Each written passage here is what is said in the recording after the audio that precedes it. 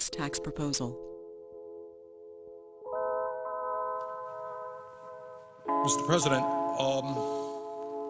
as I think everyone knows, the President of the United States, President Obama, and the Republican leadership have reached an agreement on a very significant tax bill. In my view, the agreement that they reached is a bad deal for the American people. I think we can do better. And I am here today to take a strong stand against this bill. And I intend to tell my colleagues and the nation exactly why I am in opposition to this bill. You can call what I'm doing today whatever you want. You can call it a filibuster. You can call it a very long speech. I'm not here to set any great records or to make a spectacle. I am simply here today to take as long as I can to explain to the American people the fact that we have got to do a lot better than this agreement provides. Now let me just enumerate some of the reasons that I am opposed to this agreement. First, as everybody knows, this nation has a record-breaking $13.8 trillion national debt at the same time as the middle class is collapsing and poverty is increasing. And Mr. President, I think it's important that we say a word, because I'm not sure that a lot of Americans necessarily know this, about how we got to where we are today in terms of the national debt. I know there are some people who think that this all began the day that President Obama took office. Well, it's not quite the case.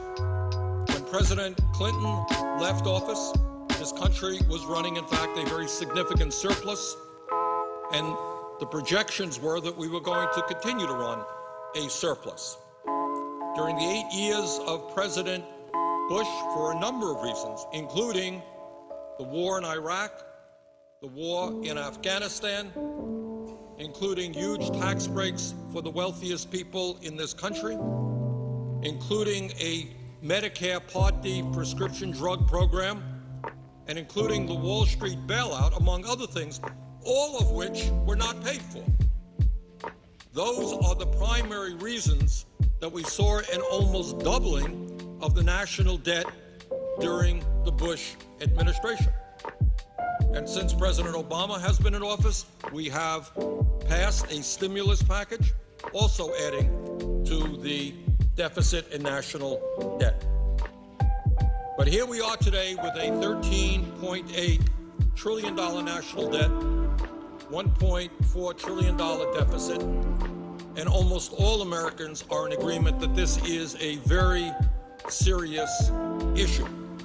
So the first point that I would make is that it seems to me to be unconscionable for my conservative friends and for everybody else in this country to be driving up this already too high national debt by giving tax breaks to millionaires and billionaires who don't need it, and in a number of cases, Mr. President, don't even want it. Here's one of the interesting ironies. There are lists of many, many very wealthy people who've come forward and say, sure, I want a tax break. Everybody wants a tax break. But you know what? There are other priorities in this country. I don't need it. And two of the wealthiest people in the world, Bill Gates of Microsoft, Warren Buffett, Berkshire, these are billionaires, and they said it's absurd. We don't need a tax break. And all over the country, you're hearing a lot of folks who have a lot of money saying, don't drive up the deficit and force our kids to pay higher taxes to pay off the national debt in order to give tax breaks to the richest people in this country. Now, Mr. President, we have been told really not to worry too much because the extension of these tax breaks for the wealthy will only last 2 years. Not to worry. Well, maybe that's the case. But given the political reality that I have seen in Washington, my guess is that 2 years from now, these tax breaks for the wealthiest people in this country will be extended again. What happens around here is that the argument will be made that if you end these tax breaks, you're raising taxes. It's what we're hearing right now. I see no reason why in the middle of a presidential election those arguments will not be made again, and I see no reason not to believe that those tax breaks will be extended again. And clearly we have a number of Republicans who want to make that extension permanent. Now, whether it will ever be made permanent or not, I don't know. But the point is, when you hear folks say that it's only a 2-year extension, I would suggest take that with a grain of salt. And let me just say that if, in fact, we do what the Republicans have wanted to do right now, as we enter this debate, they wanted a 10-year extension, that would add $700 billion to our national debt, $700 billion. Now, I've got 4 kids, and I've got 6 grandchildren. And I think it is grossly unfair. None of them have a whole lot of money. I think it is grossly unfair to ask my kids and grandchildren and the children all over this country to be paying higher taxes in order to provide tax breaks for billionaires because we've driven up the national debt. That is just plain wrong. And Mr. President, I think the vast majority of the American people, whether they're progressives like myself or whether they're conservatives, I think they perceive that that concept of giving tax breaks to billionaires when we have such a high national debt makes no sense at all. Furthermore, Mr. President, it is important to point out that extending income tax breaks to the top 2% is not the only unfair tax proposal in this agreement. This agreement between the President and the Republican leadership also calls for a continuation of the Bush-era 15% tax rate on capital gains and dividends, meaning that those people who make their living off their investments will continue to pay a substantially lower tax rate than firemen, teachers, nurses, carpenters, and virtually all the other working people of this country. And I just don't think that that's fair. That's wrong. And we are continuing, if this agreement were to be passed, that unfair arrangement. Mr. President, on top of all of that, this agreement includes a horrendous proposal regarding the estate tax. And that is a Teddy Roosevelt initiative. Teddy Roosevelt was talking about this in the early years of the 20th century. It was enacted in 1916. And it was enacted for a couple of reasons. Teddy Roosevelt and the people of that era thought it was wrong that a handful of people could have a huge concentration of wealth and then just give that wealth, transmit that wealth to their children. He didn't think that that was right. Furthermore, it was a source, a progressive and fair source of revenue. Under the agreement struck between the Republican leadership and the President, the estate tax rate, which was 55% under President Clinton, and let's all remember, we had problems with the economy under President Clinton, but very few will deny that during those years we were creating a heck of a lot more jobs than we did under President Bush. That's the fact. Over 20 million jobs under President Clinton. We lost 600,000 private sector jobs under President Bush. During the Clinton era, the tax rate on the estate tax was 55%. What this arrangement would do is lower that tax rate to 35% with an exemption on the first $5 million of an individual's estate, $10 million for couples. Now, here's the important point, Mr. President, that I think many people don't know, because I have to confess, my Republican friends and their pollsters and their language people have done a very good job. This is the so-called death tax. And I think all over America, people are saying, oh, this is terrible. I have $50,000 in the bank and I want to leave that to my kids. And the government is going to take 55% of that, 35% of that. What an outrage. So let us be very, very clear. This tax applies only to the top 0.3% of American families. 99.7% of American families will not pay one nickel in an estate tax. This is not a tax on the rich. This is a tax on the very, very, very rich. And if my Republican friends had been successful in doing what they want to do, which is eliminating this estate tax completely, it would have cost, Mr. President, our Treasury, raised the national debt by $1 trillion over a 10-year period. Families like the Walton family of Walmart fame would have received as one family about a $30 billion tax break. So I find it hard to believe that when we are talking about massive cuts in programs for working families, when we have this huge national debt, that anybody would be agreeing to lower the estate tax rate to 35%. That is what this agreement does, and I think that that is a very, very bad idea. And once again, while the agreement on the estate tax is for 2 years, once again, there is very little doubt in my mind that the Republicans will continue to push for lower and lower estate tax rates because what they want, and I think Senator Kyle has been pretty clear about this, they want to permanently repeal that tax. That is $1 trillion in tax breaks to the top 0.3%. So I think we're down a bad path there, and that's another reason why this agreement does not make a whole lot of sense.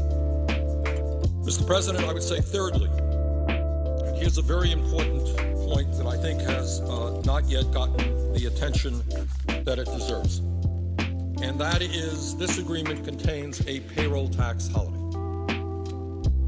which would cut $120 billion from Social Security payroll taxes for workers. And I think there are a lot of folks out there who say, well, this is pretty good. You know, I'm a worker. My contribution will go from 6.2% today down to 4.2%. I'll have more money in my paycheck. It's a good idea. Let's take a deep breath and let's think about it for a second. Let's understand what this whole thing is about. This payroll tax holiday concept, as I understand it, originally started with conservative Republicans. And I know the Vice President recently made the point this was originally a Republican idea. Now, why did the Republicans come up with this idea? Well, these are exactly the same people who don't believe in Social Security. These are the same people who either want to make significant cuts in Social Security or else they want to privatize Social Security entirely. And here's the point. They understand that if we divert funding that is supposed to go into the Social Security Trust Fund, which is what this payroll tax holiday does. This is money that goes into the Social Security Trust Fund is now being diverted, cut back, in order to provide financial support for workers. But that is a lot of money not going into the trust fund. Now, what the President and others are saying, well, not to worry, because that money will be covered by the general fund.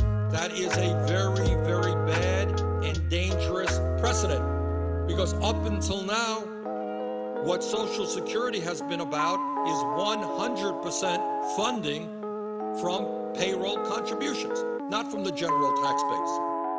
Now, once again, this is a one-year program. The loss of revenue going into Social Security can be covered by the general fund. But we have a $13 trillion national debt. How much longer will the general fund put money into Social Security? Is it a good idea for the general fund to be doing that? So I would argue, Mr. President, that this is not a good idea. This is a very dangerous step forward for those of us who believe in Social Security. But this is not just Bernie Sanders saying this. Mr. President, one of the more effective and I think important senior groups in America is called the National Committee to Preserve Social Security and Medicare. They have, I don't know exactly how many, but they have many, many members all over this country. I know they're active in the state of Vermont. And I want to read to you from a press release that they just sent out the other day. And this is the headline on it, from the National Committee to Preserve Social Security and Medicare. Cutting contributions to Social Security signals the beginning of the end. Payroll tax holiday is anything but. And this is what they say. This comes from now Barbara Kennelly. Barbara used to serve in the House of Representatives. I've known Barbara for years. She's now the president and CEO of the National Committee to Preserve Social Security, one of the strong senior groups in America. And this is what Barbara says, and I quote, "Even though Social Security contributed nothing to the current economic crisis, it has been bartered in a deal that provides deficit-busting tax cuts for the wealthy. Diverting $120 billion in Social Security contributions for a so-called tax holiday may sound like a good deal for workers now, but it's bad business for the program that a majority of middle-class seniors will rely upon in the future." And that's what the National Committee to Preserve Social Security and Medicare says about that agreement, and I agree with them. So for all of us who understand that Social Security is life and death for tens of millions of Americans today and will be vitally important for working people as they reach retirement age, that we understand that Social Security has done a great job. You know, Mr. President, a few minutes ago you were on the floor talking about the strong work that our federal employees do, and you're absolutely right. Sometimes we also take for granted that Social Security has been an enormous success. It has done exactly what those people who created it wanted it to do. Nothing more, nothing less. It succeeded. It has taken millions and millions of seniors out of poverty, given them an element of security. It has also helped people with disabilities maintain their dignity. Widows and orphans are also getting help. For 75 years, it has worked well. It has a $2.6 trillion surplus today, and it can pay out benefits for the next 29 years. It is strong. We want to make it stronger. This payroll tax holiday, I'm afraid, is a step very much in the wrong direction, and that is one of the important reasons why this agreement between the President and the Republicans should be defeated. Mr. President, included in the agreement are a number of business tax cuts. And I'm not going to be here to say that some of them may not work. Some of them may work. Some of them will work better than others. There are a whole list of them. But this is what I will say.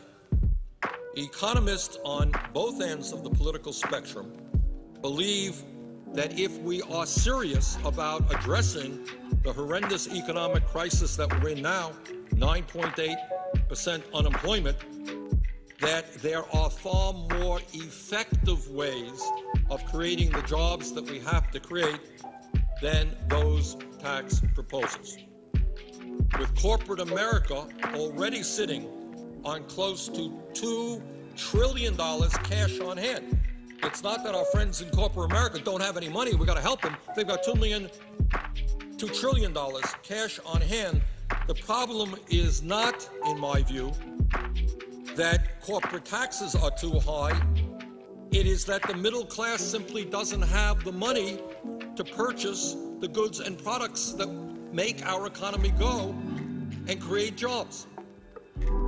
So I think that if our goal is to create the millions and millions of jobs that we need, and if our goal is to make our country stronger internationally in a very tough global economy, I would much prefer, and I think most economists would agree with me, that a better way to do that, to create the millions of jobs we've got to create, is to invest heavily in our infrastructure.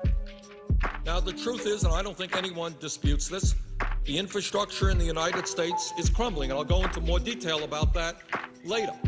Got some very good information on it. But, you know, you don't have to be a civil engineer to know that. All you have to do is get in your car today and drive someplace, And in my state and all over this country, what you are going to see are roads that are in disrepair. You're going to see bridges that in some cases have actually been shut down. You're going to see water systems. I remember, Mr. President, I was in Rutland, Vermont, the second or third largest city in the state of Vermont. And the mayor there showed me a piece of pipe. It was very funny. It's an old pipe. And he said, you know, the engineer who helped develop this water system and laid this pipe, he went off, after he did this work for Rutland, he went off to fight in the war. And I knew there was a catch line coming. I said, well, what war was that? And he said it was the Civil War. So you're talking about water pipe being laid in Rutland, Vermont, and this is true all over the United States, laid in the Civil War. And the result is we lose an enormous amount of clean water every day through leaks, water pipes bursting every day, all over the United States of America. Well, we can put people to work improving our water system, our wastewater plants, very expensive proposition to develop good wastewater plants. I was a mayor, you were a governor. It is an expensive proposition. Roads, bridges. Furthermore, Mr. President, I don't have to tell anybody here, our rail system, which used to be the greatest rail system in the world, is now falling way behind every other major country on earth. In Vermont, as a result of the stimulus package, which did a whole lot of very good things in the state of Vermont, one of the things we're able to do is use $50 million of federal fund, private money, to make major repairs on one of our important railways in the state. But we remain far behind most other countries around the industrialized world. China is exploding in terms of the number of high-speed rail lines that they have. We have got to do better. Our airports need work. Our air controllers need to be updated in terms of the technology they use to make our flights safe. And the point here is that what most economists would tell you is, A, when you invest in infrastructure, you get a bigger bang for the buck, you create more jobs for your investment than in most instances giving a variety of tax breaks to the corporate world. And second of all, and not unimportantly, when you invest in infrastructure, you are improving the future of this country. You're making us more productive. It's not just creating jobs, it's creating jobs for a very specific purpose, which makes our nation more productive and efficient. And thirdly, let me tell you something, as a former mayor, infrastructure does not get better if you ignore it. You know, you could turn your back if you're a mayor or a governor on the roads and on the highways because you don't have the money to fix them today. They ain't going to get better next year. At some point, they're going to have to be repaired and fixed, and we may as well do that right now. So I believe that the money, the very substantial sums of money in this agreement between the president and the Republicans, which goes into tax breaks for corporate America, could be much better spent, more effectively spent on the infrastructure.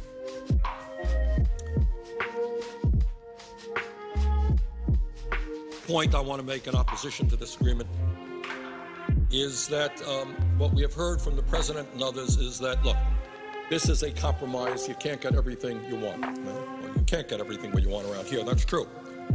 But one of the examples of the compromise is an extension of unemployment benefits for 13 months. Well, let me be very, very clear. In the midst of a serious and major recession, at a time when millions of our fellow Americans are not only out of work through no fault of their own, but they have been out of work for a very, very long time. It would be, in my view, immoral and wrong to turn our backs on those workers. Their unemployment benefits are going to be running out soon, and it is absolutely imperative that we extend those unemployment benefits for the 2 million workers who would lose them. But here's the point that I want to make, Mr. President. Some people say that this is a compromise. Well, the Republicans gave on unemployment, the President gave on extending tax breaks to the rich, et cetera, et cetera. But here's the point. I don't believe, honestly, that the Republican support now for extending unemployment benefits really constitutes much of a compromise. Because the truth of the matter is that for the past 40 years, under both Democratic and Republican administrations, under the leadership in the Senate and the House of Democrats or Republicans, it has been bipartisan policy that whenever the unemployment rate has been above 7.2%, unemployment insurance has always been extended. So what you have had is long-standing bipartisan policy. That's what we have always done. That is what we should be doing in the future. I do not regard that Republicans now supporting what their party has always supported, extending unemployment benefits when unemployment becomes very high. I don't see that as a compromise. I see that as what has been going on in this country and in the Senate for 4 decades. Now, Mr. President, I've talked about the negative aspects of this proposal, but I am going to be the first to admit that, of course, there are positive and good agreements in this. And what are they? What are some of the positive aspects of this agreement? Let me just tick them off. Number one, I believe very strongly, and I know the President does, that it is absolutely imperative that we extend middle-class tax cuts for 98% of the American people. I don't think there's been any debate about that. When median family income has gone down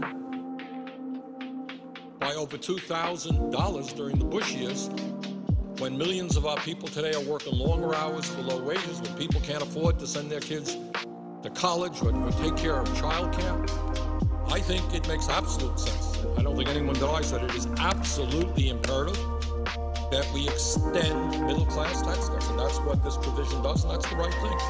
Furthermore, in this agreement, we have an extension of the Earned Income Tax Credit to working Americans, and the child and college tax credits are also in there. Every one of these agreements is very, very important. These programs will keep millions of Americans from slipping out of the middle class and into poverty, and they will allow millions of Americans to send their kids to college. So I'm not here to say that there is not anything of value in this agreement between the President and the Republicans. They are. And we have got to fight to make sure that all of those programs remain in the final package when it is passed, when the final package is passed. But when we look at the overall agreement, we must put it in a broader context, and that is, what will the passage of this legislation mean for the future of our country? And in that area, if you look at it in that context, I think the evidence is pretty strong that it is just not a good agreement and not something that should be passed. Mr. President, passage of this agreement would mean that we would continue the Bush policy of trickle-down economics for at least 2 more years. And that is not a good thing to do, because I think, as most Americans know, that philosophy, that economic approach, simply did not work. The evidence is quite overwhelming. I don't think there's much debate. When median family income during Bush's 8 years goes down by $2,200, when we end up losing over 600,000 private sector jobs, and all of the job growth was in the federal level, I don't see how anybody would want to continue that philosophy. But that, in essence, is what will happen if this agreement is passed. Now, I want to say make another point here about what happens if, and I will do my best to prevent this from happening, but what would happen if this agreement would pass? Does anybody seriously believe that our Republican colleagues would then say, oh, okay, well, we've got an extension of tax breaks for the very richest people. We've lowered the tax rate on the estate tax. Those are good victories for millionaires and billionaires, and we're going to go home now. We're not going to continue the fight. I don't think so. I don't think so at all. We're already hearing soundings about where our Republican friends want to go. The President put together what I thought was a very poor Deficit Reduction Commission.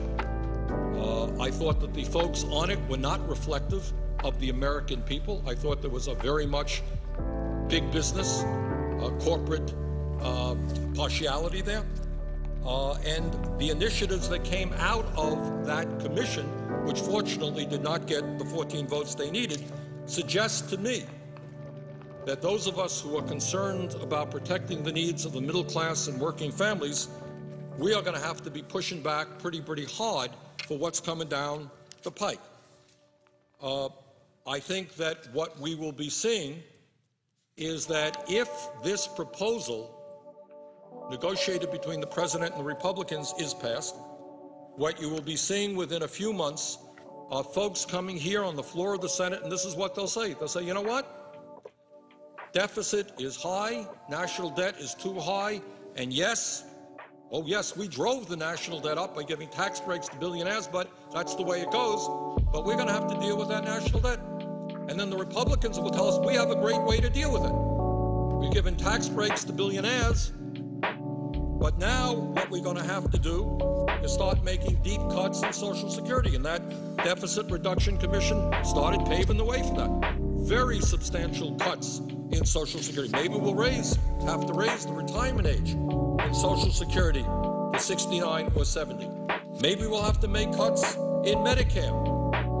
Maybe we'll have to make cuts in Medicaid. And I think we're beginning to see in the state of Arizona now what goes on when you make deep cuts in Arizona, in Medicaid. In Arizona right now, there are people who are in line who need transplants, who will die if they don't get transplants. And in Arizona, as a result of legislation that they passed there, they're saying to people, young people, sorry, we can't afford to give you the transplant, and you're going to have to die.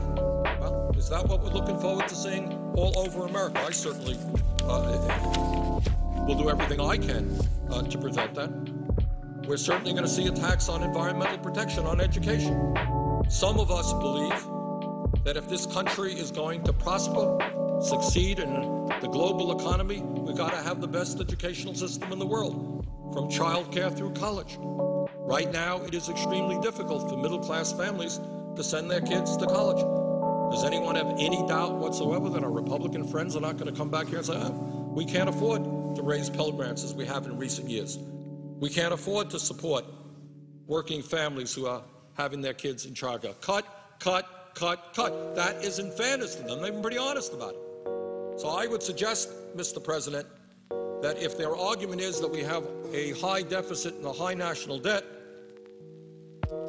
that if we pass this agreement and the national debt goes higher, it only gives them more impetus to go forward to cut programs that benefit working families and the middle class. And let me also say that there is no doubt in my mind what many of, not all, but many of my Republican colleagues want to do. And that is, they want to move this country back into the 1920s, when essentially we had an economic and political system which was controlled by big money interests, where working people in the middle class had no programs to sustain them when things got bad, when they got old, when they got sick, when labor unions were very hard to come by because of anti-worker legislation. And that's what they want. They don't believe in things like the Environmental Protection Agency. They don't believe in things like Social Security, Medicare, Medicaid, federal aid to education. And that is the fight that we will be waging. And I think to surrender on this issue is simply to say that we're going to be waging fight after fight, starting within a couple of months. Now, Mr.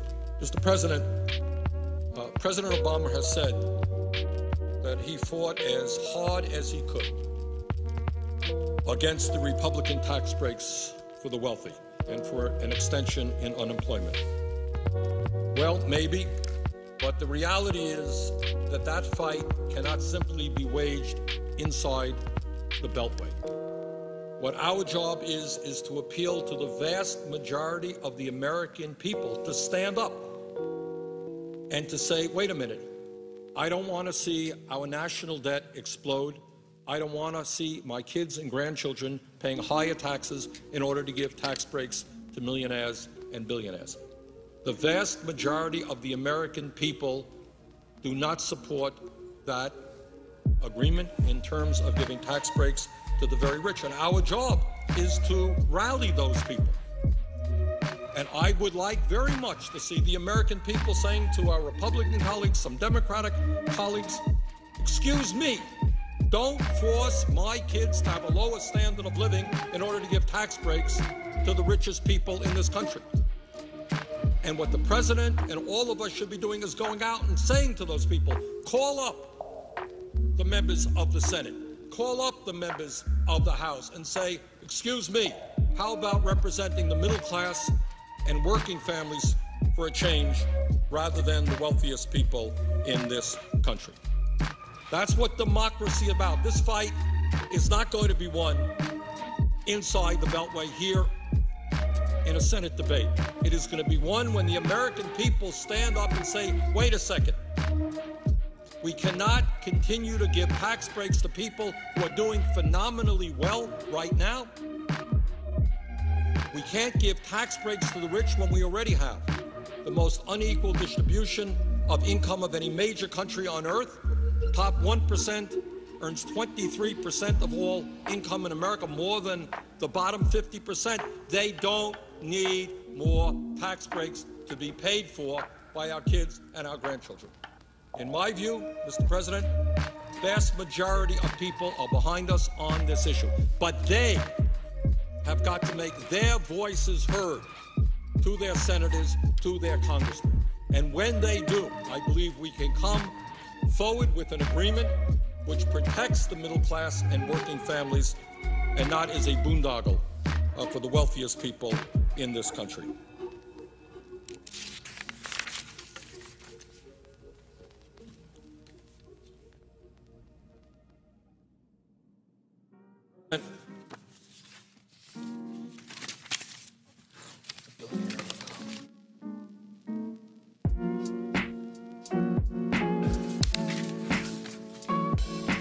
It is important to put the agreement that the President struck with the Republicans in a broader context. You can't just look at an agreement unto itself. You have to look at it within the context of what's going on in this country today, both economically and politically. And in my view, and I think I speak for millions and millions of Americans on this, there is a war going on in this country. And I'm not referring to the war in Iraq or the war in Afghanistan.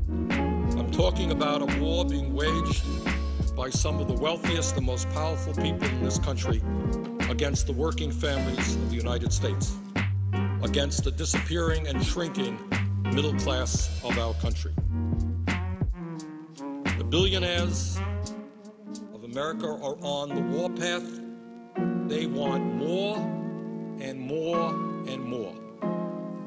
And that has everything to do with this agreement reached between the Republicans and the President. Mr. President, in 2007, the top 1% of all income earners in the United States made 23.5% of all income. Let me repeat that. Top 1% earned over 23% of all income. That is more than the bottom 50%. 1% here, 50% here. But for the very, very wealthy in this country, that's apparently not enough. The percentage of income going to the top 1% nearly tripled since the 1970s. Now, all over this country, people are angry, they're frustrated. It's true in Vermont, I'm sure it's true in Virginia, it's true all over America. But one of the reasons that people are angry and frustrated is they're working incredibly hard. In the state of Vermont, which I represent, I can tell you, there are people who don't work one job, they don't work two jobs, there are people who are working 3 jobs and 4 jobs trying to cobble together an income in order to support their families. And I suspect that goes on all across the country. But people are working harder and harder. In many cases, their income is going down. And the fact is that 80% of all new income earned from 1980 to 2005 has gone to the top 1%. Let me repeat that because that's an important fact. And I think that explains why the American people are feeling as angry as they are right now. They're working hard. They're not going anyplace. In some cases, their standard of living, many cases, actually going down. 80% of all income in recent years has gone to the top 1%. Richest people become much richer, middle class shrinks, millions of Americans fall out of the middle class into poverty. But that is not apparently enough. Our friends at the top who have a religious ferocity in terms of greed, they need more and they need more. It's like an addiction. 50 million is not enough. They need 100 million. 100 million is not enough. They need a billion. Billion is not enough. I'm not quite sure how much they need. When will it stop? Today, in terms of wealth as opposed to income, the top 1% now owns more wealth than the bottom 90%.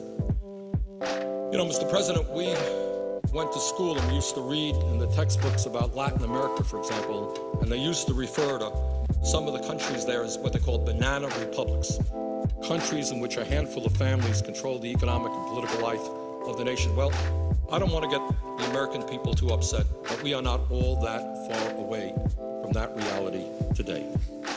Top 1% has seen a tripling of the percentage of income they earn since 1970s. Top 1% owning 23% of all income, more than the bottom 50%. Top 1% now owns more wealth than the bottom 90%. That's not the foundation of a democratic society. That's the foundation for an oligarchic society. But, hey, rich get richer, middle class shrinks, poverty increases. Apparently that is not good enough yet for some of the richest people in this country. And I say some of the richest, because there are a lot of folks there who have a lot of money who do love this country, who do want to do the right thing. They're not into greed, but there are some who want more. That's what they need. For example, and this I think galls me and I think galls many of the people in this country, the horrendous recession that we're in right now, where millions and millions of people have lost their jobs, they've lost their savings, they've lost their homes. This recession is caused by the greed and recklessness and illegal behavior. Let me underline it, I'll talk about more of this later. The illegal behavior on Wall Street. So these guys, through their greed, resulted in the most severe economic recession since the Great Depression. The American people bailed them out, and now 2 years after the bailout, guess what?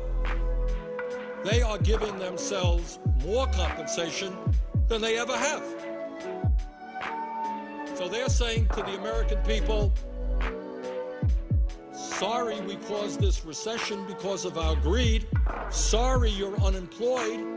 Sorry you lost your house. But you know what? That's not really all that important. What's important is that I, on Wall Street, continue to get tens of millions of dollars in compensation and in bonuses, that I have big parties. How can I get by on one house? I need 5 houses, 10 houses. I need 3 jet planes to take me all over the world.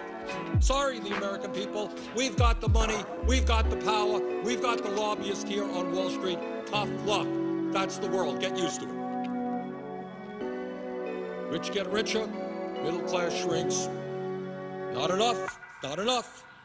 The very rich seem to want more and more and more, and they are prepared to dismantle the existing political and social order in order to get it.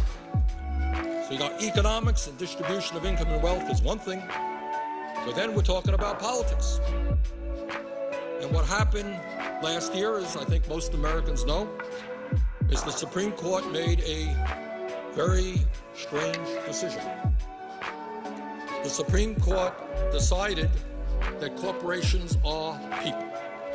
their people, and they have the right of free speech, and they have the right without disclosure. All of this is through the Citizens United Supreme Court decision that corporate heads can put as much money as they want into campaigns all over the country. In the last campaign, that's what we saw. Billionaires, in secret, just pouring money into campaigns all over this country. Now, does that sound like democracy to anybody in America? They got a handful of billionaires probably dividing up the country. Oh, we'll put this amount of money into Virginia and Vermont, California, wherever. But that's what they were able to do. So the rich get richer, and they don't sit on this money. What they then do is use it to elect people who support them, to unelect people who oppose their agenda, and they use their political power to get legislation passed which makes the wealthy even wealthier.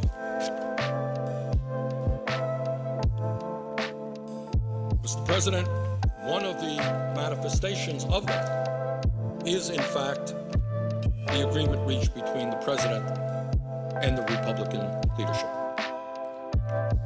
The wealthy contribute huge sums of money into campaign. The wealthy have all kinds of lobbyists around here, as the corporate America, and what they are going to get out of this agreement are huge, huge tax breaks that benefit themselves. And that is not what we should be supporting. As I mentioned earlier, we should understand that this legislation, this agreement, is really just the beginning of an assault on legislation and programs that have benefited the American people for 70 or 80 years. Mark my words, there will be an intensive effort to privatize Social Security and Medicare and Medicaid. Furthermore, as part of the Republican agenda, they want to expand, and it's not only Republicans here, I must say, some Democrats as well. They want to expand our disastrous trade policies so that large companies in this country can continue their efforts to outsource American jobs to China and other low-wage countries. I think any objective analysis of our trade policies have shown that it has been a grotesque failure for ordinary Americans. Hard to calculate exactly, but I think it is fair to say that we have lost millions of decent-paying jobs. During the Bush years alone, some 48,000 factories in this country shut down. We went from 19 million manufacturing jobs to 12 million manufacturing jobs. And in this country, historically, manufacturing jobs were the backbone of the working class of this country. That's how people made it into the middle class. That's how they had decent health care benefits, decent pensions. And every day, we're seeing those jobs disappear because corporate America would prefer to do business in China or other low-wage countries. I returned from a trip to Vietnam last year, beautiful country. People there work for 25, 30 cents an hour. Sometimes when you go to a store, you may see a shirt made in Bangladesh. That shirt, in all likelihood, is made by a young girl who came in from the countryside into the city, one of the factories there. Now, the good news is that in Bangladesh, the minimum wage a number of months ago was doubled. Minimum wage in Bangladesh was doubled. It went from 11 cents an hour to 23 cents an hour. Are American workers going to be able to compete against desperate people who make 23 cents an hour? So my view, and I think it reflects the views of the American people, is that of course we want to see the people of Bangladesh and the people of China do well. But they don't have to do well at the expense of the American middle class. We do not have to engage in a race to the bottom. Our goal is to bring them up, not us down. But one of the results of our disastrous trade policies is that in many instances, wages in the United States have gone down. I believe that in the coming months, you're going to see an intensification of efforts to expand unfettered free trade. I think that will be a continuation of a disastrous policy for American workers.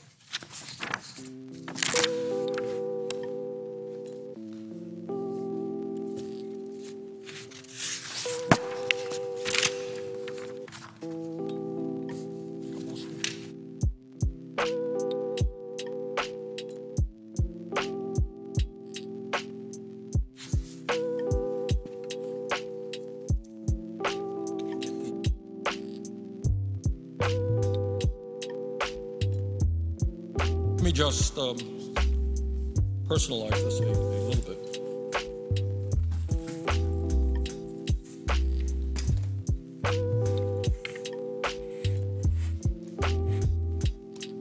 This gentleman, no personal animus to him at all. I think I met him once in a large room. His name is Jamie Dimon. He is the CEO of J.P. Morgan Chase. Over the past 5 years, Mr. Dimon, who is the CEO of J.P. Morgan Chase, received $89 million in total compensation. A bank that we now know received hundreds of billions in low-interest loans and other financial assistance from the Federal Reserve and the Treasury Department. All right. So Mr. Dimon received $89 million in total compensation. His bank was bailed out big time by the taxpayers. But under the legislation that the president negotiated with the Republicans, Mr. Dimon, and I use him just as one example for thousands, nothing personal to Mr. Dimon here, will receive $1.1 million in tax breaks. $1.1 million in tax breaks for a major CEO on Wall Street who over the last 5 years received $89 million in total compensation. Meanwhile, there is, just to contrast what's going on here, 2 days ago, Mr. President, I brought before the Senate legislation which would provide a $250 one-time check to over 50 million seniors and disabled veterans who for the last 2 years have not received a COLA on their Social Security. Many of those seniors and disabled vets are trying to get by on $14,000, $15,000, $18,000 a year.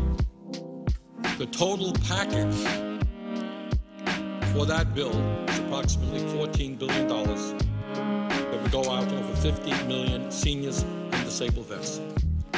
We won that vote on the floor of the Senate 53 to 45. But just because you get 53 votes in the Senate doesn't really mean you win, because the Republicans filibustered. I needed 60 votes. I could not get 60 votes.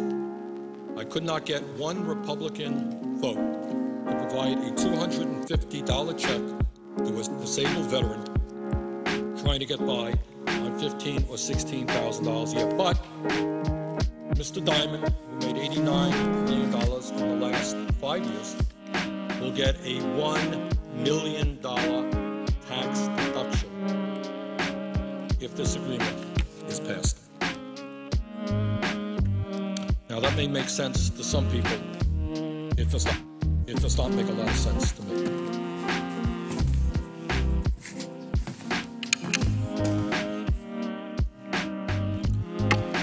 And again, there are no particular knowledge, Adams. I don't know that I've ever met John Mack in my life. He is the CEO of Morgan Stanley. In 2006, he received a $40 million bonus, which at the time was the largest bonus ever given to a Wall Street executive. 2 years after receiving this bonus, Morgan Stanley received some $2 trillion in low-interest loans and billions from the Treasury Department. Instead of losing his job under this agreement, Mr. Mack will be receiving an estimated $926,000 tax break next year. Congratulations, Mr. Mack, you're doing just fine. Couldn't get $250 for a disabled vet. Mr. President, over the past 5 years, Ken Lewis, the former CEO of Bank of America, received over $165 million in total compensation. In 2008, Bank of America received hundreds of billions in taxpayer-backed loans from the Fed and a $45 billion bailout from the Treasury Department. What will Mr. Lewis receive if the agreement negotiated between the President and the Republicans goes forth? He will get a $713,000 tax cut.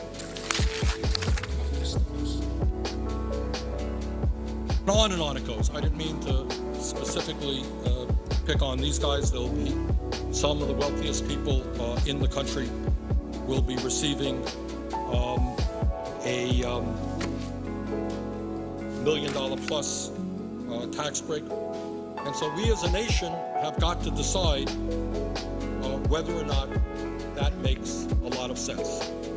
I think it doesn't. Mr. President, let me mention that just a couple of weeks ago, the Federal Reserve, published on their website some 21,000 transactions that took place during the Wall Street meltdown period.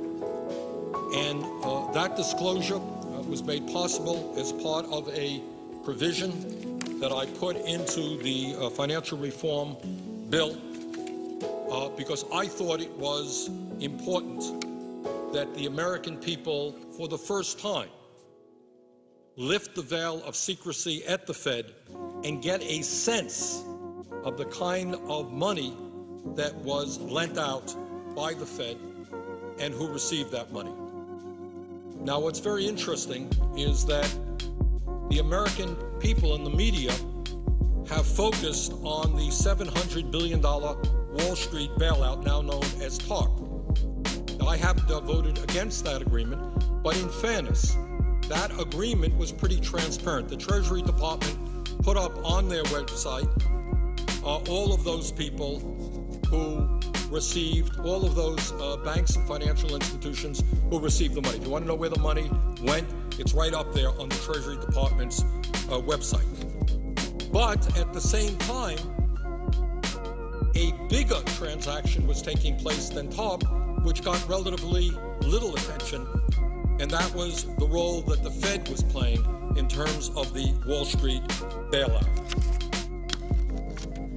While the TARP issue was being debated during that period, Ben Bernanke, the chairman of the Federal Reserve, Tim Geithner, who was then the president of the New York Fed, and a handful of other very powerful people were sitting behind closed doors, getting ready to lend out trillions, underlying trillions of taxpayer dollars to large financial institutions and corporations with no debate going on in Congress, no debate whatsoever.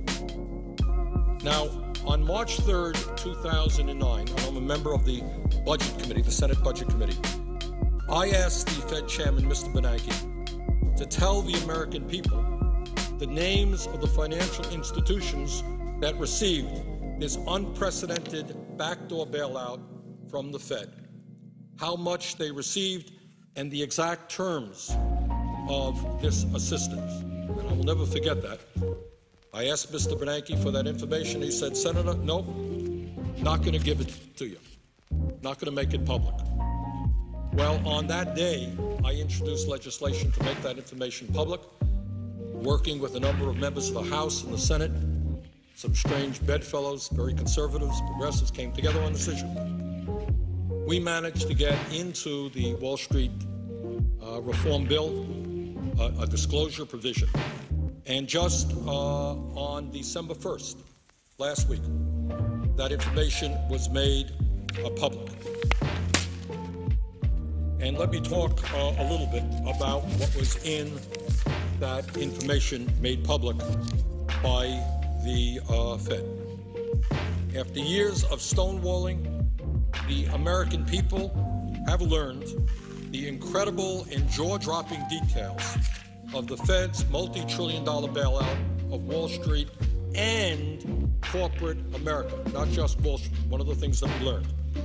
As a result of this disclosure, in my view, we're going to get into what we learned, Congress has got to take a very extensive look at all aspects of how the Federal Reserve functions and how we can make our financial institutions more responsive to the needs of ordinary Americans and small businesses.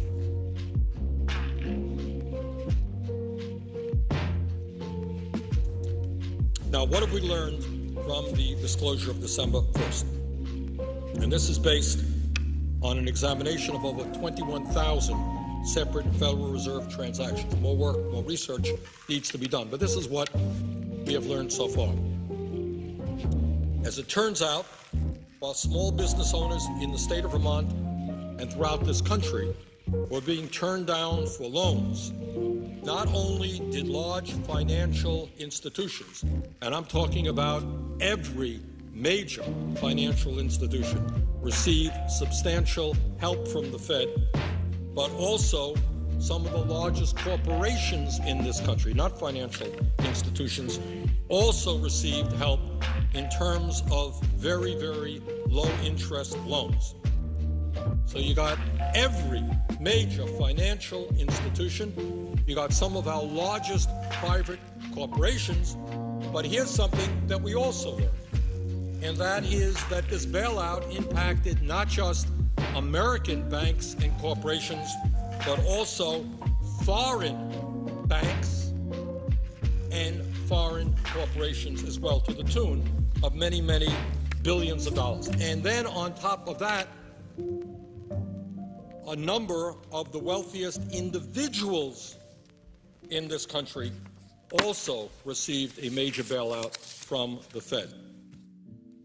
The emergency response, which is what the Fed described their action as during the Wall Street collapse, appears to any objective observer to have been the clearest case that I can imagine of socialism for the very rich and rugged free market capitalism for everybody else. In other words, if you are a huge financial institution whose recklessness and greed caused this great recession, no problem.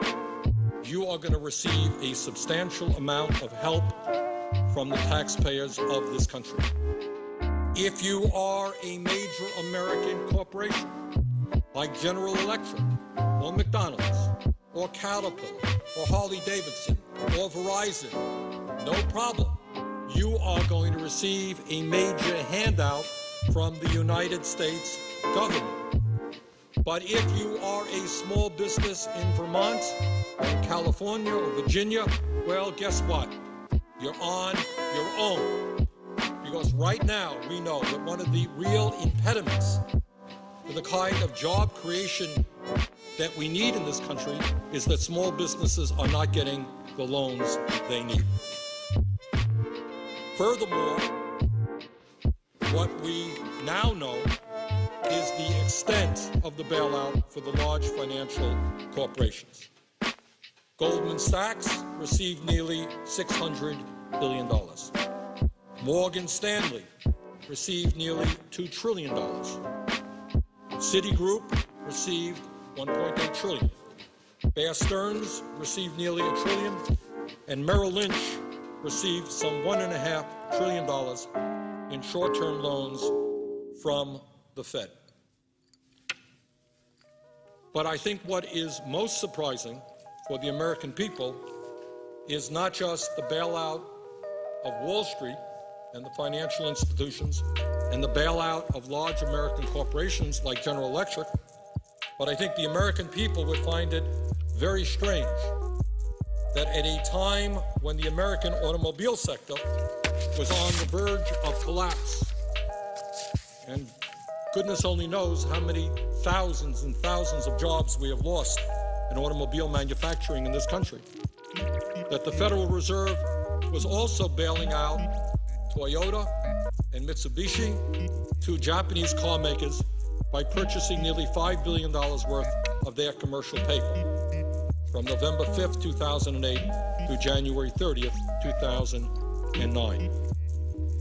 While virtually no American-made cars or products of any kind are bought in Japan, I think the American people would be shocked to learn that the Fed extended over $380 billion to the Central Bank of Japan to bail out banks in that country. Furthermore, I think the American people are interested to know that the Fed bailed out the Korea Development Bank, the wholly owned state-owned Bank of South Korea, by purchasing over $2 billion of its commercial paper. The sole purpose of the Korea Development Bank is to finance and manage major industrial projects to enhance the national economy, not of the United States of America, but of South Korea. I'm not against South Korea. I wish the South Koreans all the luck in the world. But it should not be the taxpayers of the United States lending their banks money to create jobs in South Korea. I would suggest that maybe we want to create jobs in the United States of America. At the same time, the Fed also extended over $40 billion to the Central Bank of South Korea so that it had enough money to bail out its own banks. Now, Mr. President, at a time when small businesses all over this country, in Vermont, all over this country, cannot get the loans they need to expand their businesses, I think the American people would find it extremely, I don't know what the word is, maybe amusing, that the Fed bailed out the state-owned Bank of Bavaria. Bavaria, it's not Pennsylvania, not California, Bavaria, by purchasing over $2.2 billion of its commercial paper.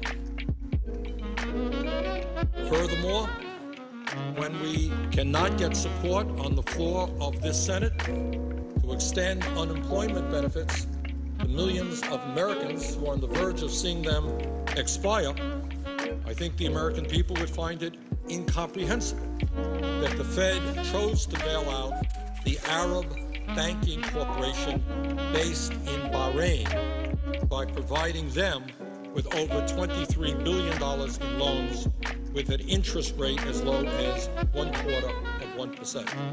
So small businessmen all over America, maybe you better run to Bahrain and work with the Arab Banking Corporation there. You get some pretty good loans. But it would be a nice thing, I think, if maybe the Fed would start to pay attention to banks in this country.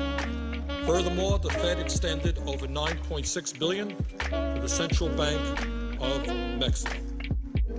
Now, what's interesting about all of this, Mr. President, is that we had a very, very vigorous debate here in the Senate and in the House over the $700 billion TARP program. Every person in America could turn on C-SPAN and hear that debate, hear what President Bush had to say, hear what then Senator Obama had to say, Senator McCain had to say.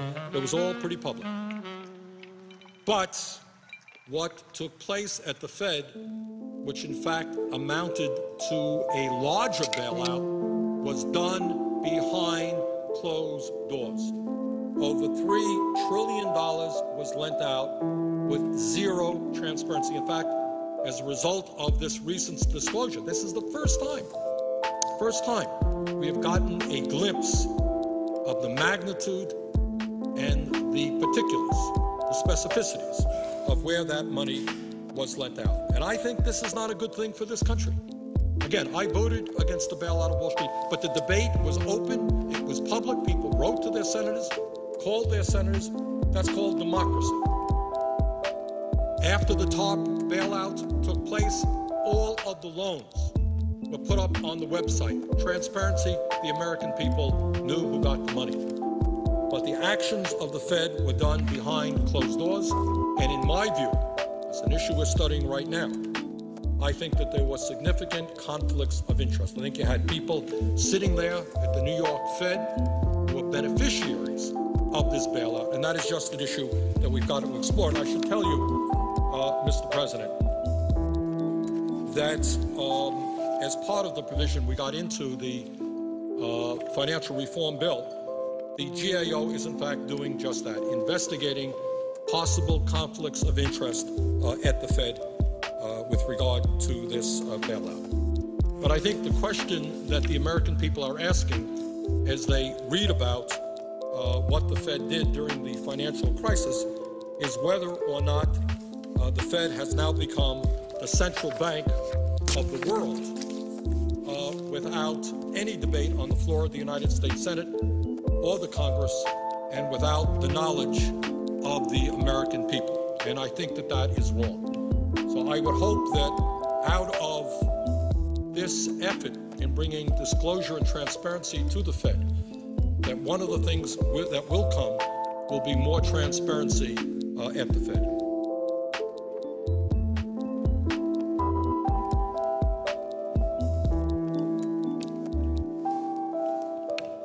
Mr. President, as I indicated a moment ago, the Fed said that this bailout was necessary in order to prevent the world economy from going over a cliff. 3 years after the start of the recession, millions of Americans remain unemployed and have lost their homes, their life savings, and their ability to send their kids to college. Meanwhile, huge banks, large corporations have returned to making incredible profits and paying their executives record-breaking compensation packages as if the financial crisis they started never occurred. What this recent disclosure tells us, among many other things, is that despite this huge taxpayer bailout, the Fed did not make the appropriate demands on these financial institutions, which would have been necessary to rebuild our economy and protect the needs of ordinary Americans. In other words, what they simply did is give out billions and billions of dollars, which were used in the self-interests of these financial institutions, rather than saying the American people who are hurting are bailing you out, and now that we've bailed you out, your responsibility is to do what you can do to create jobs and to improve the standard of living of the people, many of whose lives you have severely impacted. And let me just give you a few examples of what could have been done and what should be done. At a time when big banks have nearly $1 trillion in excess reserves parked at the Fed has not required these institutions to increase lending to small and medium-sized businesses as a condition of the bailout. In other words, instead of just giving money to the Fed, instead of the Fed just giving money to these financial institutions, the Fed should have said, we're giving you this money in order to get it into the economy. Start providing affordable loans to small businesses. Mr. President, at a time when large corporations are more profitable than ever, the Fed did not demand that corporations that received this backdoor bailout create jobs and expand the economy once they return to profitability. So what's going on in America, unemployment officially at 9.8, in real sense probably at 15-16%. Wall Street is now doing fine. A few years ago, Wall Street earned some 40% of all profits in America. They're doing great. But what the Fed should have done and should do now is to tell Wall Street, you're part of the economy. You're not an isolated area just living for yourselves. You've got to be part of the productive economy. You've got to lend out money to small businesses to start creating jobs. Mr. President, my office intends to investigate whether these secret Fed loans, in some cases, turned out to be direct corporate welfare to big banks that may have used those loans not to reinvest in the economy, but rather to lend back to the federal government at a higher rate of interest by purchasing Treasury securities. Now, we don't know that. Maybe that's true, maybe it's not true, but we'll take a look at it. In other words, did the Fed give 0.5% loans to a bank, and that bank then purchase a Treasury security at 2 or 3%? If so, you got a 2% profit margin. and that is nothing but corporate welfare. The goal of the bailout was not to make Wall Street richer. The goal was to expand our economy and put people to work. Furthermore, Mr. President, you know, as part of the TARP agreement, there was an effort to say to the financial institutions that we're not bailing you out in order for you to get huge compensation packages. We're not going to give you federal money so that you can make all kinds of money. We put limitations on executive compensation. Did the Fed play the role of allowing some of the large financial institutions to pay back the TARP money, use the Fed money, and then continue with their very, very high executive compensation? Don't know that. It is worth investigating. Furthermore, Mr. President, and this is an issue that I have worked on for a number of years. You know, every major religion on earth, Christianity, Judaism, Islam, you name it, has always felt that usury was immoral. Usury. What we mean by usury is that when somebody doesn't have a whole lot of money and you lend them money, you don't take blood out of a stone. You don't ask for outrageously high interest rates when somebody is hurting. That's immoral. Every major religion, all great philosophers have written about this. And yet today, Mr. President, we have millions of people in our country, and I hear from Vermonters every week on this issue, who are paying 25 or 30%, and in some cases even higher interest rates on their credit cards. 25, 30% interest rates. That is getting blood out of a stone. And yet, many of the credit card companies were bailed out by the taxpayers of this country. What the Fed must do is say to those companies, sorry, you can't continue to rip off the American people and charge them 25 or 30% interest rates. Now, as it happens, the four largest banks in this country, which are Bank of America, JP Morgan Chase, Wells Fargo, and Citigroup, issue half of all mortgages in this country. Four huge financial institutions issue half of all mortgages in this country. Now that unto itself is a huge problem. They issue half of all mortgages, 2/3 of all credit cards. And that speaks to another issue about the need to start breaking up these financial institutions. But when you have a handful of banks who have received huge bailouts from the federal government, who are issuing 2/3 of the credit cards in this country, it seems to me to be somewhat absurd that the Fed did not say to them, sorry, you can't charge people 25 or 30% interest rates on their credit cards. And the same principle applies to the mortgages. I don't have to tell anybody in this country that we have seen millions of folks lose their homes through foreclosure. And once again, we see the four largest banks in this country, Bank of America, JP Morgan Chase, Wells Fargo, and Citigroup, issue half of all mortgages in this country. Four banks issue 2/3 of the credit cards, half of the mortgages. We bail these financial institutions out. Don't they have some responsibility to the American people? How many more Americans could have remained in their homes if the Fed required those bailed out banks to reduce mortgage payments as a condition of receiving these secret loans?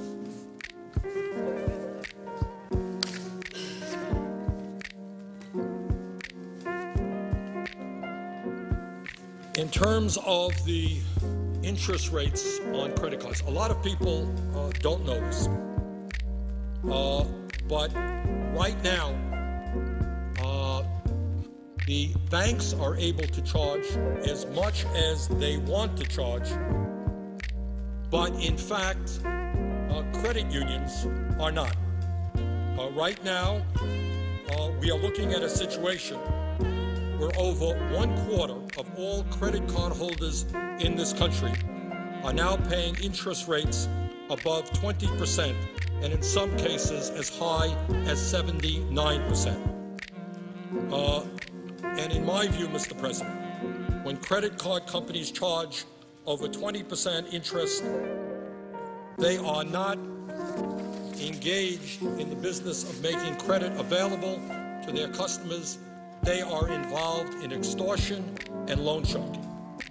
Nothing essentially different than gangsters who charge outrageously high prices for their loans and who break kneecaps when their victims can't afford to pay them. So that's where we are right now. I get calls, and I'm sure every other senator gets calls, from constituents who are really upset. They're going deeper and deeper into debt because they can't pay 25 or 30% interest rates on their credit cards. We bailed out the credit card companies. There was no provision that said, stop ripping off the American people, stop these companies from committing usury. And we are working on legislation which would say to these private banks not to charge any more money for the credit that they provide than do the credit unions. It's going to be a tough fight because the lobbyists from Wall Street are all over this place. Wall Street spends huge amounts of money in campaign contributions, and it's going to be tough. But I think we need to pass that. I think the Fed needs to be much more active in terms of what kind of interest rates credit card companies should be paying. Mr. President, today I'm going to focus a lot, obviously, on an agreement reached between the President and the Republican leadership that I think does not serve the American people well. And one of the areas, as I mentioned earlier, where I think we could do a lot better in addressing the crisis of high unemployment in this nation is by investing the kinds of money we need in our infrastructure. According to the American Society of Civil Engineers, they graded America's roads, public transit, and aviation with a D and said that we must invest $2.2 trillion over the next 5 years simply to get a passable condition passable. Unfortunately, in the agreement struck between the President and the Republican leadership, to the best of my knowledge, not one nickel is going into investing in our infrastructure. And let me tell you why we need to invest in infrastructure. A, that's where you can create the millions of jobs that we desperately need in order to get us out of this recession. But second of all, we need to invest in infrastructure because if we don't, we will become less and less competitive internationally. According to the National Surface Transportation Policy and Revenue Study Commission, $225 billion is needed annually for the next 50 years to upgrade our surface transportation system to a state of good repair and create a more advanced system.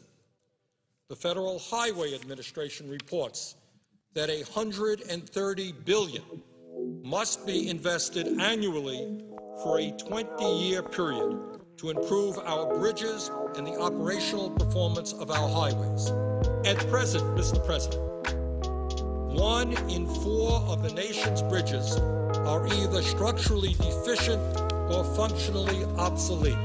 1 in 4 of our bridges are either structurally deficient or functionally obsolete. And yet, in this agreement struck by the President and the Republican leadership, to the best of my knowledge, not one nickel is going into our infrastructure. We need to invest in our infrastructure. We need to improve our infrastructure. And when we do that, we can create millions of jobs. Mr. President, the Federal Transit Administration says that $22 billion must be invested annually for a 20-year period to improve conditions and performances for our major transit systems. In my state of Vermont, the situation is no different than in the rest of the country. 35% of Vermont's 2,700 bridges, nearly 1,000 bridges, are functionally obsolete. In recent years, we've had to shut down bridges, which caused a lot of inconvenience to people who lived in those areas, to workers who had to get to work using a bridge. Nearly half of the bridges in the state of Vermont have structural deficiencies. Rural transit options are few and far between, making rural low-income Vermonters especially vulnerable to spikes in gas prices. In other words, in Vermont and in other areas of rural America, you have one choice in the vast majority of cases as to how you get to work. And that one choice is you get in your car, you pay $3 for a gallon of gas, and that is it.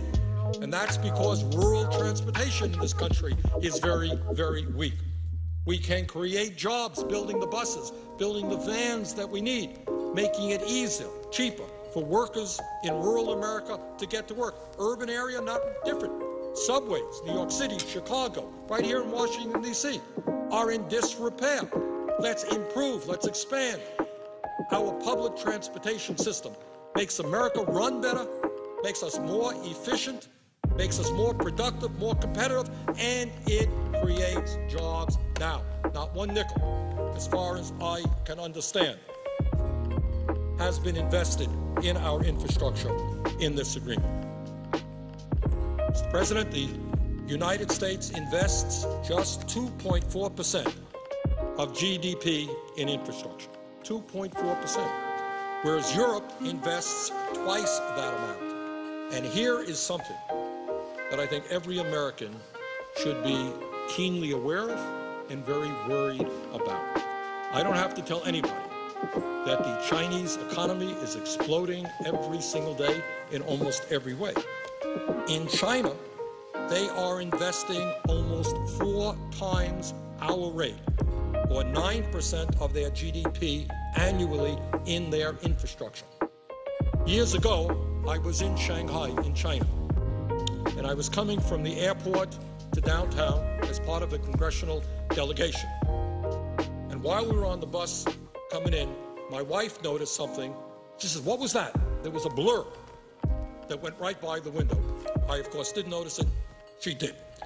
Turned out that that blur was an experimental train that they were working on, high-speed rail, which is now operational there, but similar prototypes are being developed all over China. So here we are, the United States of America, which for so many years has led the world in so many ways.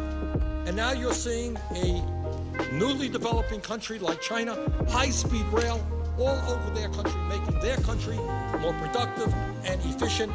And in our cities, our subways are breaking down. Amtrak is going 50 miles an hour, 60 miles an hour. And the Chinese, the Europeans have trains that are going hundreds of miles an hour. This is the United States of America. Maybe I'm old-fashioned. I think we could do it too. I think we could rebuild our rail system, make our country more efficient, and create jobs. Mr. President, China invested $186 billion in rail from 2006 through 2009, and according to the New York Times, within 2 years, they will open 42 new high-speed rail lines with trains reaching speeds of 200 miles an hour. That's China. So I think, Mr. President, if China can do it, the United States of America can do it. That's the way to rebuild America, make us stronger, and create jobs. By 2020, China plans to add 26,000 additional miles of tracks for freight and travel, as well as 230,000 miles of new or improved roads and 97 new airports. 97 new airports. Anybody in America have the same problem that I have when you go to the airport? and you're waiting on lines, and you have to deal with all of the problems of older airports. China's building 97 new ones. We're not. We're not. And if we are going to be effective in the international economy, if our kids are going to have decent jobs, it's high time that we woke up and began investing in our infrastructure. So that is not only to improve the long-term strength of America, our economic prowess, but it is also to create jobs right now when we desperately need to do that. But unfortunately, in this bill, this tax agreement between the president and the Republican leadership, there are many, many billions of dollars going into tax breaks for corporations, but there is not a whole lot of money. In fact, there's $0 going into rebuilding our infrastructure. And similarly, and I know there's been debate just yesterday on this issue, there may be a small breakthrough here, small breakthrough. But I don't have to, again, tell Americans, least of all the people in the state of Vermont, about what happens when the weather gets cold and you're forced to pay very high prices for heating oil. The time is long overdue for us to make the investments that we need to transform our energy system away from coal, away from oil. We are spending as a nation, and everybody in America has got to appreciate this. We're spending $350 billion every single year, $1 billion a day roughly, importing oil from Saudi Arabia and from other foreign countries in order to make our economy go and in order to keep people warm. $350 billion a year. And let me be very clear. The royal family of Saudi Arabia, and Saudi Arabia is our major source of oil, they are doing just fine. Don't worry about the royal family of Saudi Arabia. They got zillions and zillions of dollars. Maybe it's a good idea that we move to energy independence, that we broke our dependence on fossil fuel, that we became far more energy efficient, which, by the way, investing in public transportation certainly will do. And we move to such sustainable energies as wind, solar, geothermal, and biomass. And by the way, guess what? That's what China is doing. Many of the solar panels that are coming into this country, not made in the United States of America, made in China. They're big inward wind turbines. So I think, Mr. President, that the time is now for us to rebuild our infrastructure and create the jobs that we desperately do. And again, unfortunately, despite the enormous needs, infrastructural needs in this country, this agreement signed by the President and the Republican leadership does not do that. And when we talk about transforming our energy system and moving away from fossil fuels and making our homes more energy efficient and building solar panels, moving toward solar thermal power in the southwest of this country, in New Mexico, Arizona, Nevada, we have some of the best solar exposure in the entire world. There are estimates that just in the southwest of this country, on federal land, we can provide 30% of the electricity that American homes need if we move toward solar thermal. Need to invest in our transmission lines. So, Mr. President, what we are talking about here is massive investments to create jobs, make us energy independent, clean up the environment, deal with the huge amount of greenhouse gas emissions which are contributing to global warming. That's a win-win-win situation. And yet, we are not seeing that in this bill.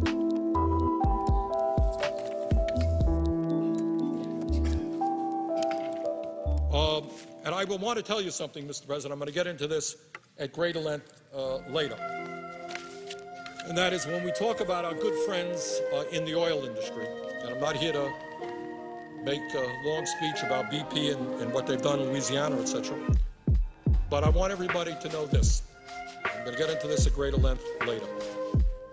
Last year, our friends at ExxonMobil, and ExxonMobil has historically been the most profitable corporation in the history of the world. Last year, ExxonMobil had, for them, a very bad year. They only made $19 billion in profit. Mr. President, based on $19 billion, You might be surprised to know that ExxonMobil not only paid nothing in taxes, they got a $156 million return from the IRS. Now, how's that? For those of you who are working in an office, you're working in a factory, you're earning your $30, $40, $50, $60,000 a year, you pay taxes. But if you are ExxonMobil and you made $19 billion in taxes, in profits last year, not only did you not pay any taxes this year, you got a $156 million return. That's pretty good, I think. Mr. President, it's not just the large oil companies who do not pay their fair share of taxes. I'm getting into this a little bit later. But when we understand, or try to understand, why we have such a huge national debt and a $1.3 or $4 trillion deficit, it's also important to understand that many large and profitable corporations avoid virtually all of their tax responsibility. In August 2008, the General Accountability Office here issued a report. And according to this report, 2 out of every 3 corporations in the United States paid no federal income taxes between 1998 and 2005. Well, we got a $13.7 trillion national debt, and according to a GAO report published in August of 2008, 2 out of every 3 corporations in the United States paid no federal income taxes between 1998 and 2005. Amazingly, these corporations had a combined $2.5 trillion in sales, but paid no income taxes to the IRS. Furthermore, according to a report from Citizens for Tax Justice, 82 Fortune 500 companies in America, I guess that's 82 out of 500, paid 0 or less in federal income taxes in at least 1 year from 2001 to 2003. That's a report from Citizens for Tax Justice. And the Citizens for Tax Justice report goes on to say, and I quote, "In the years they paid no income tax, these companies earned $102 billion in U.S. profits. But instead of paying $35.6 billion in income taxes, as the statutory 35% corporate tax rate seems to require, these companies generated so many excess tax breaks that they received outright tax rebate checks from the U.S. Treasury totaling $12.6 billion.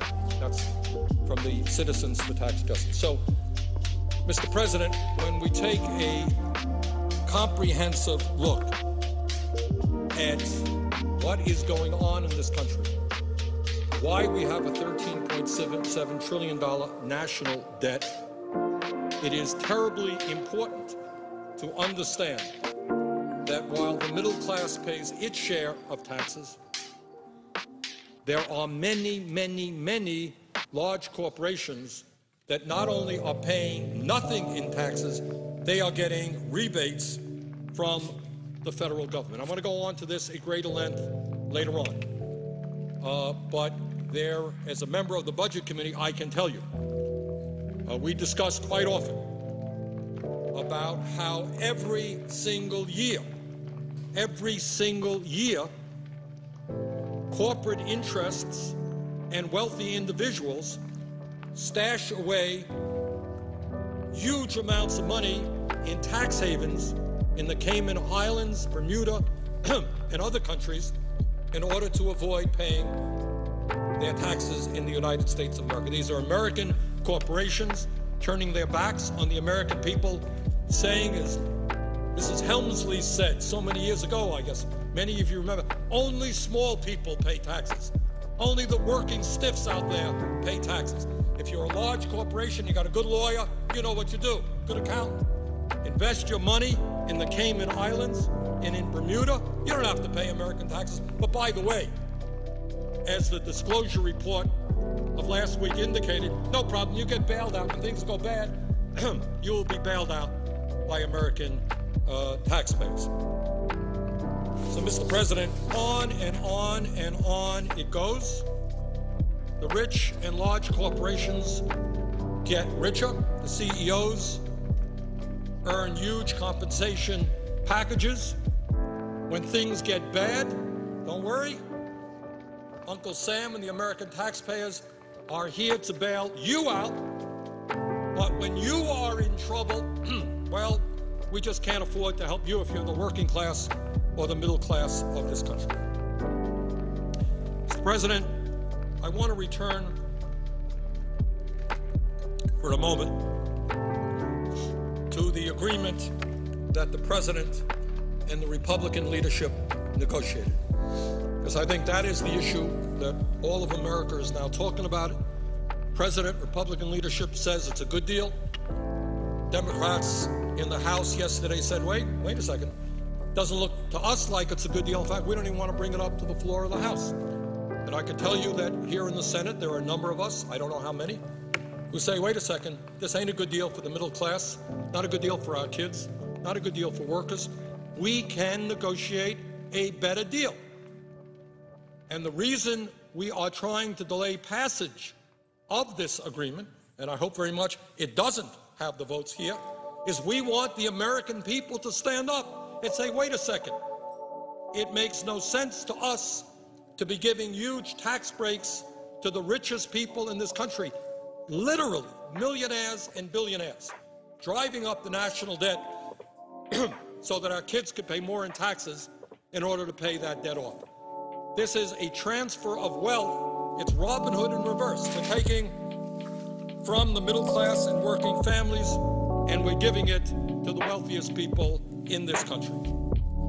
So, Mr. President, I believe that the agreement struck between the President and the Republican leadership is a bad deal, some good parts to it, but by and large, it is not a good deal. We can do better, and if the American people stand up and work with us, if they get on the phones, if they call up their senators, they call up their congressmen, if they make their voices heard and said enough is enough, the rich have got it all right now.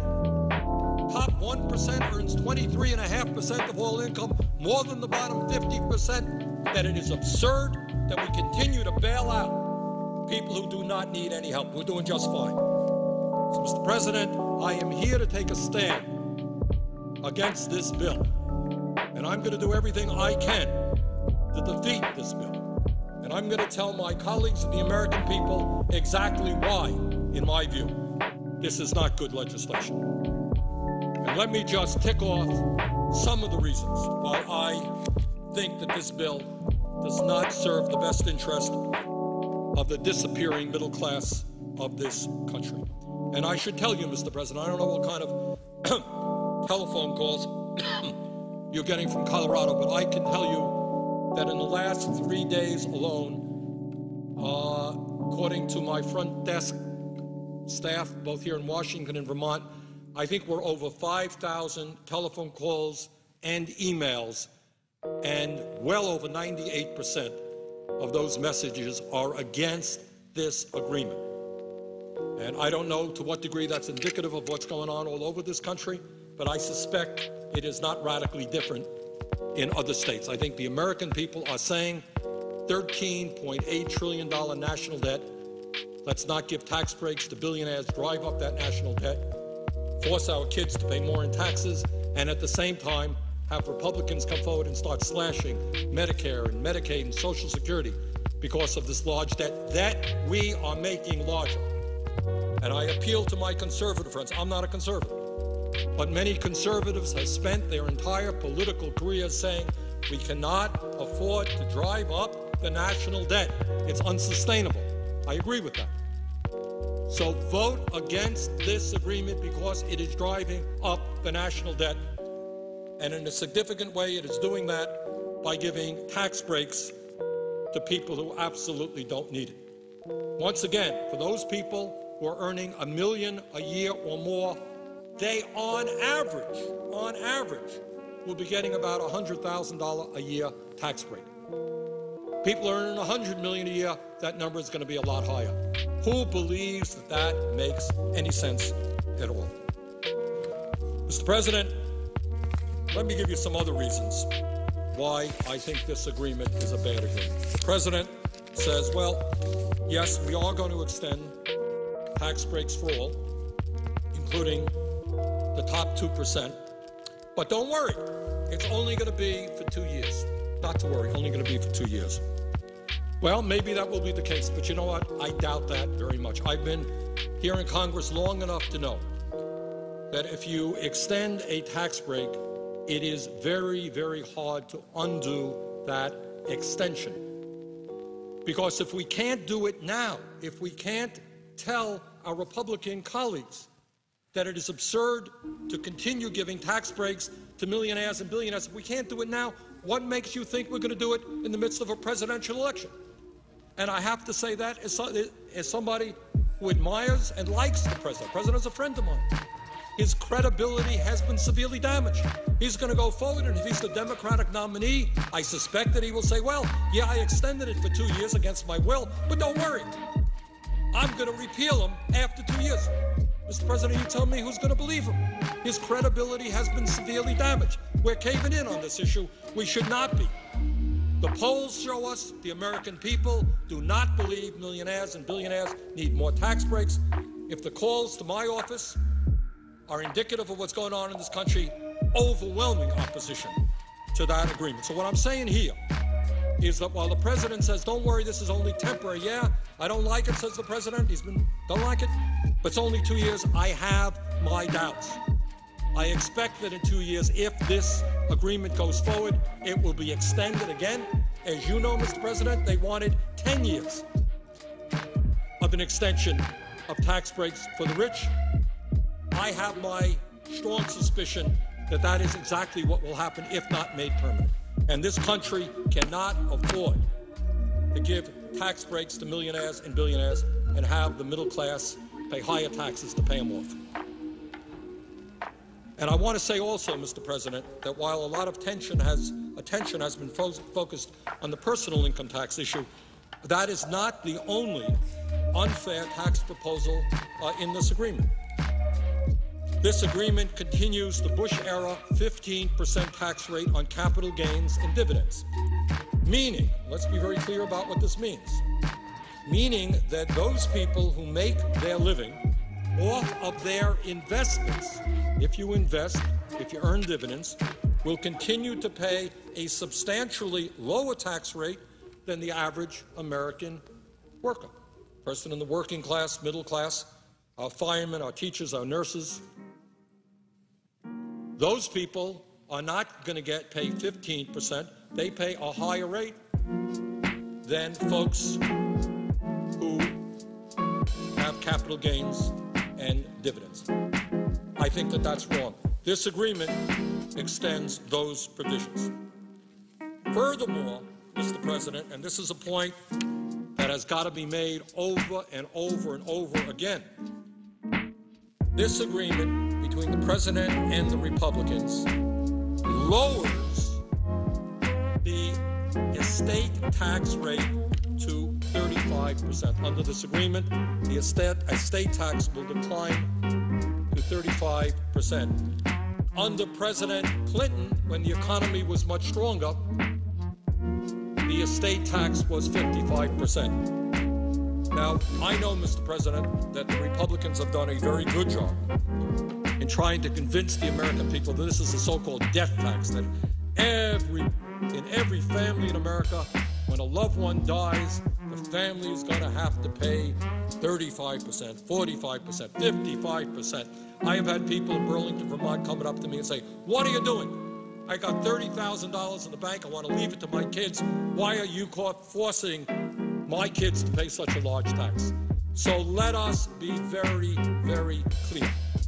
The Republicans have done a very good job in totally distorting this issue. The estate tax is paid only by the top 0.3% of families in America. If you are in the middle class, even if you're modestly wealthy, even if you're wealthy, if you're poor, if you're lower middle class, you don't pay a nickel in estate tax if somebody in your family were to die and leave you wealth. Not a nickel. This applies not just to the rich, but the very, very, very rich. So what the Republicans have been arguing for several years now is they want to repeal the estate tax entirely. If they were successful in doing that, Mr. President, that would mean increasing the national debt by $1 trillion over a 10-year period. How's that? And all of the benefits, not some, all of the benefits go to the top 0.3%. 99.7% of the people do not gain one nickel. Now, what's in this agreement is not what the Republicans ideally want, which is a repeal of the tax entirely, but what they do get is a reduction to 35% with an exemption on the first $5 million of an individual's estate. And here, Mr. President, is a chart which indicates just what I said a moment ago. Repealing the estate tax would add more than $1 trillion to the deficit over 10 years. Over $1 trillion, and the beneficiaries of it are just the very, very wealthy. Mr. President, let me give you an example of what the repeal of the estate tax would be. I'll read it right off of this chart right here. Sam Walton's family, and those are the heirs to the Walmart fortune, are worth an estimated $86.8 billion. The Walton family, one family, would receive an estimated $32.7 billion tax break if the estate tax was completely repealed. And this is what our Republican friends want. Now, this agreement between the President and Republicans certainly does not repeal the estate tax, but it does significantly lower the rates that the richest people, very richest people in this country, would have to pay. Mr. President, 2 days ago, I brought to the floor of this Senate a very simple piece of legislation, and I think how that legislation was treated speaks volumes about the debate that we're having now. This legislation said that with over 50 million senior citizens on Social Security and disabled vets, for the second year in a row not getting a cost of living adjustment, a COLA, over 50 million seniors on Social Security, disabled vets, not getting any COLA at all, despite the fact that their prescription drug costs are going up, their health care costs are going up. They got no COLA. And I said, you know, I think in these tough times, it is appropriate, those folks, if we can't get them a COLA, 2% COLA, $250 check to all of our seniors, disabled vets. That's what we did, by the way, in the stimulus package. That's all. Over 50 million people, $250 check, cost our government about $14 billion. $14 billion. And yet, I could not get one Republican vote in support of that. Republicans say, my goodness, imagine a senior or disabled vet living on $15,000, $20,000 a year, getting a $250 check. What an outrage. We have different priorities, they say. We want to give $1 million tax break to somebody who earns $50 million a year. And that about says it all. If you're very, very rich, good news is you're going to get more tax breaks. But if you're a senior or a disabled vet, we can't get you a $250 check. Now, I will say, Mr. President, that the vote here on the floor of the Senate was 53 people in favor of providing that one-time check, 45 against, 53 to 45. We won. But here in the Senate, majority does not rule. Republicans filibuster almost everything, and it required 60 votes. We didn't get the 60 votes. Seniors didn't get that check. I'm going to do my best to see that they do get it. We're going to bring that issue back and back and back again.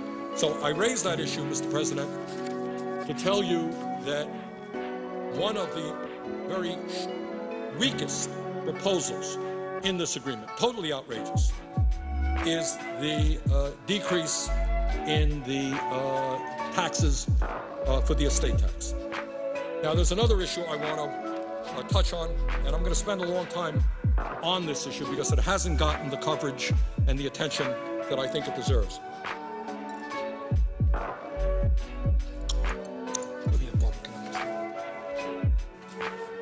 And this agreement deals with the so-called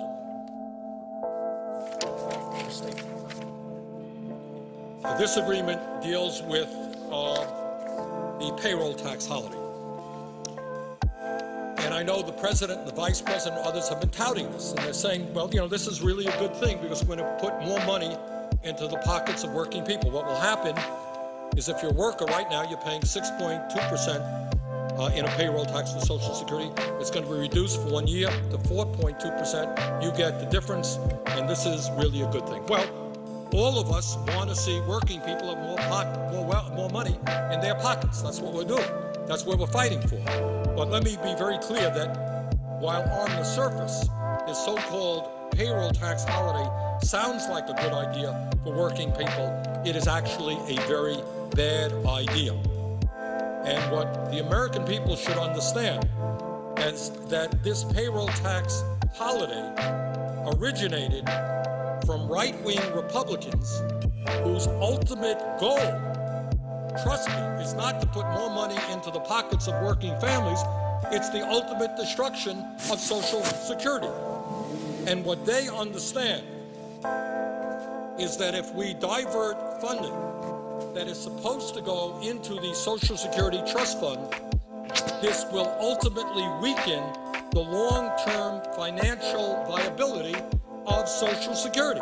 So in other words, what we are doing is, for the very first time, diverting money which is supposed to go into the Social Security Trust Fund. We're giving it to workers today. It's like eating our seed. Rather than going into Social Security, the President says, don't worry, this is going to be covered this year by the federal government. Well, we've never seen that before. I don't want Social Security to be dependent on the federal government, because the federal government has a $13.7 trillion national debt. And what I worry about is this is not just a one-year provision. This also could be extended. Let me just quote Barbara Kennelly, and I'm glad to see that I'm joined here on the floor by one of the strongest fighters in the United States Senate for Working Families, Senator Sherrod Brown of Ohio. And I just want to say this before I ask him a question, or before he asks me a question, or whatever the protocol is. And that is, I want to quote what Barbara Kennelly, the President and CEO of the National Committee to Preserve Social Security and Medicare, said. This is one of the largest senior groups in America, and this is what she says, and I quote, "Even though Social Security contributed nothing to the current economic crisis, it has been bartered in a deal that provides deficit-busting tax cuts for the wealthy." Here's the key point. Diverting $120 billion in Social Security contributions for a so-called tax holiday may sound like a good deal for workers now, but it's bad business for the program that a majority of middle-class seniors will rely upon in the future. End of quote. Barbara Kennelly, President and CEO of the National Committee to Preserve Social Security and Medicare. I'm joined now by my very good friend from Ohio, and I wanted to ask him his sense of this overall agreement. Well, my sense is similar to yours in that I was just on a TV show a minute ago, and I was asked, the liberals or the conservatives, what they think about this. And this really isn't a liberal conservative issue. This is, first of all, the tax cuts overwhelmingly go to the wealthiest taxpayers. We're seeing the kinds of tax cuts that millionaires and billionaires get from the income tax and from the estate tax. But it's also, equally importantly, it blows a hole in our budget deficit. In some sense, we're borrowing tens of billions of dollars every year now. If this agreement becomes law, we're borrowing tens of billions of dollars every year from the Chinese. We're putting it on our children's and our grandchildren's credit cards for them to pay off who knows when, and then we're giving these tax cuts to millionaires and billionaires. I mean, just in those simple terms, it doesn't make sense. It doesn't make sense in our relationship with China. It doesn't make sense in the lost jobs that come from that China trade policy. It doesn't make sense in undermining the middle class. It doesn't make sense in terms of fairness in the tax system. And it doesn't make sense for our children and grandchildren and what the burden they're going to have to bear to pay off this debt. I mean, when giving a millionaire a tax cut and charging it to our kids who are paying taxes on unfortunately in the last few years declining wages is just morally reprehensible. And when I think of I know Senator Sanders has been on the floor 2 hours now on talking about this and how important, and really analyzing it and educating and all that. I think about the economic policy too that this embodies. 9 years ago, Senator Sanders and the presiding officer, when he was a member of the House, Senator Udall from Colorado, and I and others voted against the Bush tax cuts of 2001 and 2003, principally because those tax cuts overwhelmingly went to the wealthy and ended up adding to our national debt. We had a surplus then. We sure don't now. We had the largest surplus we'd ever had in 2001. Blew a hole in that. But we passed those tax cuts under the belief, those who supported it, President Bush and Senator McConnell and so many others, under the belief that kind of trickle-down economics would grow our economy. Well, in the 8 years, and this isn't partisan, this isn't opinion, this is fact, from January 1, 2001 to January 1, 2009, President Bush's 8 years, we actually had private sector job loss in this country. Contrast that with a different economic policy, January 1, 1993 to January 1, 2001, the Clinton 8 years. Again, this isn't partisan, this isn't opinion, this is fact. During the Clinton 8 years, we had 21 million private sector jobs created. 21 million private sector jobs created, zero, literally, job loss. Private sector jobs created in the Bush 8 years because of trickle-down economics. So why would we blow a hole in the budget, which this bill does? Why would we, for our kids to pay off, and why would we continue an economic policy that clearly didn't work for this country? Didn't work for the middle class. We saw the middle class. We saw wages. Not only no job increase during those 8 years, except for the people at the very top, we saw actual wage stagnation or worse. Most Americans didn't get a raise during the 8 Bush years. Most Americans simply saw their wages flat or in many cases decline. The super wealthy saw a big increase in their incomes and in their net assets, and now we're going to give a tax break to them.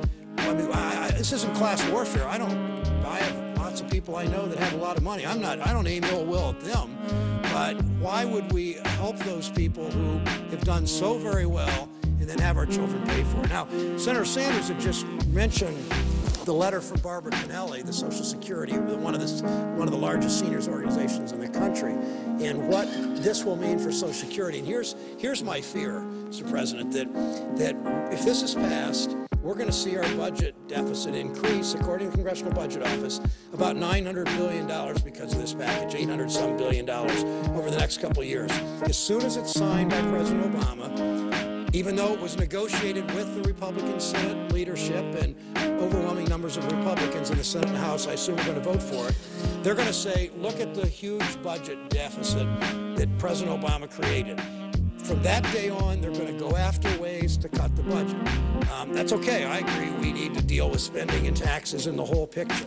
But I also know from watching Republicans, I saw them in the House when they moved towards Medicare privatization in 2003 and 4 and 5. They had some success. Fortunately, we were able to beat back most of it. I remember in 2005, after President Bush was reelected in a very, very close race, he spoke repeatedly about privatizing Social Security. I know that's what they want to do. In the 1990s, Speaker Gingrich, fortunately beat back by President Clinton, but Speaker Gingrich tried to privatize Medicare.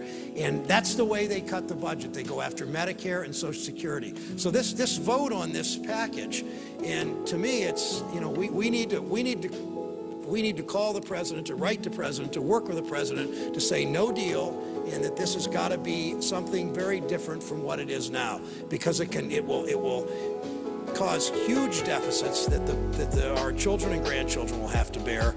It will not help the economy appreciably, because we saw what the trickle-down economic policies of the Bush years did, and it doesn't help the middle class enough. So it's pretty clear to me how this jeopardizes Social Security, it jeopardizes Medicare, it will force more cuts and more pressure on those programs that have lifted so many people into the middle class. In 1965, when Medicare was first passed, half of senior citizens in this country had no health insurance. Half of seniors had no health insurance. Today, 99% of seniors have health insurance, something like that.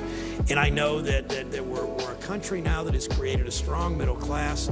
We've seen that middle class, because of these tax cuts for the wealthy, trickle-down kind of economic policy. We've seen the middle class shrink in the last few years.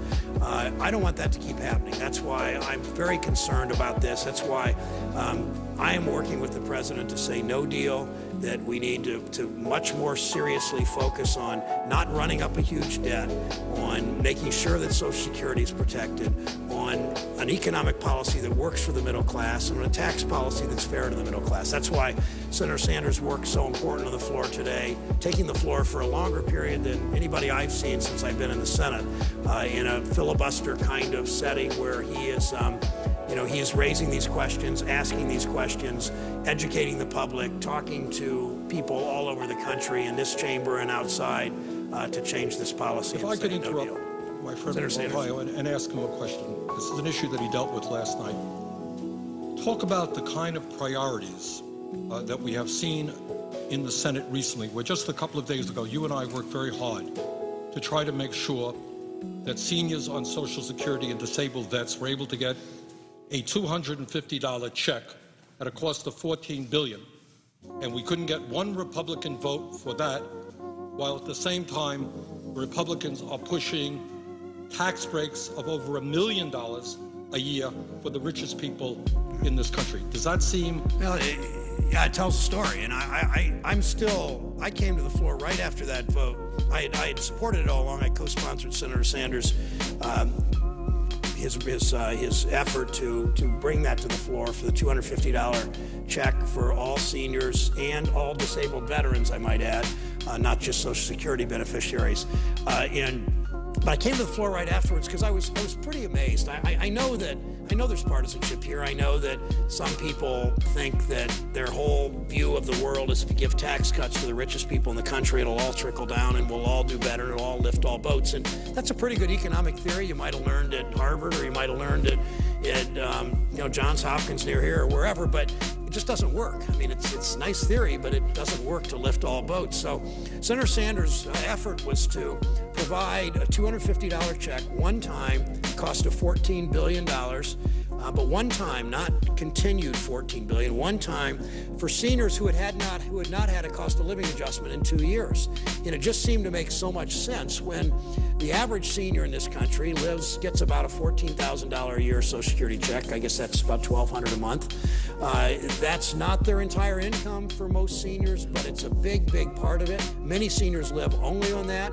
Many more seniors live on that, but only another couple, $300-400 a month. So when you see the cost of, there's not inflation maybe for people my age so much in this country, but if you're older and you've got a lot of health care costs, there is inflation because that's healthcare costs seem to go up higher than maybe anything but higher education, and maybe as much as that. So it was important that that $250 be provided, we think, to every senior in the country and every disabled vet.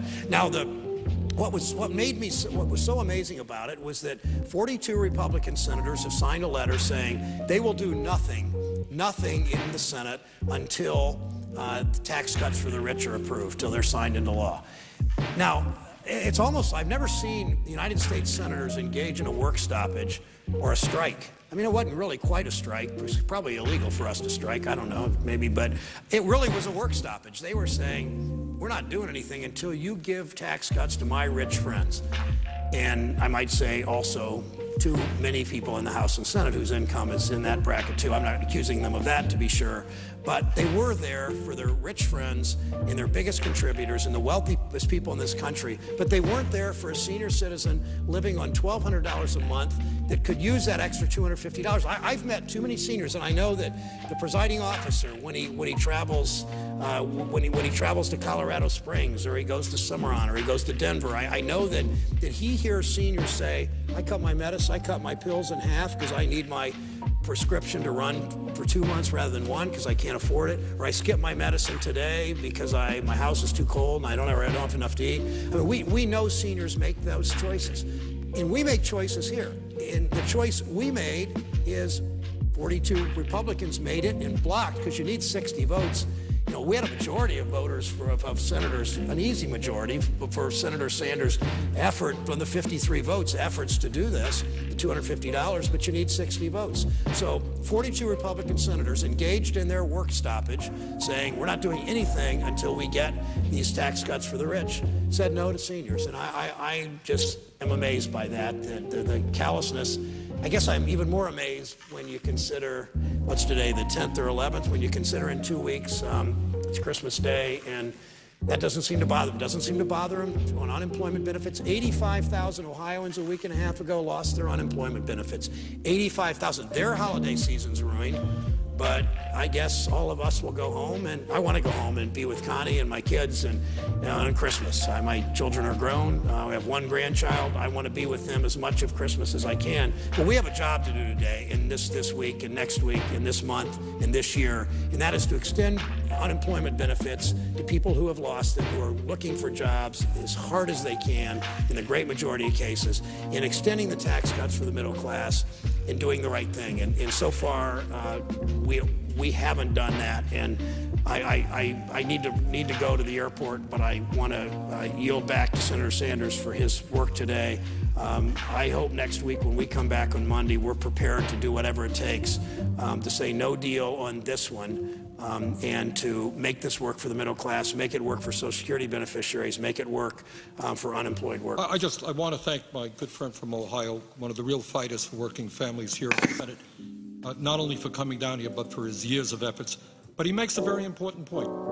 You know, we have a job to do, and the job is, I know some people don't believe it, rather radical concept, but our job is to represent working families, the middle class, and not the wealthiest people in this country. I've got 4 kids, 6 grandchildren. I look forward to spending the holidays with them, but you know what? We have a job to do, and if it means staying here through Christmas Eve, through New Year's, that is our job, and let's pass a proposal that works well for ordinary families and not just for the wealthiest people in this country.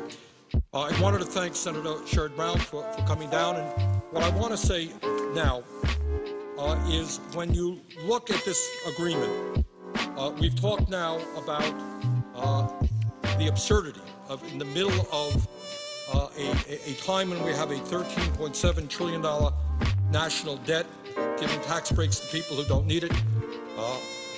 Senator Brown and I have talked about the dangers inherent in this payroll tax holiday and what it might mean for the future of Social Security. But I also wanted to make another point, and that is that there are many, many billions of dollars in this proposal going to a variety of business tax cuts. Some of them, in fact, might work. Some of them, in fact, might not work.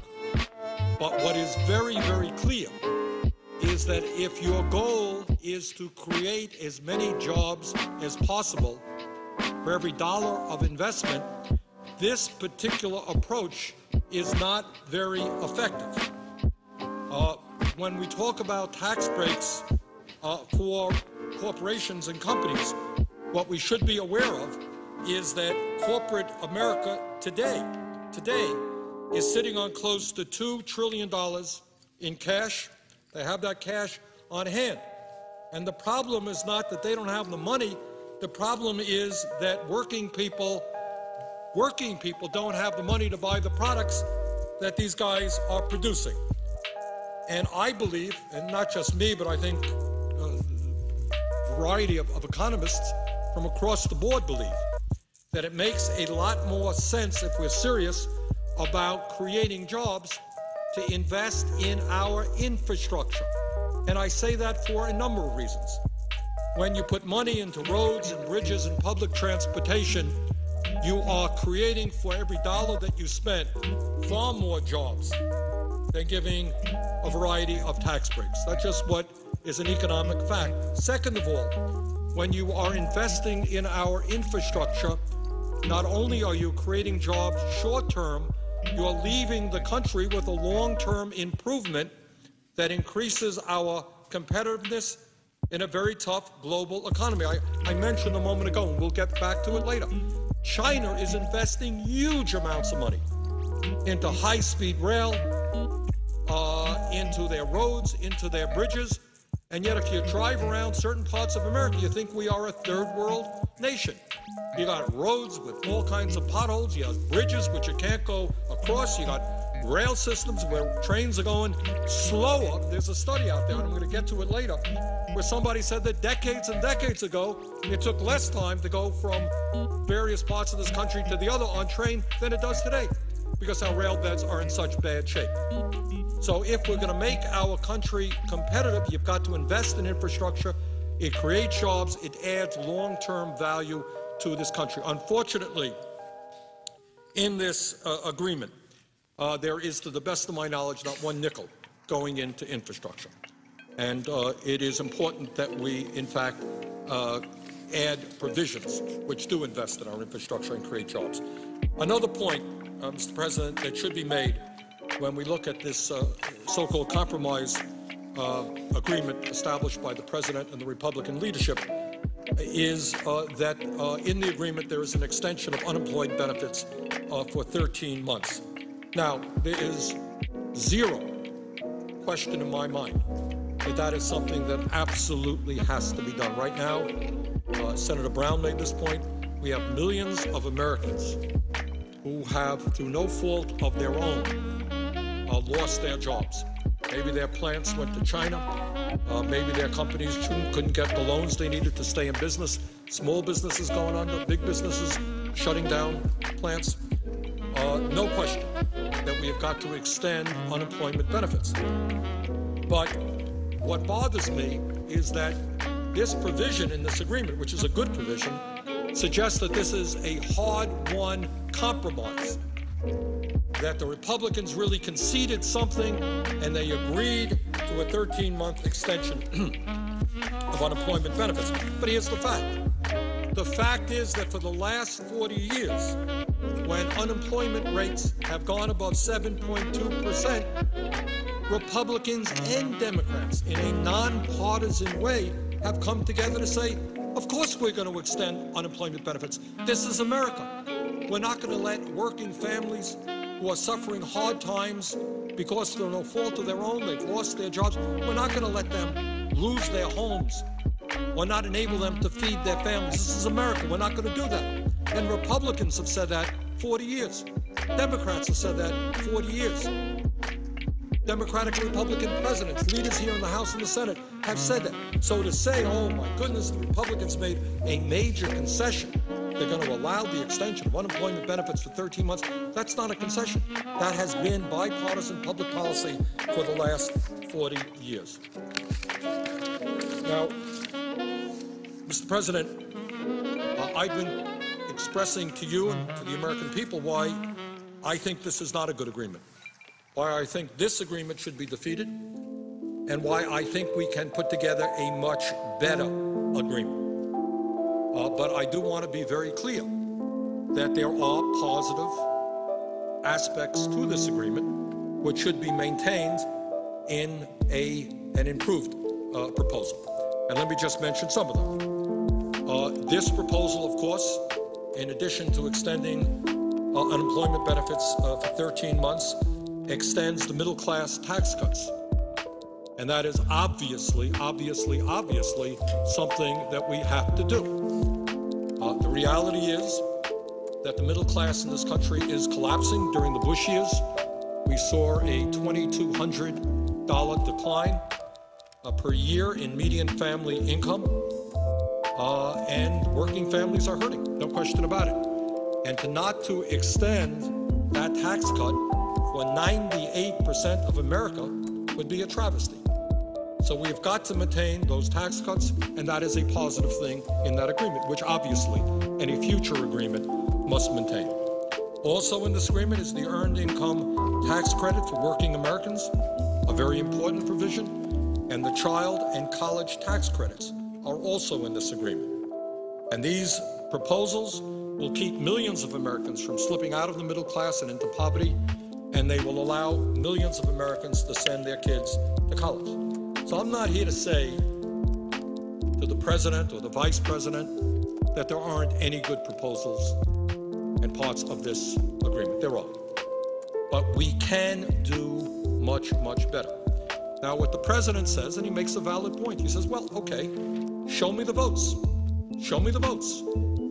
He's good at counting. We've tried a proposal here, Mr. President, as you well know, was it last week, where we only got 53 votes, which said that we're going to extend the tax breaks for the middle class and not the very, very rich. And the president knows, as everybody else knows, that around here, Republicans filibuster everything. You need 60 votes. And he says, show me the votes. Well, this is what I would say. What our job right now is about is reaching out to the American people from one end of this country to the other, from California to Vermont, including a lot of our very conservative states, because frankly, it is not a conservative approach to substantially increase the national debt by giving tax breaks to billionaires.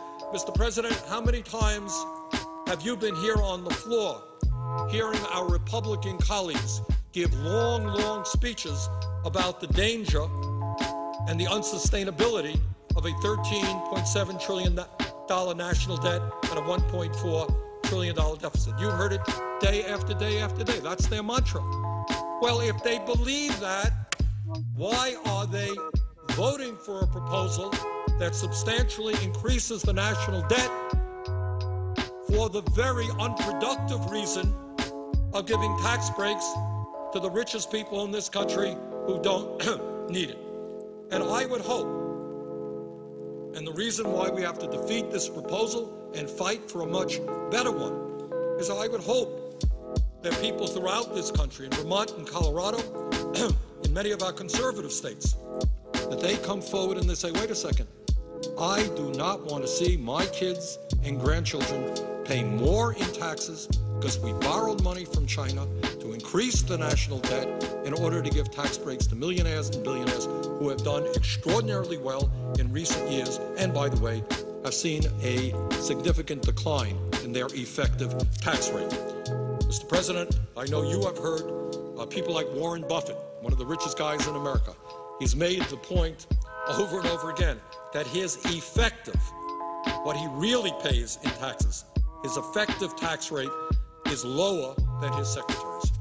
And all over this country, you have examples where very, very rich people were able to stash their money in the Cayman Islands, take advantage of all type of loopholes, are paying rather low effective tax rates, in many cases lower than police officers or firemen or teachers or nurses.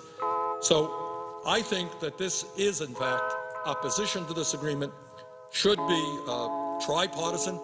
You should have conservative Republicans, liberal Democrats. I'm an independent progressive. I can tell you, Mr. President, that in the last 3 days, my office has received probably close to 3,000 phone calls, 98% of them against this agreement, probably higher than 98%, and just a huge number of emails also overwhelmingly against this agreement. I suspect, I don't know this for a fact, that this is the kind of message that the American people are sending us all over America. But I think they've got to continue to do that. They have got to make it clear so that we can win over at least a handful of Republicans and some wavering Democrats and say, wait a second, we are not going to hold hostage extending middle-class tax breaks in order to give tax breaks to billionaires. We're not going to hold hostage extending unemployment for workers who have lost their jobs by giving tax breaks to people who don't need it. And I think, Mr. President, if the American people give voice to what they are feeling, which this is not a good agreement, that we can do a lot better. I think, Mr. President, we can defeat this proposal and we can come back with a much, much better proposal which protects the unemployed, extends unemployment benefits, protects the middle class, extends the Bush tax cuts for 98% of the population, and protects a lot of important programs, making college more affordable, making child care more affordable, and helping us transform our energy system. There's a lot that we can do if we defeat this proposal, and if the American people, we're not going to do it inside the Beltway. That I am absolutely sure of. Republicans are very united, but what we have to do is win at least a handful of them, and some wavering Democrats to say, Mr. President, Republican leadership, you guys have got to involve Congress in this discussion. I was very pleased yesterday that the Democratic caucus said, sorry, we're not bringing that proposal onto the floor. And I applaud Speaker Pelosi and the Democratic caucus for saying that. It took a lot of courage. Congressman from the state of Vermont, Peter Welch, played an important role, and I applaud Congressman Welch. Congressman Peter DeFazio played an important role. Congratulate him. But I congratulate mostly the caucus for saying we can do better. We can do better than we are doing. But let me be very frank. We're not going to do better unless the American people stand up and help us. We're going to need a lot of phone calls, a lot of emails, a lot of messages, so that all of our colleagues in the House and the Senate understand the American people do not want to see their kids having to pay off the debt incurred by giving tax breaks to billionaires. Mr. President, this agreement, doesn't come out of the blue. It comes within a context that I think frightens many people in this country. I think many Americans have a sinking feeling that there is something very, very wrong in our country today. I know that my father came to this country at the age of 17 without a penny in his pocket and became the proudest American that you can ever see. He didn't have much of an education, but he knew that this country gave him a great opportunity, and that's the American story. That's what it's all about. And millions of families, whether they came from other countries, whether they, just made it on their own. I know we have heard a majority leader, Senator Harry Reid, talking about his experience growing up in a desperately poor family. That's what America is about. But I think there are a lot of folks out there who believe, and the facts back them up, there's something wrong. And what's going on in this country is the middle class is collapsing, poverty is increasing, and I think what people worry about, and I've got 4 kids and I've got 6 grandchildren. I'm not worried about me. I'm worrying about what happens to my kids and my grandchildren. And we have some wonderful young pages here, and we're sitting on the floor, and we worry about their futures as well. And we don't want to see our kids and our grandchildren be the first generation in the modern history of America to have a lower standard of living than their parents. We don't want to see this country the economy of this country move in the wrong way. We don't want to race to the bottom. We want to see our kids live healthier and better lives than we do. Not have to work longer hours, not getting a lower quality of education or less education. That is not the history of this great country. And I want to spend a minute now in talking about one aspect of what's going on in this country that does not get the kind of attention that it deserves. And there are obvious reasons why, having to do with who owns the media and corporate control over the media, having to do with who pays, who provides the campaign contributions that elect members of the House and the Senate, having to do with all the lobbyists that surround this institution that, Wall Street and the oil companies spend, hundreds and hundreds of millions of dollars, lobbyist campaign contributions. We don't talk about an issue. And the very simple issue that I want to talk about for a moment is who is winning and who's losing in the economy. I come from New England. Everybody follows the Celtics, and we follow the Red Sox, and we follow the Patriots. And when everyone says, okay, who won the game? Patriots win or they lose? That's what you want to know. Who's winning, who's losing? And in fact, in America, it's pretty clear in the economy who's winning and losing. Vast majority of people, working people, middle-class people, low-income people are losing. That's who's losing. And it is very clear who is winning. The wealthiest people in this country are doing phenomenally well. They are winning the economic struggle. In America today, Mr. President, and again, we don't talk about this too much. We don't talk about it too much, but it's time we did. In America today, we have the most unequal distribution of wealth and income in the industrialized world. Now, I haven't heard too many people, Mr. President, talk about that issue. Why not? Our Republicans Republican colleagues want huge tax breaks for the richest people in this country, but the reality is that the top 1% already today owns more wealth than the bottom 90%. How much more do they want? When is enough enough? You want it all? We already have millions of families today that have zero wealth. They own less, they owe more than they own. Millions of families have below zero wealth. We are living in a situation where the top 1% owns more wealth than the bottom 90%. Top 1% owns more wealth than the bottom 90%. And Mr. President, that is simply unacceptable. Today in our country, and this is something we must be absolutely ashamed about and have got to address, that instead of giving tax breaks to billionaires, maybe we should appreciate the fact that about 25% of our children are dependent on food stamps. We should understand that in the industrialized world, the United States of America has as this chart shows, the highest rate of childhood poverty in the industrialized world. Is this America? Is this America? The United States today has over 20% of its kids living in poverty. In Finland, the number is about 2 or 3%. Norway, maybe 4%. Sweden, maybe 4.5%. Switzerland, 6%, whatever it may be. But here we are. If you're watching on television, what you're seeing is the red line. Here's the United States, well over 20%. Here's the Netherlands in second place. Looks to me like about 7%. This is the future of America. So we're sitting here talking about an agreement which says let's give huge tax breaks to billionaires, and here's the reality.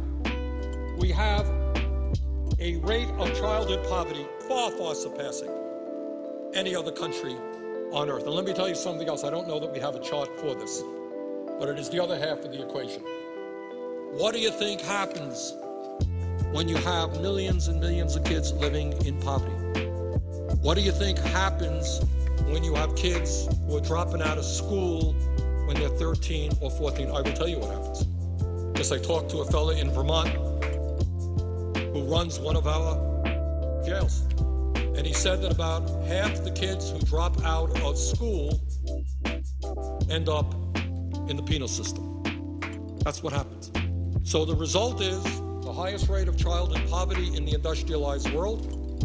And then what we end up with is more people behind bars than any other country on earth. You got that?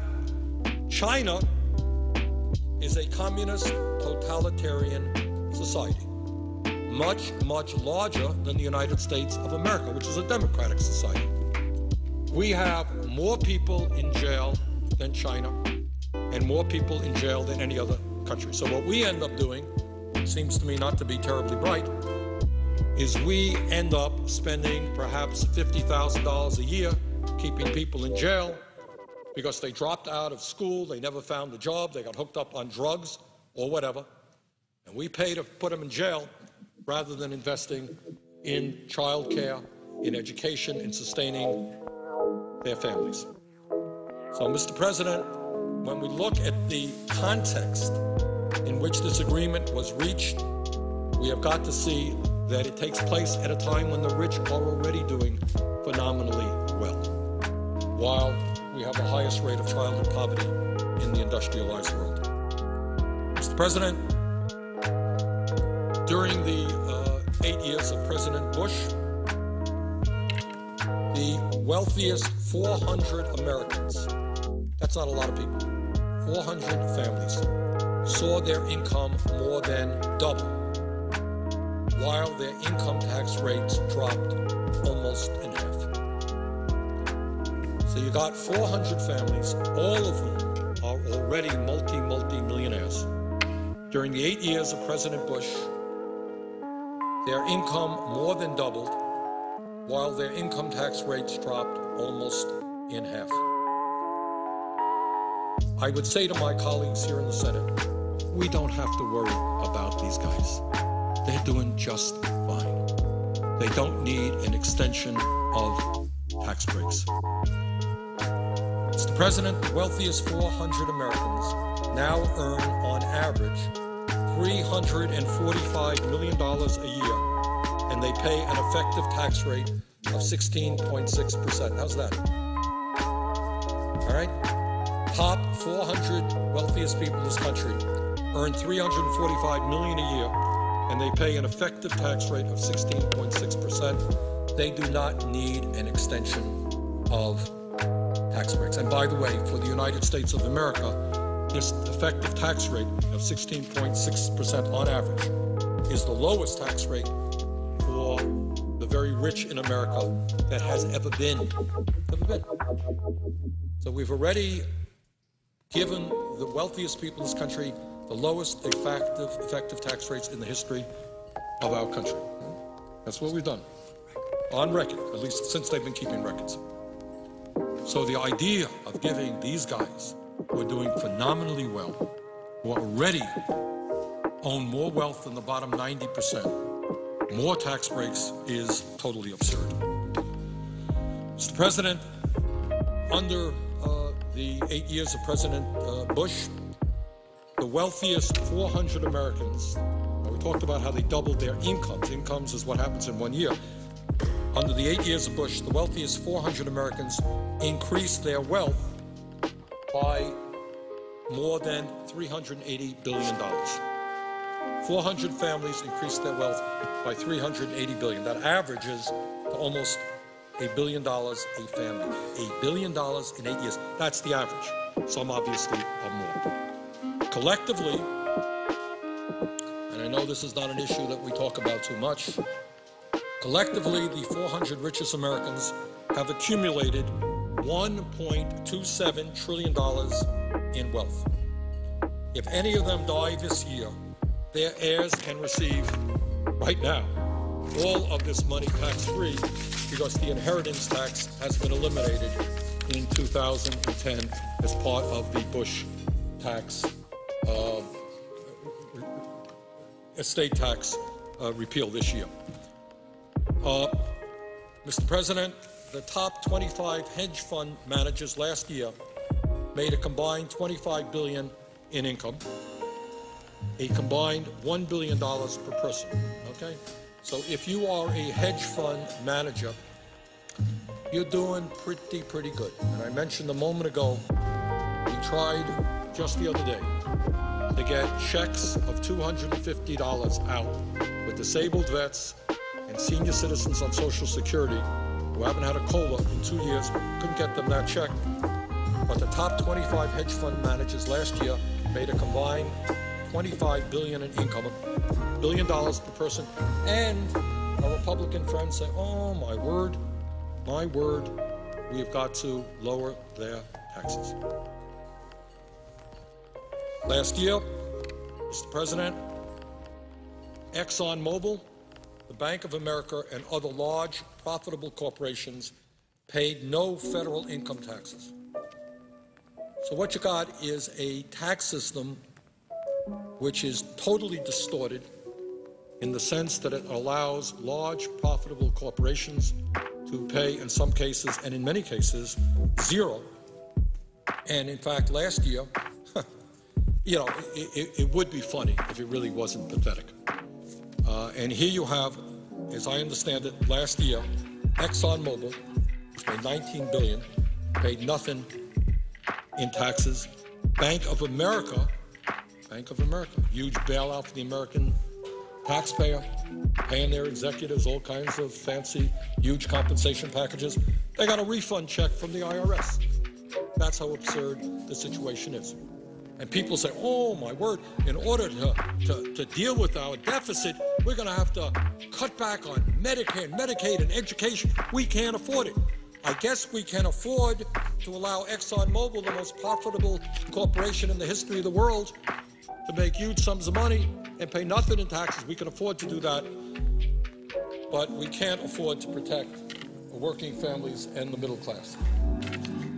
Mr. President, in the year 2005, 1 out of every 4 large corporations in the United States paid no federal income taxes on revenue of $1.1 trillion. Now, what do you think? Maybe before we start cutting Social Security and Medicare and Medicaid and veterans programs, maybe we want to ask some of these very large and profitable corporations to pay at least something in taxes. From 1998 to 2005, 2 out of every 3 corporations in the United States paid no federal income taxes, according to the GAO report.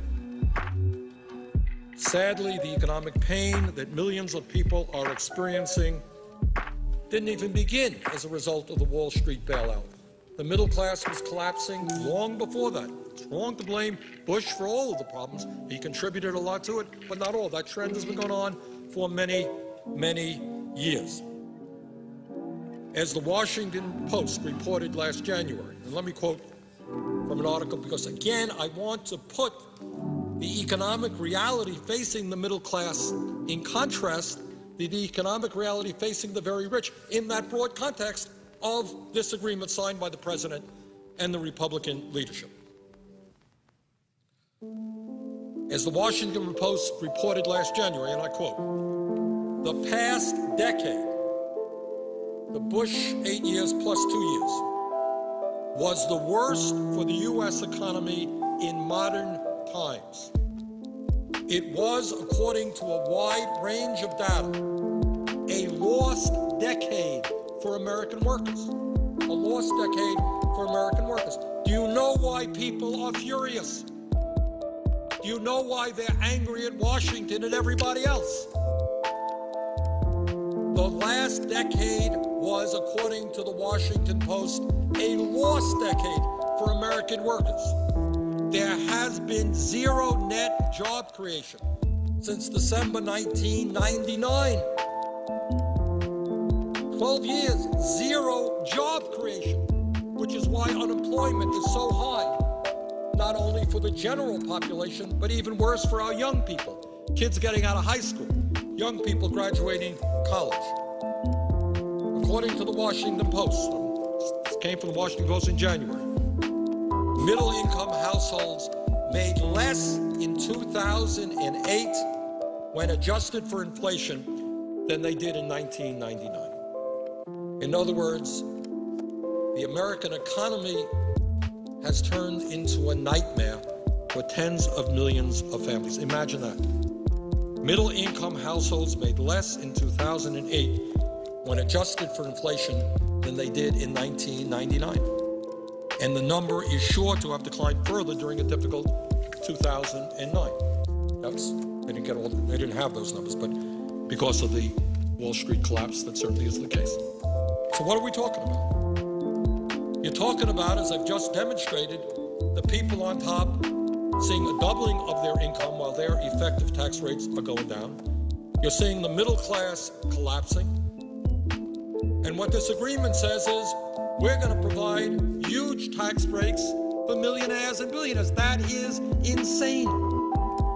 And only within the Beltway could an agreement like that be negotiated. As I mentioned earlier, we have in the last 3 days received thousands and thousands and thousands of phone calls and emails to my office.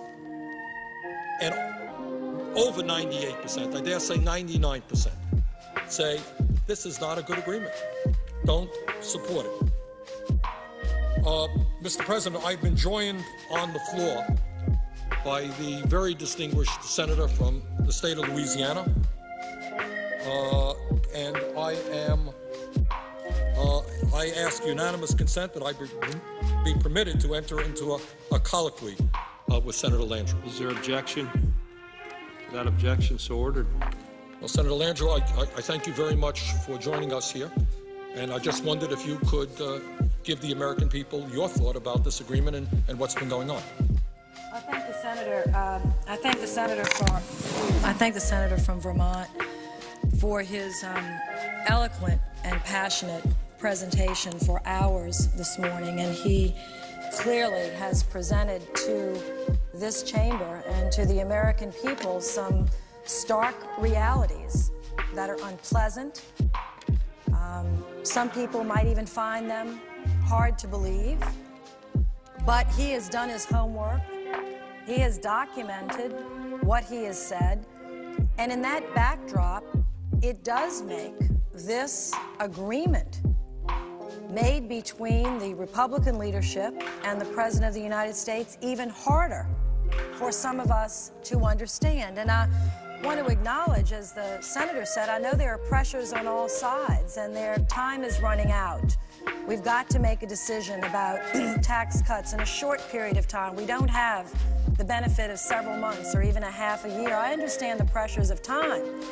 But as the senator from Vermont pointed out, how about the pressures of the middle class? What about these pressures? What about this pain? And I was wondering, because I wanted to ask the senator from Vermont, I was not able to follow his entire presentation this morning. Did he quote from the Income and Inequity and the Great Recession, the report done by the U.S. Congress Joint Economic Committee, represented by, or led by Charles Schumer? Senator Schumer, did you quote from this? We quoted from a number of studies, but not that one, Senator. Well, I'd like to add in our colloquy, if he was aware that according to this report that just came out September of this year, it says income inequality has skyrocketed. Economists concur that income equality has risen dramatically over the past 3 decades. Middle-class income stagnated under President Bush. During the recovery of the 1990s under President Clinton, middle-class incomes grew at a healthy pace. However, during the jobless recovery of the 2000s under President Bush, that trend has reversed course. Middle-class incomes continue to fall well into the recovery, never regained their highs of 2001. The report goes on to say, which is frightening, which is why I have been raising my voice in opposition so strongly to some parts of this package, is that this report says, Senator, high levels of income inequity may precipitate economic crisis. In other words, if the middle class can't see light at the end of the tunnel, and if the economy itself can't grasp a way for the middle class to grow, Senator, this recession may never end, no matter how much money you give to the very wealthy. I mean, this is the reality that we're facing at this moment, how to end this recession. Now, Republicans weren't completely to blame for it. Democrats weren't completely, innocent or vice versa. But it's not about who to blame, it's about how to fix it. And we're about to pick up a $980 billion hammer next week and attempt to fix it. A, are we hitting the nail right? You don't have many $980 billion hammers to pick up. I mean, we're borrowing this one. So let's hit it right. This is an important issue before our country. I think that's what the senator is saying. Am I putting words into your mouth, Senator? Is this what you're trying to explain? No, exactly. And the point cannot be understated. What Senator Landrieu is saying is that if you have a collapsing middle class and people are unable to purchase anything, it impacts the entire economy. The economy can't grow. We can't grow jobs if people don't have enough money to buy products made by other people. And if all of or a substantial part of the wealth of this nation accrues in the hands of a few, I mean, they can get 3 yachts and 8 airplanes, I guess, but there is a limit to what they can purchase. And there's a limit to what they can consume. And what the senator is saying and what I'm saying, and I want to be very clear because the senator and I don't agree on every piece of legislation. He tends to be a little bit more liberal and progressive in his politics than I am. But on this subject, we're both equally concerned about the shrinking of the middle class. And I want to say, from my perspective, the senator may have a different view. I'm talking about the broad middle class. Incomes of $50,000 to $500,000. Now, in my state, $500,000 of income, I'm not talking about net worth, I'm talking about income, is a huge amount of money. In fact, I brought a graph that I'm going to, it's right here, to show here that 84% of the households in Louisiana, so when I talk about middle class, 84% of the households in Louisiana make less than $75,000. 84%. Now, most people in Louisiana, believe they're in the middle class. But 84% make below $75,000. So when I use the term middle class, and we all have a different view, I try to say the broad middle class between $50,000 and $500,000. If you have $500,000 in income, you're quite wealthy in Louisiana. But I realize that we're not New York. We're Connecticut, California. Maybe if you make $300,000 or $400,000 in income in some of these places, you don't consider yourself very wealthy or rich. I think by Louisiana standards you would be.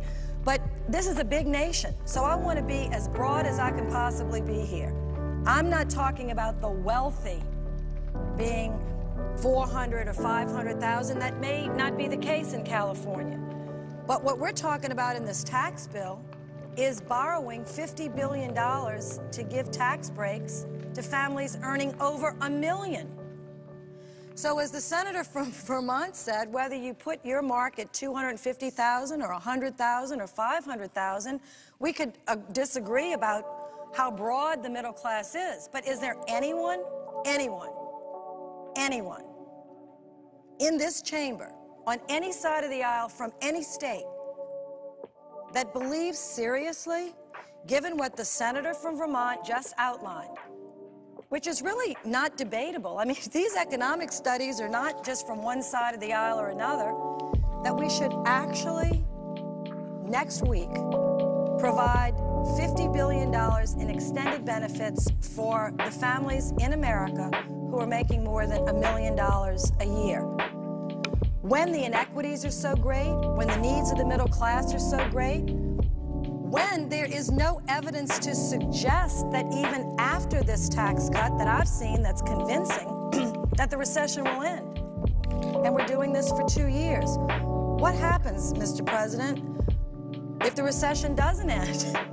We've borrowed all of this money to provide the extension of these tax cuts, and in addition given the $50 billion to the $1 million earners in this country. What do we do then? Go borrow another $1 trillion and try it again? I think we have to try something different. Now, I don't know if the senator has another point before I go into just a few thoughts that I have. I wanted to ask him if he... Yes. Thank you very much, and agree with what she has been saying. I was mentioning earlier, Senator, that the calls that are coming in and the emails that are coming into my office are overwhelmingly, like 99% against. I don't know what's going on in your office. Are you getting calls in? I'm getting calls, actually, and I checked this morning, about 50% for, 50% against. Now, the state of Louisiana is a little different than the state of Vermont. Many of the calls coming in from around the country are against giving, well, actually, let me say this. Most of the calls coming in are absolutely against giving tax cuts to people over $1 million. Okay, yeah, that's what I'm saying, yes. I mean, overwhelmingly, people are calling in saying, is that really happening? And geez, and in fact, my office told me today that actually 10 people called that had incomes over $1 million, which I found very interesting, to say they supported my position. Tell Senator Landrieu I make $1 million a year, and I agree with her. So I know people are listening. So I thank those callers. You know, they make $1 million over a year. They said, please, use the money for somebody else or something else. I'm doing fine. I'm counting my blessings. I survived the recession. They know that 33,000 people are getting ready to run out of unemployment benefits in Louisiana alone if we don't extend it. They know that middle-class families making under $75,000 in income or $200,000 in income or even $300,000. You can have $300,000 of income in Louisiana, be a very strong business person and be doing very well and have 8 children. You know, you have large families out in the West. We have very large families in the South. No one ever gives us credit enough, I think, for that. The fact that people work very hard, sometimes a mother and a father. Their income might be $200,000, $250,000. But with 6 children, that doesn't go that far these days, Senator. And with 8 children, I grew up in a neighborhood where we routinely had 12 children in a house.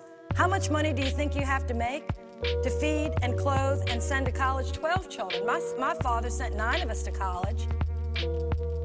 We never made anywhere near that money. I still think it was a miracle any of us ever got there. But nonetheless, the issue is, next week we're going to debate this agreement. And I want to say I support extending tax cuts to the middle class, to the broad middle class.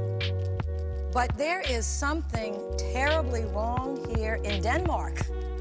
Something is not right in Denmark. If we're spending or borrowing $50 billion, which is about what it cost to extend income tax rates, the lower rates, and the dividend rates, and the capital gains rates to people making over $1 million. Someone on the radio today said, well, Senator, don't you think that giving tax cuts, that will stimulate the economy? I said, no. I'm not an economist, but every economist that I've read on this tax package says that's one of the least stimulative, am I correct, Senator? One of the least stimulative provisions of the bill. So I want to know next week when we're debating this, I'd like at least one Republican, just one.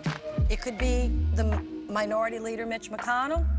It could be the Budget Director, Judd Gregg. It could be just one Republican to give a passionate argument for why they insisted this be in the package. I'd just like to listen to it. I'd like to hear it with my own ears. What was it about it that they thought was so important that they had to have it in the package? Because I know, as angry as I am with the president right now about some matters, I know the president did not insist this be in the package. I know enough about him to know that he didn't call everybody in the room and say, oh, we forgot something. Let's make sure that this tax extension includes people over $1 million. So I know he didn't give that speech. I want to know who did. Who did give it? Because your constituents should know about it. And the American people have a right to know. That's one thing about our democracy. It's open. It could be more open. We could be like Britain, where they all stand up and talk at one another in one of the rooms. It's very interesting. I find it very interesting to watch sometimes. We don't do that. But at least if the people of Britain want to know what their people are saying, they can hear them. Somebody said this. I'd like to know who and where and when. Was it in the Oval Office? Was it in the cloakroom? Because I am going to be forced to vote, because now I think the senator understands we aren't going to have any amendments. So I'm going to be forced to vote and have to choose, which is going to be a very tough choice, between extending tax cuts for 84% of the people in my state that make less than $75,000, which of course I want to do. Even though we have to borrow the money to do it, we can't not do it. I mean, the economic circumstances are such, well, we have to do it.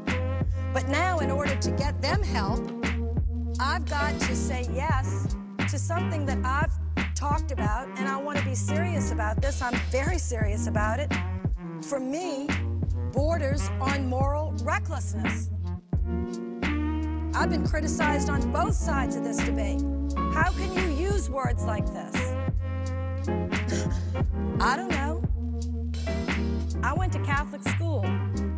We went to Mass almost every week. Every week. Every week. The priest would say, don't take more than you need. Don't be greedy. Share with others. I mean, did I go to the wrong school? So I'd like to know. Maybe those lessons were missed on the other side. And I don't normally speak like this. I've been criticized for it. I'm very, very torn. Because I like to be part of a team. I understand, the senator from Vermont, that we can't have every package exactly the way we believe, and I understand that. I've had to vote for some things that were hard for me to stomach, and I've done it because there were other good things in the bill. That's the way the process works. But I actually cannot remember a time on either an appropriations bill of this magnitude or a tax bill of this magnitude that we've been asked to cast a vote for something that on its face is so reckless, so unnecessary, so sort of in your face to the poor, in your face to the middle class. We're going to take our money. Don't you say a word about it. Who said that? Did Warren Buffett come down here and ask for it? Did Boone Pickens come down here and ask for it? Did the Gates come down here and ask for it? Who asked for it? Why do you think you deserve it? And what senator put their name on it? Now, I have a few more things to say. I don't want to keep the senator from Vermont tied up. Is it appropriate? The senator from Louisiana is making some very, very important points, and I appreciate it, and I look forward to hearing what she has to say. Thank you. Mr. President, I wanted just to say a few other things about this whole situation, because the senator from Vermont and I agree on some things and parts of this, obviously this one. But we had a big difference, and I wanted to show this just from my perspective. I voted for the original tax cuts. I'm not sure that the senator from Vermont did. And there were very good reasons on both sides, but I'd like to take a minute, because I've got, as I said, critics on both sides here, and I want to but share some thoughts about that and make something very clear. I was one of 12 Democrats. There are only 7 of us left in the chamber today that voted for the Bush tax cuts. There was for the middle class and the poor and the wealthy. Everybody got income tax relief, capital gains tax relief, dividend tax relief. Senator Lincoln and I and others worked very hard to make sure that in that package, even though I would have designed it differently if I could have done it myself, but there are no czars around here. This is democracy. I understand it. I've been doing it for 30 years. We worked hard to shape that package the best we could, to direct it and target it to the middle class. There are many critics of that say you didn't do it well enough. You didn't send it to the middle class. You sent it to the wealthy. I disagree. I think that we did as well as we could to send it to the middle class, although the higher brackets were lowered as well. But I'll tell you, the big difference was it was paid for when we voted for it. There was a $128 billion annual surplus. In other words, we were spending $128 billion less than we were taking in. What a happy time that was. We were paying for our Pell Grants, we were paying for education, we were paying for health care. We had surpluses in Social Security, Senator will remember, and we had a $128 billion surplus that year alone. And surpluses as far as the eye can see. This is before 9/11. So the 12 of us, let me speak just for myself, thought, what a situation this is. Democrats had taken the tough vote. Not one Republican had voted for this budget reconciliation that, as you know, you were in. I think the senator was then in the House and took a tough vote along with many Democrats to put us on that path. Middle class was expanding. Jobs were being created at unprecedented levels. And yes, we were creating millionaires. I'd like to say this. I love creating more millionaires. It's why I got into politics. One of the reasons I like when people are successful. I love to hear stories about my constituents who came from poor families, whose mothers were household servants, whose fathers never went to high school. I love to hear about these smart little girls from Gerttown who got straight A's in school, went down the street to Xavier University, got their pre-med degrees, went to become a doctor, became a doctor, and now they're millionaires. I don't decry that. I celebrate it. I'm the one that fought for them to get their scholarships.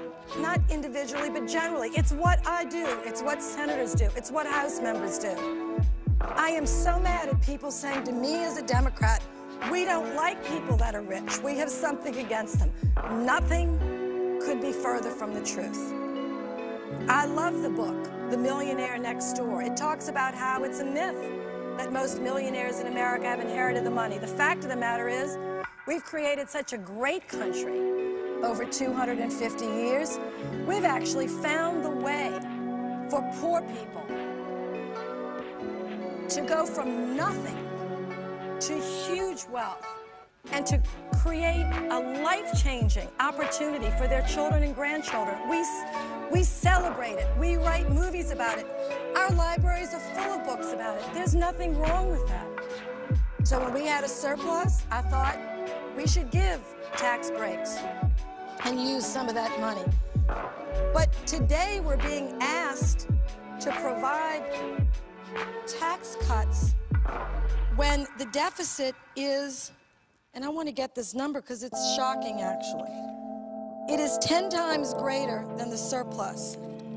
It is 1.294 trillion. That is what the annual deficit is this year. So I'm going to go back. When we did the tax cuts, we were generating $128 billion surplus every year. Surpluses as far as the eye could see.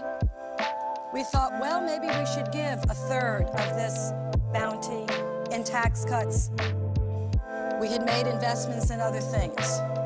But today, after what the senator from Vermont has described as the economic inequality in the country, when we have no surplus in sight, the biggest, the largest, most ferocious recession since the Great Depression, and we're running an annual deficit of $1.29 trillion, someone had the nerve on the other side of the aisle to say, wait, before you close the deal, before you shut the door, before you stop the printing press, please put in the people in America that make over $1 million.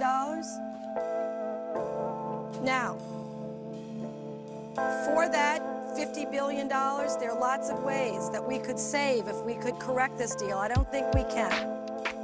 But if we could, as the senator knows, do we have men and women in the military? Do you know what their COLA is going to be this year, Senator from Vermont? Because it's about, I think it's, what, only 1.4%? That's what my understanding is. And it's about? And a lot of the folks in the military are very upset about that. Every person in uniform is only getting a COLA this year of 1.4%. Did anyone over there, when they raised their hand to say, let's put the millionaires in, did you all not think about this? We could have taken that money and given it to them for 1 year bonus. They most certainly deserve it. They're coming back without eyes, legs, leaving some of their limbs in Iraq and Afghanistan. Did anybody over there think about that? The senior citizens that Senator has been such an advocate for, they're not seeing the kind of COLA that they normally get. Talk about stimulus. Every dollar I think you give to a senior citizen, Senator, would you say, it gets right away spent. They have to buy food for it. They're not going out and perusing, you know, a yacht or an airplane that they could or could not buy. They don't really need it. They need to eat. They go to the corner drugstore, or they need to get their medicine. They spend it. I mean, yes, we give money to the poor on the Democratic side and to the middle class because it's the right thing to do, but it actually happens to be also the smart thing to do for the economy and for jobs. So when people say, oh, the senator's flip-flopped, you know, on taxes, I don't understand how to say something. I voted for tax cuts when we had a surplus. I am challenged about how to address this package. Most certainly want to extend it for the middle class. Most certainly want to extend unemployment. People are unemployed not because they're lazy, for heaven's sakes. They're unemployed because there are no jobs for them. It's some of the longest term unemployment that we've had in our nation's history. So the other side is making us feel, they say to us, well, we gave you the unemployment, so surely you should give us the tax breaks for millionaires. Is that really an equal trade? And if somebody believes that, actually, I've heard commentators say it, you know, on different networks. I've been on these news programs, and they say, but you got the unemployment, so that's a fair trade. If there's a senator that thinks that, I'd love for them to say that next week, because I think that would be great to have on the record. So this situation is what the Louisiana families in my state are facing. So obviously, I would like to provide tax relief for these families. We have less than 1.8% are making over $200,000. And I'm checking right now to find out how many families in Louisiana actually make over $1 million. I was told it was 3,200. That number might be too high. The senator from West Virginia told me in his state it's 599 people in West Virginia make over $1 million a year. But yet, it looks like that is the package. So we're going to be in a tough situation without amendments, having to vote for it. I'm going to see what my constituents are saying over the weekend. But I want to say one more thing about this inequity and then turn it back over to the senator from Vermont. Besides the other things that have been put into the record about the inequality, the challenges before our country right now, I came across some data, and I'd like the senator to, if he had just one more minute, to be on the floor to listen to this, because it's very, very, it was very startling. Senator Landrieu, I'm not going anywhere, so take as much time as you want. Thank the senator. I wasn't sure what his time was, but I'm here. I'm the chair of the Small Business Committee, and I had a hearing. I have many hearings, but one in the last 3 months, and some of the testimony was startling to me, and I wanted to share this with the senator. It's in the census data of the 2000 census data. Someone was testifying about why this recession was taking so long to get over, and they were giving just some figures about the status of the economy and the wealth or incomes of broad sections of the population. And they said, sort of off the cuff, just like, and ho-hum, and today is Monday, they said, and by the way, the average net worth, the median net worth of households in America, the average median net worth, not income, net worth of households is $67,000. So it's very interesting. I thought it would be higher than that. I mean, that's taking everything that you own minus everything you owe, and the difference is your net worth. I thought People might have more than that. I mean, in terms of equity in their homes, you know, a couple of 100,000, 67,000. It was concerning to me. So I said, well, do you have that broken down by race by any chance? Oh, yes, ma'am, we have that. So would you share it? They did, and I'm going to share it with you because I have not recovered from what I heard.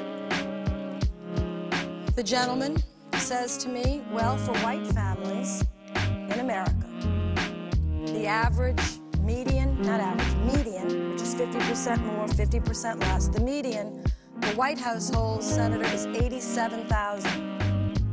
87,000. For Hispanic families, it is 8,000. And for African American families, it is 5,000. Now I want to repeat that again. 50% of all families in America who are Caucasian, their net worth is 67,000 or less.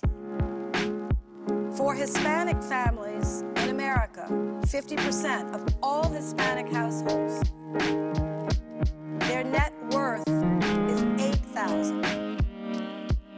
And for African American families today, 2010,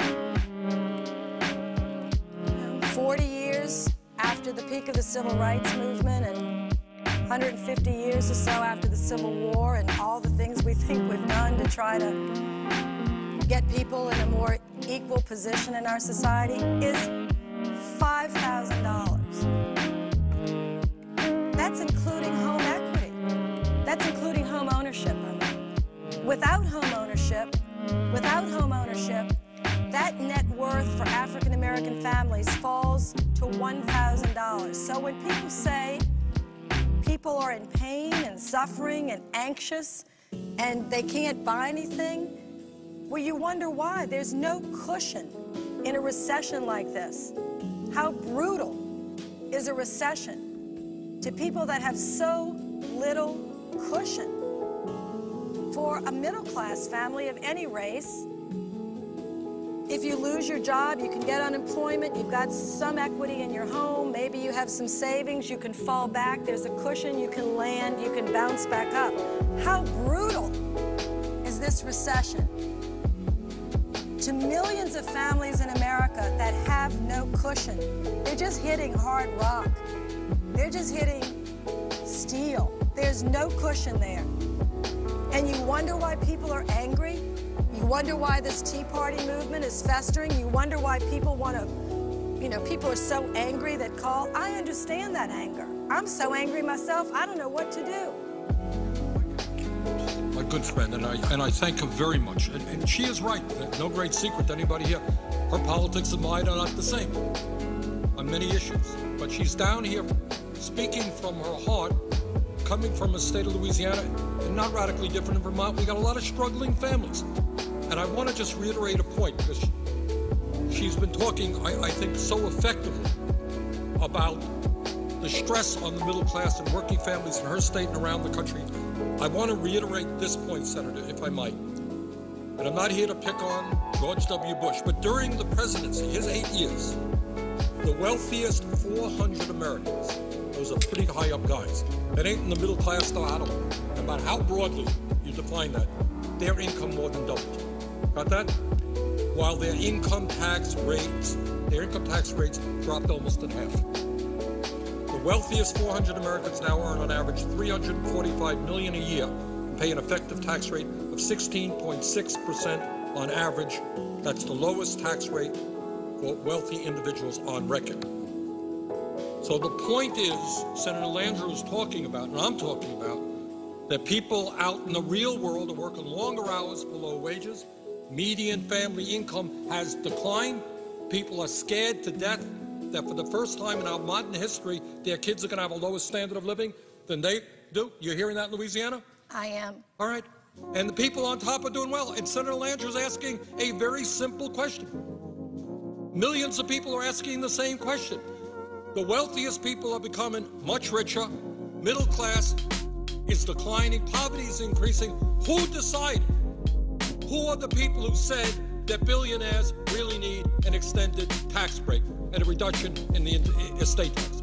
It is a very simple question that she's asking. It's a very profound question because it speaks to what this country is all about. I didn't mean to interrupt the Senator. No, and I thank the senator from Vermont, and I want to submit to the record this income inequality and Great Recession report from Senator Schumer and the Joint Economic Committee. Without objection.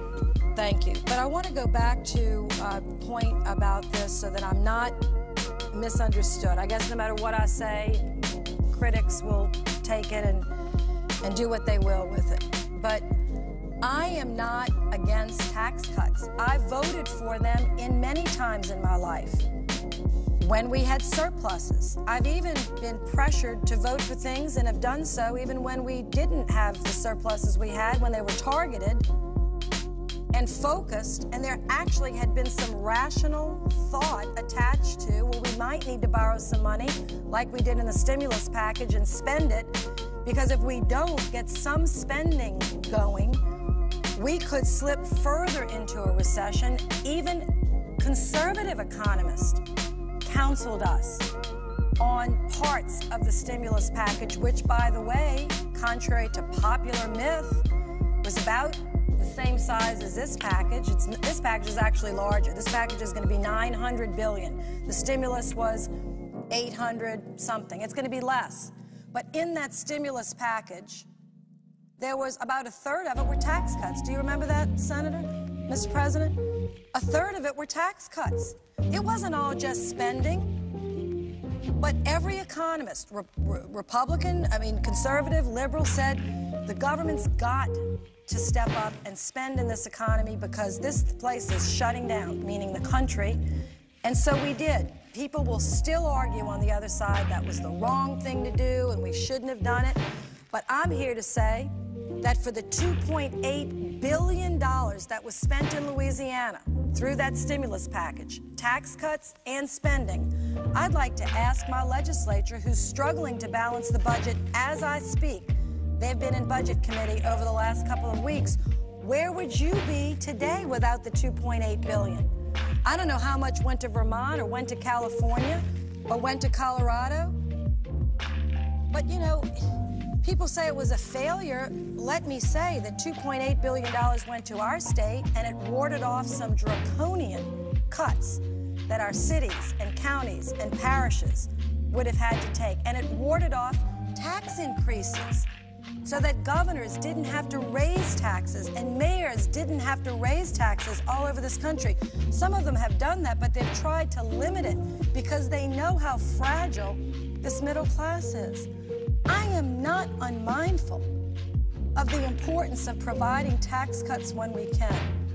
But when we're asked to vote on a package that has a provision like this, that borders on moral recklessness, I have to catch my breath and say, whose idea was this? I'd like to know. So it's going to be a long weekend. It's going to be a long 30 hours of debate. I am glad that the senator from Vermont is going to make sure that we take every one of those 30 hours post-cloture, if we even get to cloture on this bill, because I think the American people are going to be waiting around to find out whose idea was this. The senator from Louisiana, she makes a very important point. And that is, ultimately, we are a democracy, and it's the American people who make the decisions.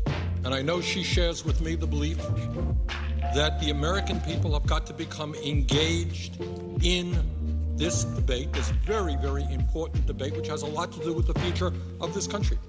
And Senator Landrieu asked a very, very simple question, which I would like, and I think the American people would like an answer to.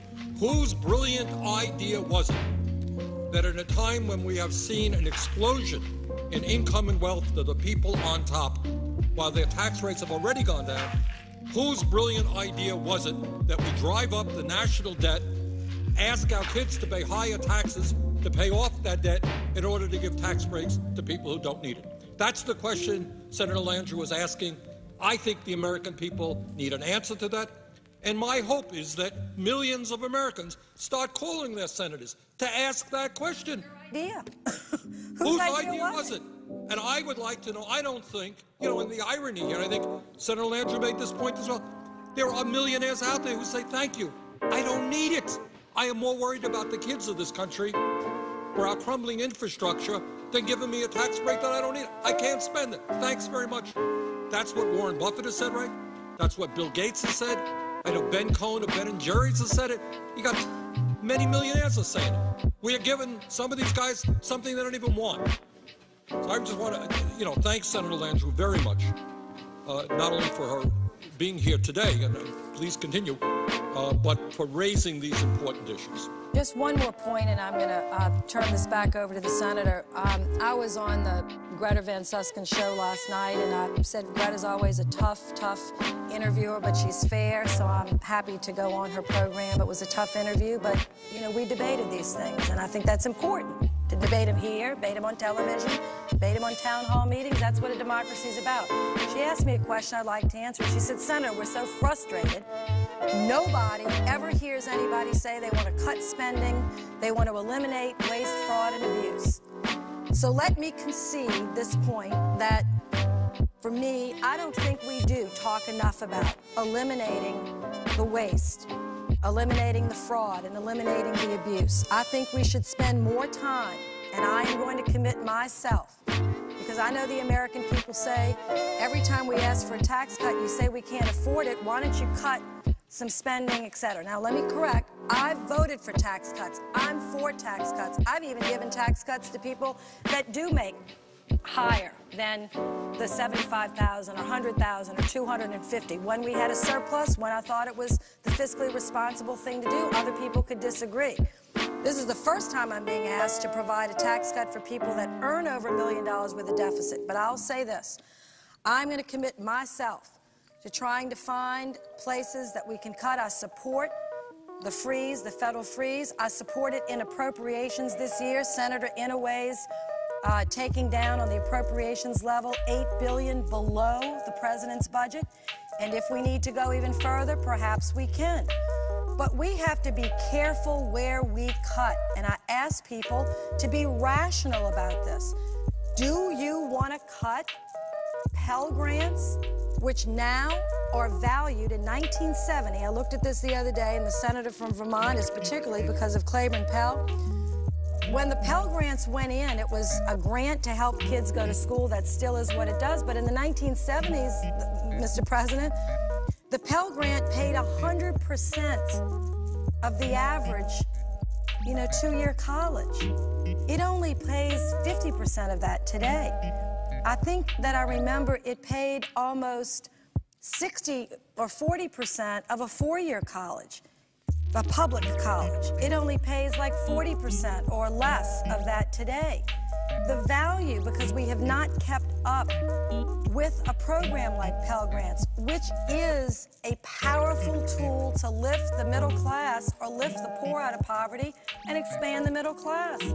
So when we cut programs, let's be careful to cut the waste, to cut the abuse, but let's not cut the heart out of what we're arguing for, tools, effective tools just add to it. To expand the middle class, or we will never get out of this recession. Because I promise you, the few thousand people in this country, or few tens of thousands, I don't know how many, that make more than $1 million a year are not going to lift this country out of a recession. It is going to be the middle class. And if we don't help them get ahead, if we don't help them get training, this recession is going to go on for a long time. I just wanted to add to that. The idea that one would think about cutting back on education, whether it's childcare, primary school, or college, is simply cutting off our noses to spite our faces. The senator is aware that where at one time in this country we used to lead the world in the number of our people who graduated college, we are now falling very significantly. How do you become a great economy if you don't have the scientists, the engineers, the teachers, the professionals out there? That many other countries around the world are having a higher percentage of their high school graduates going to college is something that we've got to address. And anyone who comes forward and says cut education It's just moving us in exactly the wrong direction. Exactly, and I'm for more accountability. If some people on the other side of the aisle think that some of that money is being wasted or we're not getting our bang for the buck, then don't come with an across-the-board cut to Pell Grants. Come with a plan to change it. And say these are the requirements for our universities. You have to graduate 65% of the kids that start, or you've got to have certain benchmarks before you can apply for these loans or for these grants. But I'll tell you, this country is at a crossroads, and I know that the president and his advisors understand the extraordinary challenges before this country. I hope the members understand, you know, the economic danger, the minefield that we're in here. We can't make too many mistakes here. We just don't have, there's no cushion left. There's no surplus left. We are down to below bottom. So when we do big things like this is a big thing. This is a $980 billion big package. It's almost $1 trillion. Do it the best you can do it. Don't do it recklessly. Don't do it frivolously. Don't do it for ideology. For gosh almighty sakes. And I just wish we could have fought harder for a better package. I have not yet decided how I'm going to vote, but I said if I vote, I'm not voting quietly. I may vote yes, I may vote no, but I'm going to vote with a loud voice about what I'm concerned about, what I believe my constituents are concerned about, and try to do my best to help them, to support them, and to make the best decisions we can next week. But it was troubling to me. I wanted to come to the floor and speak about it, and I thank the senator from Vermont, and I yield the floor. I thank Senator Landrieu very much for coming in, and I thank her because I think everybody knows that on many issues, her views and my views are different. But on this issue, I think we are speaking for the overwhelming majority of the people, not just in Louisiana and Vermont, but all over this country, who cannot understand why we give tax breaks to billionaires to drive up the deficit and the national debt at a time when the deficit and the debt are so high. So I just want to thank Senator Landrieu very much for her very articulate and heartfelt statement. I appreciate that very much. Mr. President, I was mentioning a moment ago the great contrast about what's happening in our economy between the people on top and everybody else. And I indicated that the top 400 families during the Bush presidency alone saw their income more than double. At the same time, by the way, as their income tax rates dropped almost in half. So that's what's going on for the people on top who would make out extremely well under this agreement between the president and the Republican leadership. But I also talked about what's going on to the middle class and working families of this country. And that is, if you can believe it, this is really quite amazing. Since December of 1999, this is in a Washington Post article in January. Since December 1999, there has been a zero net job creation. Zero net job creation. Middle-income households made less in 2008 when adjusted for inflation than they did in 1999. And the number is sure to have declined further in 2009. What does that mean? It means that you look at a 10-year period, people work very, very hard. In many instances, you got husbands and wives, in the vast majority of the instances, husbands and wives both working, and they're still not making enough money to pay the bills, and in fact, they have less money than they used to. When I was a kid growing up, the expectation was that to be in the middle class, what happened was that one person in those days, and I know the young people will not believe this, but this is true. Years ago in the United States, before the great global economy, before robotics, before computers, one person could work 40 hours a week and earn enough money to pay the bills for the family. One person. Today, in Vermont and throughout this country, Overwhelmingly, you have husbands and wives both working, and in some instances, they're working very, very long hours. And here's the rub. Today, a two-income family has less disposable income than a one-income family did 30 years ago because wages have not kept up with inflation and because healthcare costs have soared, cost of education has soared, housing has soared, basic necessities have soared. This is a description of a country moving in the wrong direction. 30 years ago, a one-income family had more disposable income than a two-income family did today. And there are a lot of reasons for that. Maybe we'll touch on them a little bit later. One of them, in my view, has to do with our disastrous, unfettered free trade policy, which has resulted in the shutdown of tens and tens of thousands of factories in this country. Under President Bush alone, we lost some 48,000 factories. We went from 19 million manufacturing jobs to 12 million manufacturing jobs. And in many instances, those were good jobs. Where'd they go? Well, some shut down for a variety of reasons, but others shut down because we have trade laws that say you got to be a moron not to shut down in America, because you go to China, go to Vietnam, go to Mexico, go to a developing country, you pay workers there a fraction of the wages you're paying in America. Why wouldn't you go? And then you just bring your products right back into this country. A couple of weeks ago, my wife and I did some Christmas shopping. Frankly, we went to a couple of stores. Very hard to find a product manufactured in the United States of America. And you don't have to be a PhD in economics to understand that we're not going to have a strong economy unless we have a strong manufacturing capability, unless companies are reinvesting in Colorado or Vermont, creating good jobs here. You don't have an economic future when virtually everything you're buying is coming from China or another country. And we're not just talking about low-end products. It's not sneakers or a pair of pants. This is increasingly high-tech stuff. So we are really forfeiting our future as a great economic nation unless we rebuild our industrial base and unless we create millions and millions of jobs producing the goods and the products that we consume. We cannot continue to just purchase products from the rest of the world.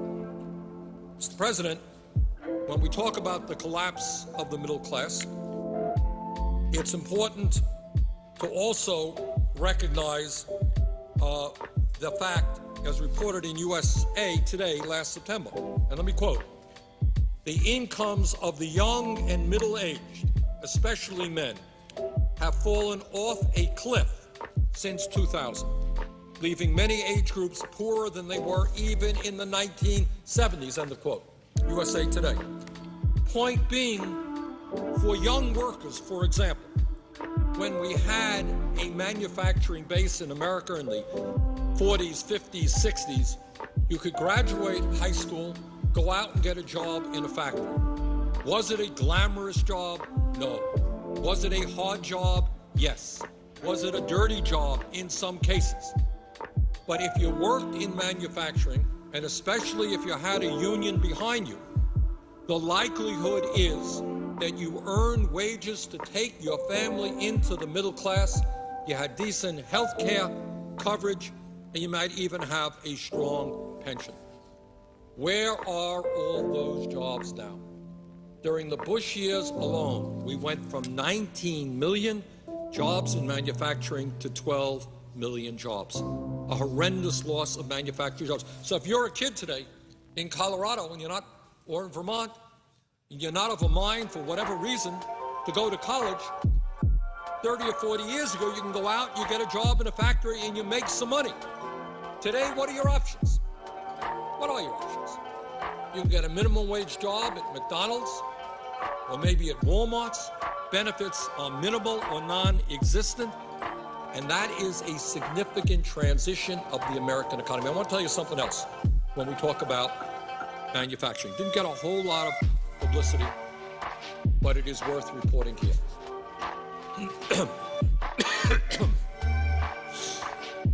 The good news is that we have recently seen, after the loss of many, many thousands of jobs in the automobile industry, we have seen the auto companies, Chrysler and others, starting to rehire.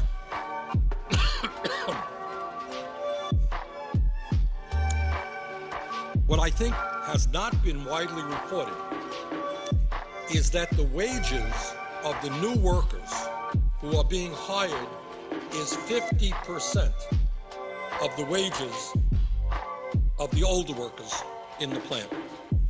So you're going to have workers working side by side, where an older worker who has been there for years is making $25, $28 an hour, and then right next to him, a new hire is making $14 an hour. And if you understand that the automobile industry was perhaps the gold standard for manufacturing in America, what do you think is going to happen to the wages of blue-collar workers in the future? If all you can get with a union behind you in automobile manufacturing is $14 an hour today, what are you going to make in Colorado or in Vermont? You're going to make $10 an hour, $11 an hour? Is that enough money to raise a family on? Are you going to have any benefits? Unlikely. So that's what happens. That's what happens when your manufacturing base disappears, and that, to a significant degree, in my view, is a result of a disastrous trade policy. I got to tell you, and I think in hindsight, most people will agree I was right. When I was over in the House, and all the corporations in the world were telling us how great NAFTA would be, free trade with Mexico, I didn't buy it. I was right. And they say, oh, it's going to be even better. We got a free trade with China. Oh, my God. Think of how large China is and all of the American products they're going to buy over there, create all kinds of jobs in the United States. I never believed it for a moment. I'll tell you a story. I was in China a number of years ago, and I walked into, as part of a congressional delegation, we went to visit Walmart in China. And the Walmart store, amazingly enough, looked a lot like Walmart in America, different products, but it looked kind of the same style. And you walk in there, you walk up and down the aisles, and you see all these American products. Remember Wilson basketballs, you got Procter & Gamble, soap products. You know, there are different products there for the, Chinese, but a lot of the products were American products. Look pretty familiar. So I asked the guy who was there with us, who was the head, I believe, of Walmart Asia, the guy's in charge of all of the Walmarts in Asia. I asked him a simple question. I said, well, tell me, how many of these products, these American company products, are actually manufactured in the United States? And he was a little bit sheepish and a little bit hesitant, and he said, well, about 1%. So obviously, what everybody knew is that it is a lot cheaper for the American companies to set up plants in China, hire Chinese workers at 50 cents an hour, 75 cents an hour, whatever it is, and have them build the products for the Chinese markets than it is to pay American workers $15 an hour, $20 an hour, provide health insurance, deal with the union, deal with the environment. That's not a great revelation. I think anybody could have figured that one out. But the big money interests were around here. They pushed it, and Congress and President Clinton at that time signed it, and we were off and running. So when we look at why the middle class is in the shape that it's at, and it's important to make sure that everybody understands it, because I think, one of the things that happens in this world, it's human nature, I suppose, is that people feel very guilty and responsible if they are not taking care of their families. And right now, we know that with unemployment so high, this is not just cold statistics that you're throwing out. These are people who not only were earning an income that supported their families, they had a sense of worth. Every human being wants to be productive. They want to do something. They want to be part of something. They want to go to work, earn a paycheck, bring it home. You feel good about that. Do you know what it does to somebody's sense of human worth? When suddenly you're sitting home watching the TV, you can't go out and earn a living, it destroys people. People become alcoholic, people commit suicide, people have mental breakdowns because they're no longer utilizing their skills. They're no longer being a productive member of society. That's what unemployment is about. And I think that one of the reasons that unemployment is so high, one of the reasons the middle class is collapsing, has a lot to do with these disastrous trade policies. And I got to tell you, as we've been talking about all day long, these policies, these tax breaks, all of this stuff emanates from corporate leaders whose sense of responsibility is such that they want themselves to become richer. They want more and more profits for their company, but they could care less about the needs of the American people. I remember there was one CEO of one of our largest American corporations, and he said, when I look at the future of General Electric, I see China, China, China, and China. And by the way, we ended up bailing out that particular corporation. He didn't look to China to get bailed out. He looked at the taxpayers of this country. But the word has got to get out. To corporate America, they're going to have to start reinvesting in the United States of America. They're going to have to start building the products and the goods that the American people need, rather than run all over the country in search of cheap labor. That is an absolute imperative if we're going to turn this economy around. Mr. President, according to a Boston Globe article published last year, let me quote what they say. Again, I'm trying to document here what is happening to the working class of America, because I don't want individual workers, somebody who may be hearing this in the TV or on the radio, say, it's my fault. There's something wrong with me because I can't go out and get a job. Well, you're not alone. The entire middle class is collapsing. Our economy has shedded millions and millions of jobs. And I know that there are people out there trying so hard to find work, but that work is just not there.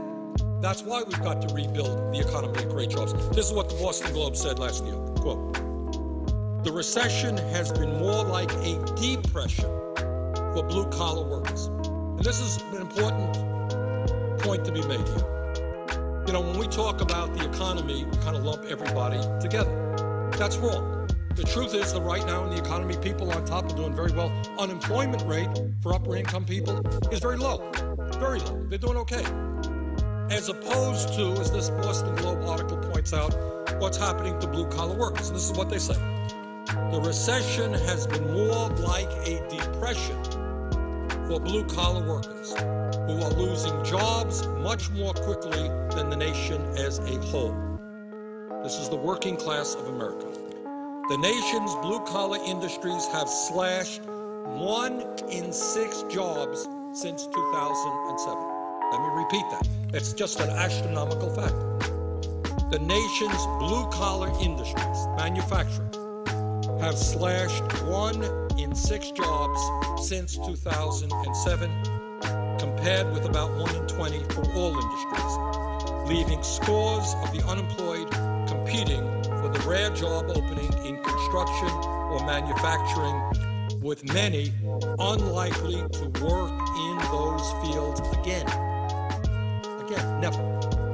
Up to 70% of unemployed blue-collar workers have lost jobs permanently, meaning their old jobs won't be there when the economy recovers. End of quote. That's the Boston Globe last year.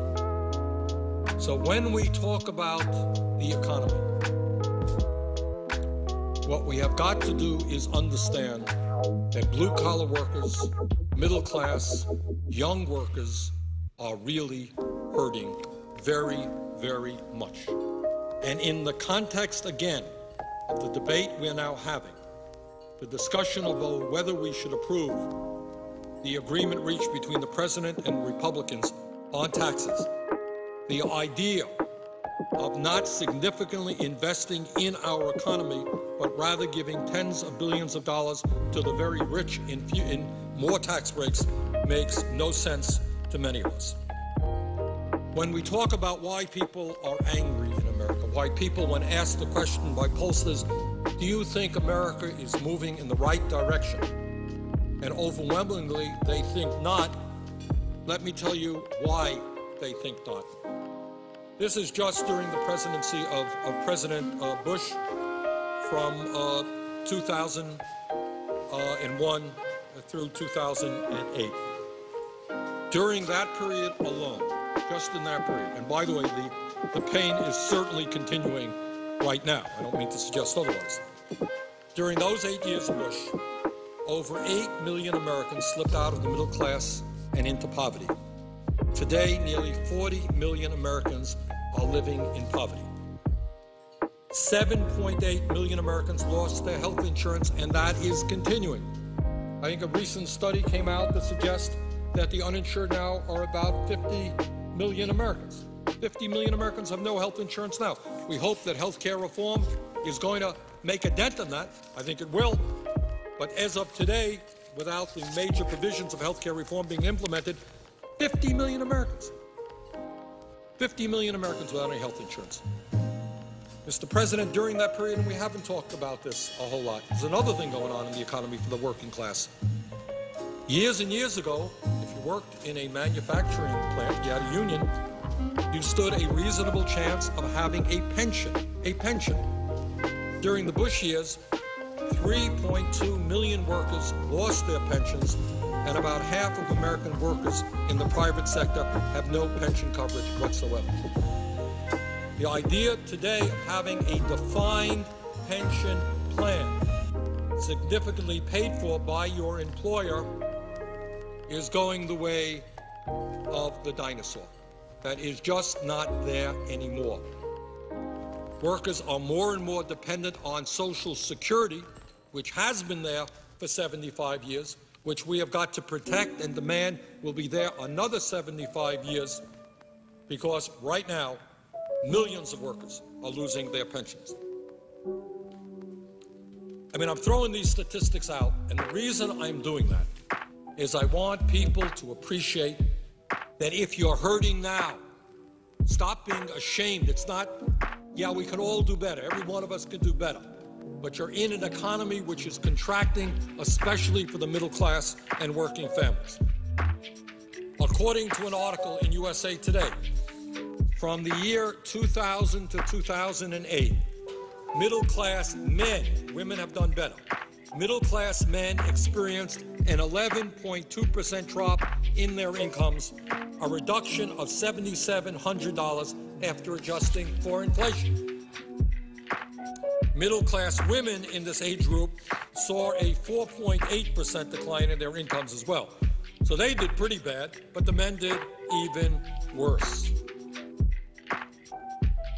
So what we are seeing is an understanding of why people are angry and why people think that this country is moving in the wrong direction.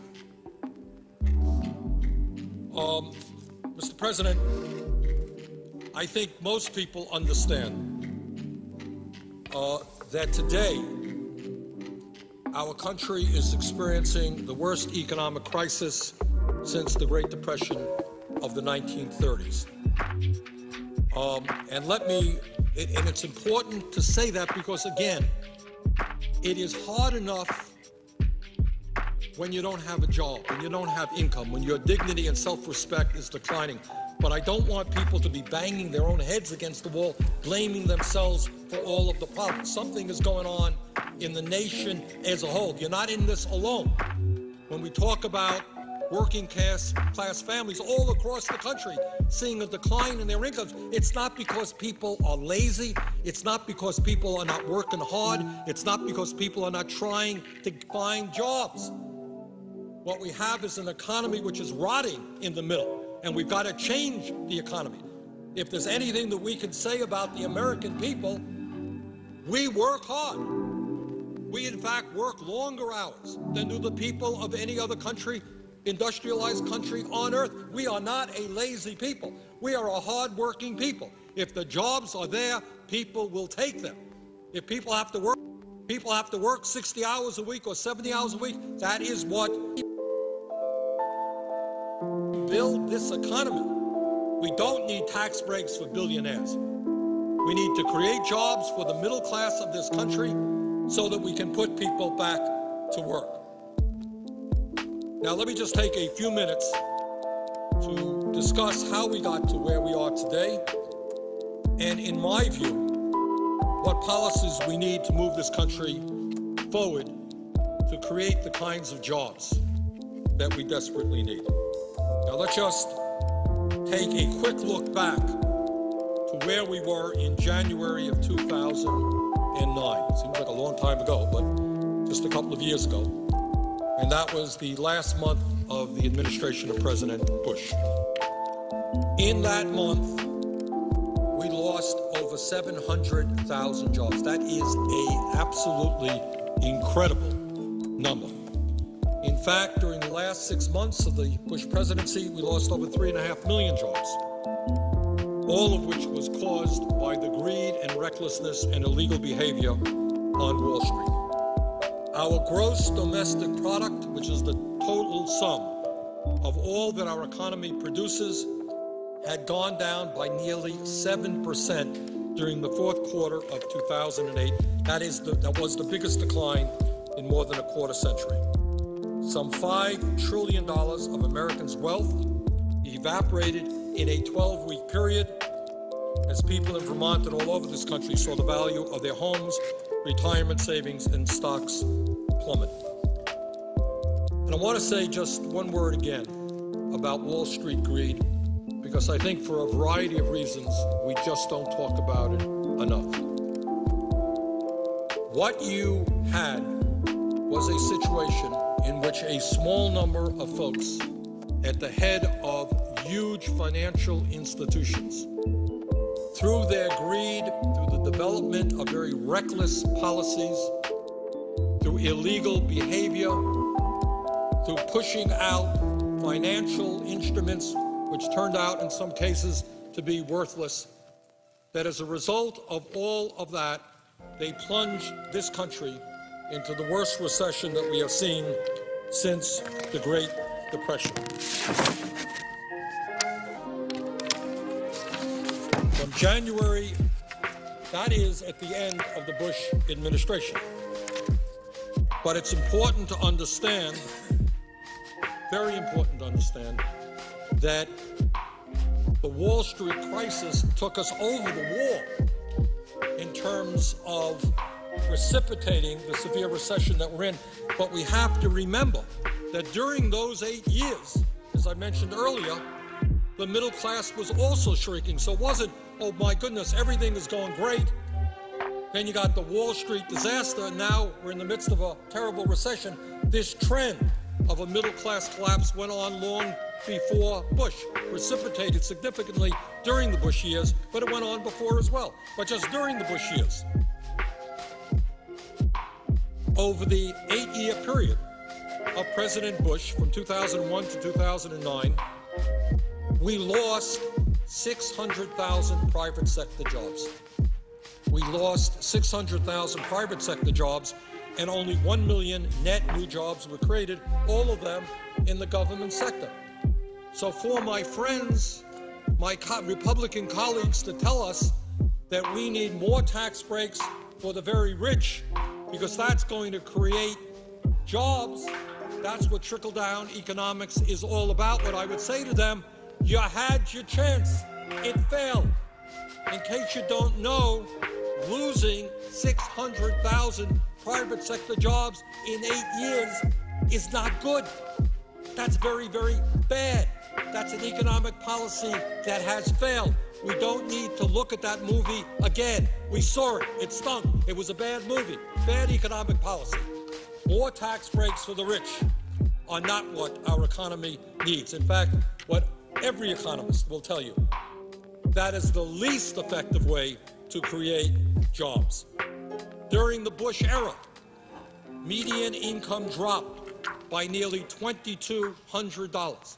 That means that family in the middle, over an 8-year period, saw their income drop by $2,200.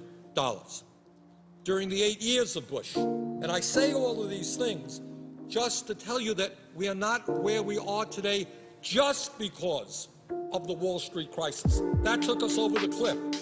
That made a very bad situation much, much worse. But it has been going on for a long time. It's going on before Bush. It's going on after Bush. During the 8 years of Bush, over 8 million Americans slipped out of the middle class and into poverty. We don't talk about poverty in America anymore. We don't talk about the homelessness in America very much anymore. Trust me, it's there. It's there 3 blocks away from where I'm speaking right now with a very large homeless shelter. It's in small towns in Vermont where people tell me that for the first time they're seeing families, more and more families with kids needing emergency shelter because they can't afford housing. In Vermont, a lot of people don't have low-wage jobs, making $10 an hour. And it is hard to find a decent apartment or pay a mortgage on $10 an hour. And that's true certainly all over this country. Homelessness is going up. During the Bush years, nearly 8 million Americans lost their health insurance. One of the issues which I will likely talk about in a little while is health care. It's related to everything. We are the only country in the industrialized world that does not guarantee health care to all people as a right of citizenship. According to Harvard University, 45,000 Americans will die this year because they lack health insurance and are not getting to a doctor when they should. During the Bush administration, 5 million manufacturing jobs disappeared as companies shut down plants in the United States and moved to China, Mexico, Vietnam, and other low-wage countries. As I mentioned earlier, profoundly important to understand what's going on in America. In 2000, the year 2000, we had over 17,000 manufacturing jobs in this country. By 2008, we had less than 12,000. 17,000 to 12,000 in 8 years. That's the loss of 5 million manufacturing jobs, a 29% reduction, and the fewest number of manufacturing jobs since the beginning of World War II. Under President Bush, our trade deficit with China more than tripled, and our overall trade deficit nearly doubled. Again, the point that I am making now within the context of this agreement is we need agreements now that do not give tax breaks to millionaires or billionaires, that do not lower the tax rate for the estate tax, which is applicable only to the top 0.3%. We need agreements which rebuild our infrastructure, rebuild our manufacturing base, and create the millions of good-paying jobs the American people desperately want. And again, I think the point has got to be made, and I've got to make it over and over and over again, is that when you look at the economy, it's one thing to say that everybody is hurting. And sometimes that happens. Terrible hurricane comes and knocks down everybody's home.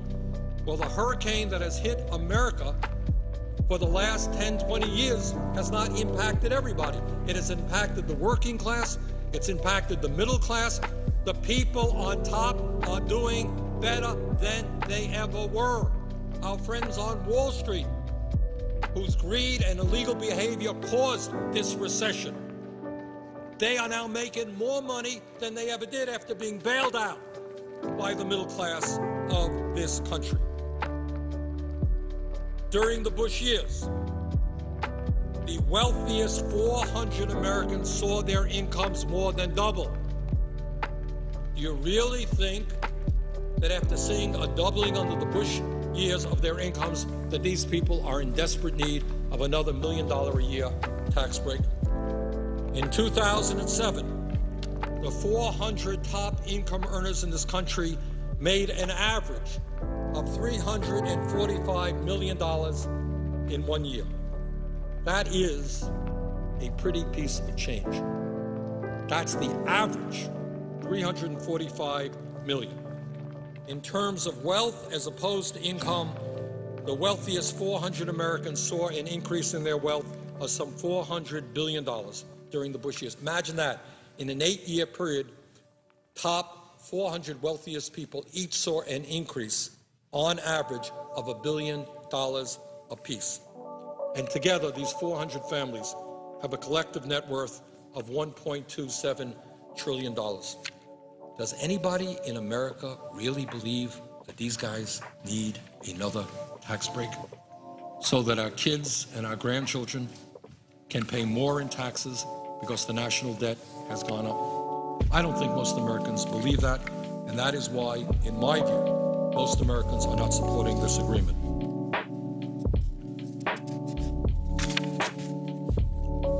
And let me also say that when we look at what's going on around the rest of the world, what we have got to appreciate is that in the United States today, and again, this is not something that we can be proud of. It's something that we have got to address. We have the most unequal distribution of wealth and income of any other country on earth. I remember talking not so long ago to somebody from Scandinavia. It was Finland. And he was saying, of course we have rich people in our country, but there's a level in which they would become embarrassed.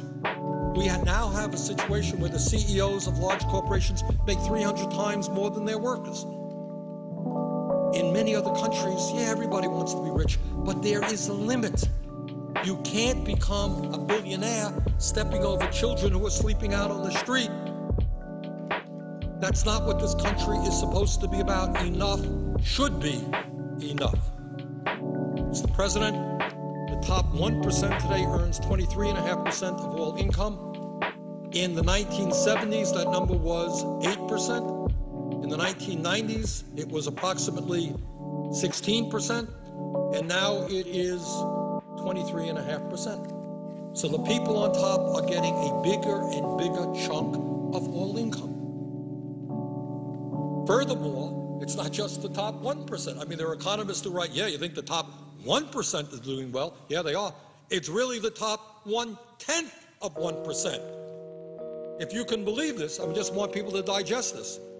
The top 1/10 of 1%, I don't know how many people those are. You can do the arithmetic, 300 million into 1/10 of 1%. That top 1/10 of 1% took in 11% of total income, according to the latest data available. 1/10 of 1% earned 11% of all income in America. In the 1970s, as I just said, the top 1% only made something like 8% of total income. In the 80s, it rose to 10 to 14%. In the late 90s, it was 15% to 19%. In 2005, it passed 21%. And in 2007, the top 1% received 23.5% of all of the income earned in this country. The last time, people should be mindful of this, the last time that type of income disparity took place was in 1928. And I think we all know what happened in 1929. And that's the point that Senator Mary Landrieu was making a while back. What she understands quite correctly is that if working people, and the vast majority of the people, don't have the income to spend money to buy products and goods and services, we can't create the jobs. If all of the money or a big chunk of the money ends up with a few people on top, there is a limit, to how many limousines you can have and how many homes you can have and how many yachts you can have. So when you hit a situation where so few have so much, it is not just a moral issue, but it is also an economic issue. A strong and growing middle class goes out, spends money, and creates jobs. Grossly unequal distribution of income and wealth creates more economic shrinkage and loss of jobs because people just don't have the disposable income to go out and buy and create jobs for their neighbors. Now also, to add insult to injury, in terms of this agreement negotiated by the President and the Republicans, while the very wealthiest people in this country became much wealthier and the deficit soared, and under President Bush, the national debt almost doubled, what else happened? Well, the tax rates for the very rich went down. Rich get richer, tax rates go down. This was a result not only of the tax breaks for the rich initiated during the Bush administration, but also, quite frankly, tax policy that took place before President Bush. The result is that from 1992 to 2007, the latest statistics that we have, the effective federal tax rate, what people really pay for the top 400 income earners, was cut almost in half.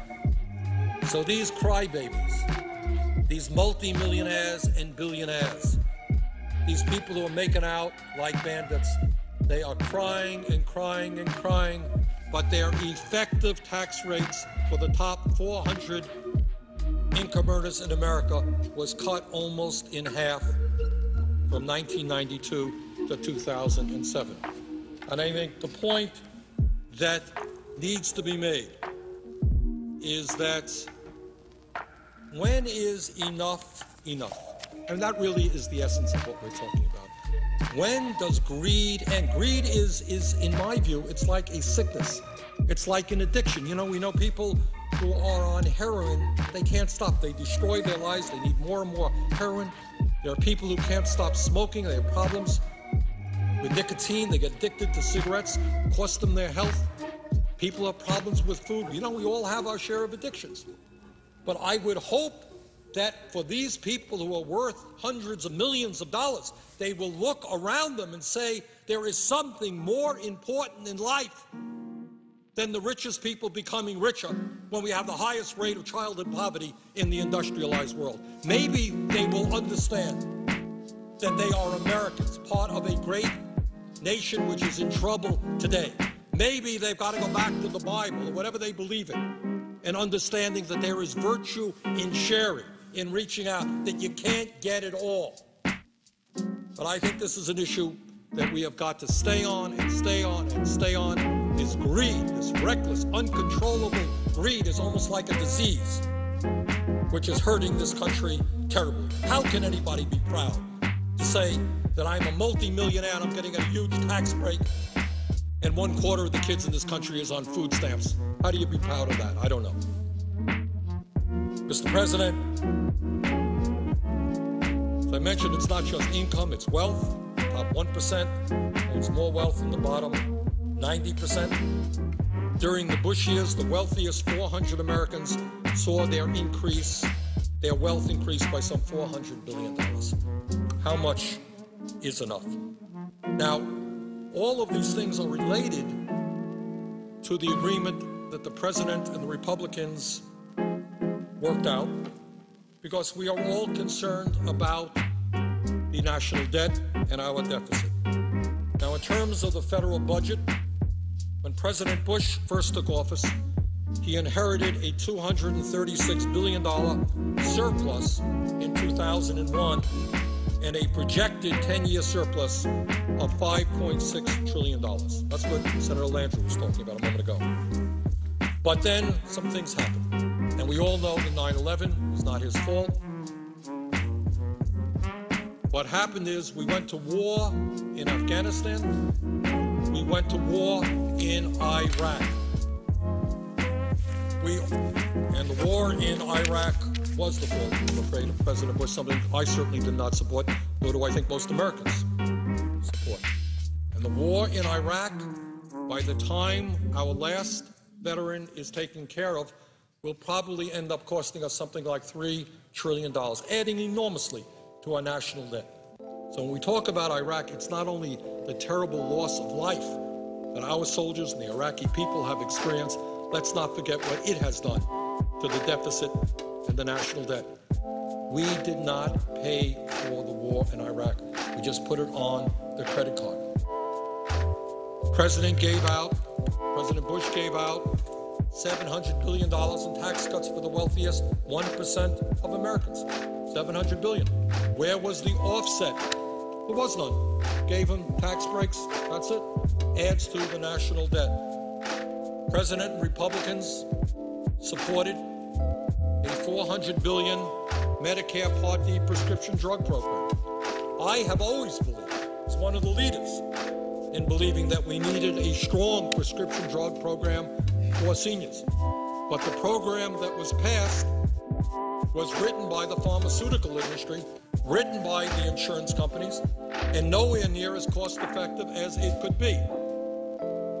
As the president undoubtedly knows, we are not even negotiating prescription drug prices with the drug companies at great expense and great cost to the American people, where drug prices are now much more expensive on the Medicare Part D than they are in terms of what the Veterans Administration of the Department of Defense purchases. So we passed that, unpaid for. Great idea. Just another $400 billion prescription drug program unpaid for. And then we bailed out Wall Street. The original cost was $700 billion.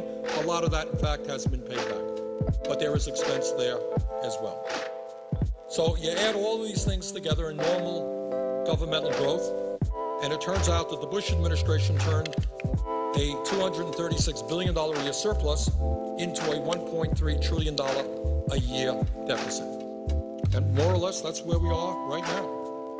In fact, the national debt nearly doubled under President Bush, going from $5.7 trillion to $10.6 trillion in 2009.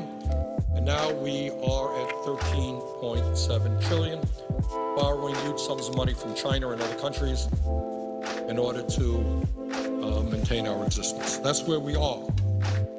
That's where we are.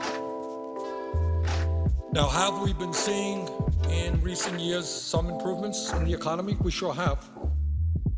There has been some job growth, nowhere near enough, but we're surely not losing 700,000 jobs a year. We're seeing some growth, but we need to do much better. And that takes me back to an issue that I feel very, very strongly about, Mr. President, and one that I want to say a few words on. In this agreement that the President negotiated with the Republicans, there is a substantial sum of money going into various types of business tax breaks. And the theory, which has certainly some validity, is that these business tax breaks will create jobs. The problem is that right now, the business, large corporations at least, are sitting on a huge bundle of money already that they are not spending. And the reason they're not investing that money is they perceive that working families don't have the money to buy their products and their services. I think that there is, and in saying this, I'm not alone, I think most economists agree with me, that there is a far more effective way that we can create jobs in this country rather than just a number of tax breaks going to businesses. And I touched on this point before, and I want to get into a little bit more detail now. And for this, I am indebted to a very fine book written by an old friend of mine called Arianna Huffington. And the title of a book, and you know why she did it, it's called Third World America, Third World America. And she used that word because basically the theme of her book is, if we do not get our act together in terms of infrastructure, in terms of education, in terms of healthcare, that's where we are heading. We are heading, this great country is heading in the direction of being a third world nation. And she has an interesting chapter which deals just with one very important part of what's going on in America, and that is the crumbling of our infrastructure. And she writes, from 1980 to 2005, the miles traveled by automobiles increased 94%. The trucks' mileage increased 105%. Yet there was only a 3.5% increase in highway lane miles. More and more cars, more and more traveling. We're not building roads. But you don't, she writes, you don't need these numbers to know that our roads are badly congested. Anybody who lives around here in Washington, D.C. knows that our roads are congested. It takes you hours to get to work on sometimes. You see it and experience it every day. According to the American Society of Civil Engineers Infrastructure Report Card, quote, this is an interesting point, and this is where we should be investing, not tax breaks for the rich. Americans spend 4.2 billion hours a year stuck in traffic. Think about that. 4.2 billion hours a year stuck in traffic at a cost of $78 billion a year. And think about all of the pollution, all of the greenhouse gas emissions, all of the frustration, all of the anxiety, all of the road rage. People are stuck in roads because our transportation system is totally inadequate. Our roads, our public transportation. Then she talks about an interesting point as well. In studying automobile accidents, when we talk about automobile accidents, what do we usually think? We think, well, somebody is driving recklessly, maybe they're drunk, and those are serious issues. But she writes, in studying car crashes across the country, the Transportation Construction Coalition determined that badly maintained or managed roads are responsible for $217 billion a year in car crashes, far more than the headline-grabbing alcohol-related accidents or speed-related pileups. In other words, if you want to know why we are seeing automobile crashes, the issue of bad roads is even more significant than drunk drivers or people who are reckless drivers. I can remember, I think everybody has the same story. I was driving down a road in Vermont, whoops, huge pothole, went into it. It cost me a few $100s to repair the car. So we're spending, as a nation, billions of dollars repairing our cars because our roads are not in good shape. When there's a traffic jam, people are emitting all kinds of greenhouse gas emissions. You're wasting gas, you're wasting money. If we invested in our transportation system, we can go a long way to addressing that. When we talk about transportation, and by the way, again, I bring this issue up because in the bill agreed to by the President and the Republican leadership, to the best of my knowledge, not one penny is going into infrastructure, which is, to me, just doesn't make any sense at all. And again, Arianna Huffington writes, America's railway system is speeding down the tracks in reverse. It is one of the few technologies that has actually regressed over the past 80 years. Regressed. Now, I'm not talking about China where they're building all these high-speed rail lines. Our rail situation, in terms of the amount of time it goes from location 1 to location 2, has actually gotten longer. She writes, Tom Vanderbilt of Slate.com, which is a very good website, came across some pre-World War II train timetables and made a startling discovery. Many train rides in the 1930s, 40s, and 50s took less time than those journeys would take today.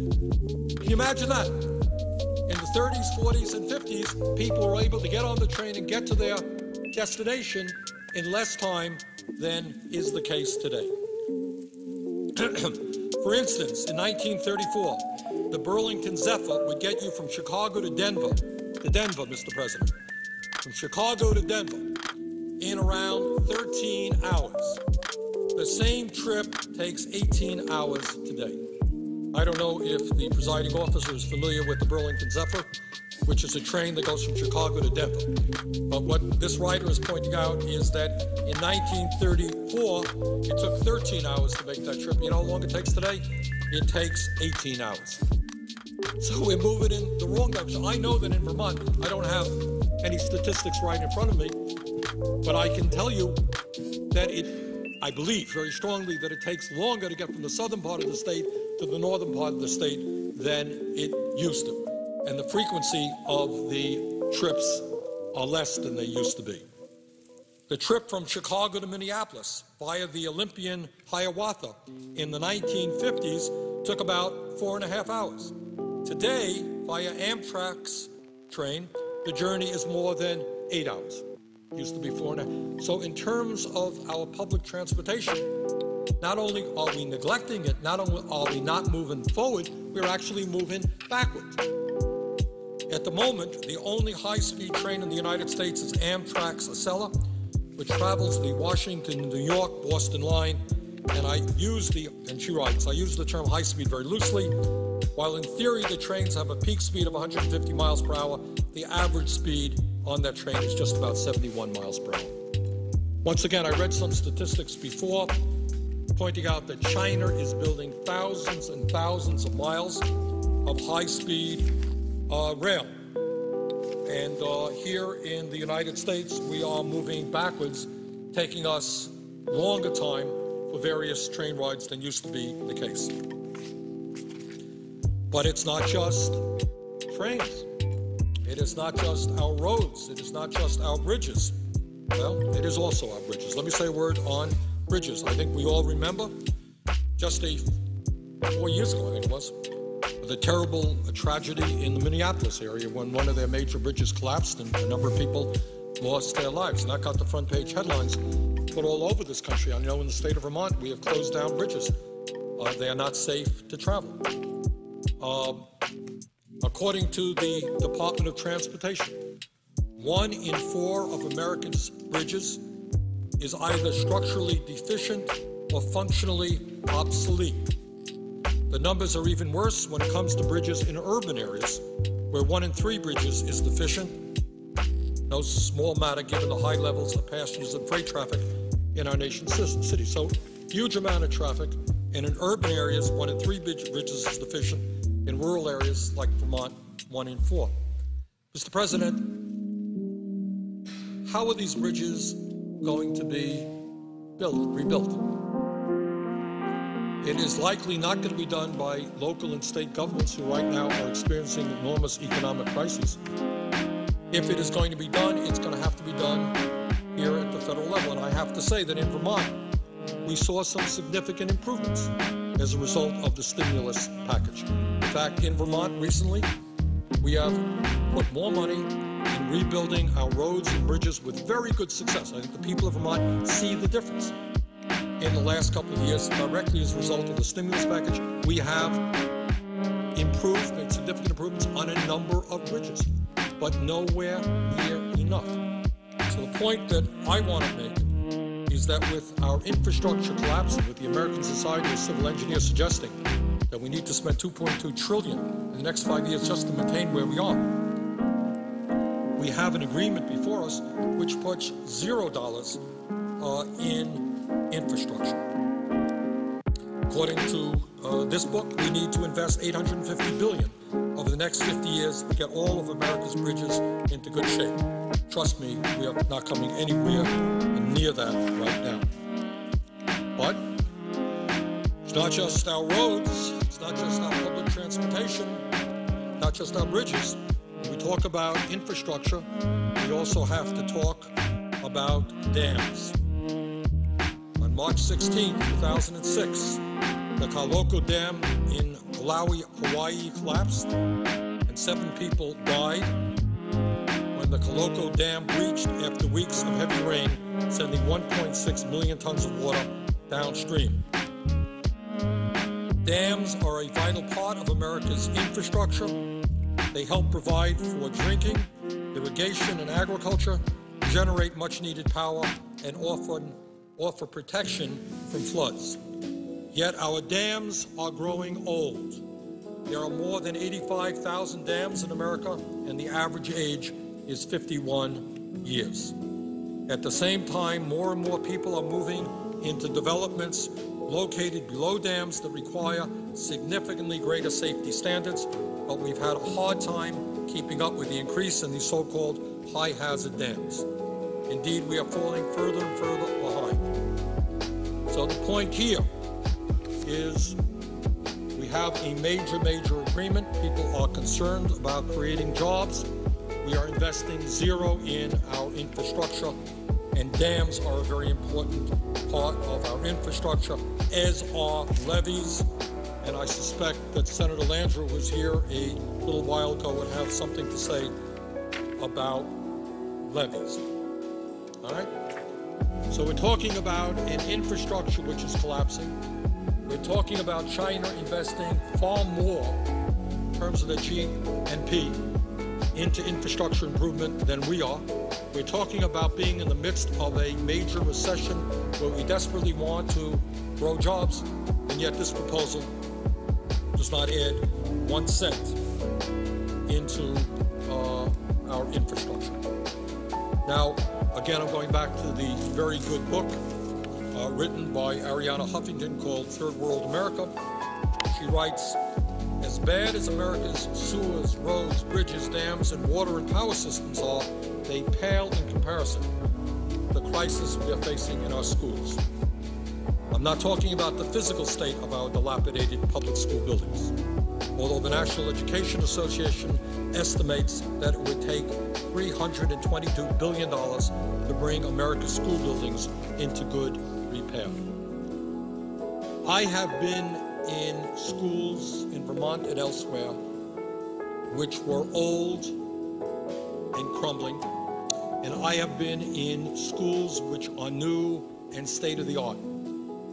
And I think anyone who has seen the contrast in terms of the attitude of the students in those types of schools will understand that it is important to give these kids good places in which to learn and to grow. It means a lot to them when they see a building that is new, that has state-of-the-art equipment, as opposed to one that is crumbling. It suggests to them what we as a society feel about them. And she writes, Arianna Huffington writes, that nothing is quickening our descent into third world status faster than our resounding failure to properly educate our children. This failure has profound consequences for our future, both at home and as we look to compete with the rest of the world in the global economy. Historically, education, she writes, has been the great equalizer, and that is certainly the case. That has been the incredible virtue of our public school system. What we have taken is kids who spent, my father never went to graduate high school, my mother did, that was it, and given young people, millions of young people, the opportunity to get a good education in school and be able to go to college and use their potential. The springboard to the middle class and beyond has been education. It was a promise we made to all of our people. What we as a nation said, that regardless of your income, we're going to provide you with the best possible education in order to succeed in life. And that is something extraordinary. That no matter what your income is, we're going to provide you with a great education. I, as a kid, went to public schools, and I did have a very good education. But something has gone in recent years terribly wrong, and we have slipped further and further behind many other countries. Among 30 developed countries ranked by the Organization for Economic Cooperation and Development, that's the OECD, the United States ranked 25th in math and 21st in science. 25th in math, 21st in science. Even the top 10% of American students, our best and brightest, ranked only 24th in the world in math literacy. There was another study, I think probably just a more updated OECD study that came out just the other day. It was reported in the New York Times, where kids in Shanghai were leading the world in these types of tests as compared to our own students. They are studied, they have better schools, better teachers, more investments in their education, and there's a culture there. There is a culture. It's not fair to blame the kids. Does anyone seriously believe that in the United States of America we take intellectual development seriously? Just reading today, I don't remember the guy's name. Was it a basketball player, a baseball player, who was just signing a contract for some untold tens of millions of dollars, and yet you have teachers starting off at $32,000. Is anyone going to suggest in a serious way that we reward people who become child care workers or teachers? We have child care workers who leave taking care of little kids, which may be the most important job in our society, because it is the brain development that takes place between 0 and 3 that is a large part of what a human being becomes. People leave early childhood education in order to move up the economic ladder and get a job at McDonald's, because pay is so low, benefits are so low. What are we doing as a nation? What are we doing as a nation? And And she writes that a national assessment of educational progress report found that just 33% of U.S. fourth graders and 32% of eighth graders were proficient in reading, etc., etc. So I think her point is that if we are not going to become a third world nation, we have got to start investing in this country, in our physical infrastructure, in our human infrastructure, and in our educational infrastructure. Let me just give you some examples of what this means in real terms. Today, unemployment in our country, the official unemployment, is 9.8%. For those without a high school diploma, it is 15.6% compared to 5.6% for college graduates. 67% of high school graduates don't have enough of the skills required for success in college in the 21st century workforce. As many as 170,000 high school graduates each year are prepared to go on to college but can't afford that. Let me repeat that. About 170,000 young people in this country who graduate high school, who want to go to college, are unable to do it because they can't afford it. Are we nuts? What are we doing in wasting the extraordinary intellectual potential of all of these young people? What we're saying to them is because you don't have the money and because college is so expensive and because our federal government is more busy giving tax breaks to billionaires and fighting 2 wars, we are not investing in you. That makes no sense at all. When you invest in your kids, you're investing in the future of America. They are America. And if they are not well educated, how are they going to become productive members of society? How are we going to compete against China and Europe and other countries around the world that are investing in education? And here's something that we don't talk about enough. The fastest growing occupations are those that require higher levels of education and greater technical competence. So you got a problem, it's true in Vermont and it's true all over the country, that you have jobs out there, good jobs, and those jobs cannot be filled because our young people don't have the job skills to fill them. Now, how absurd is that?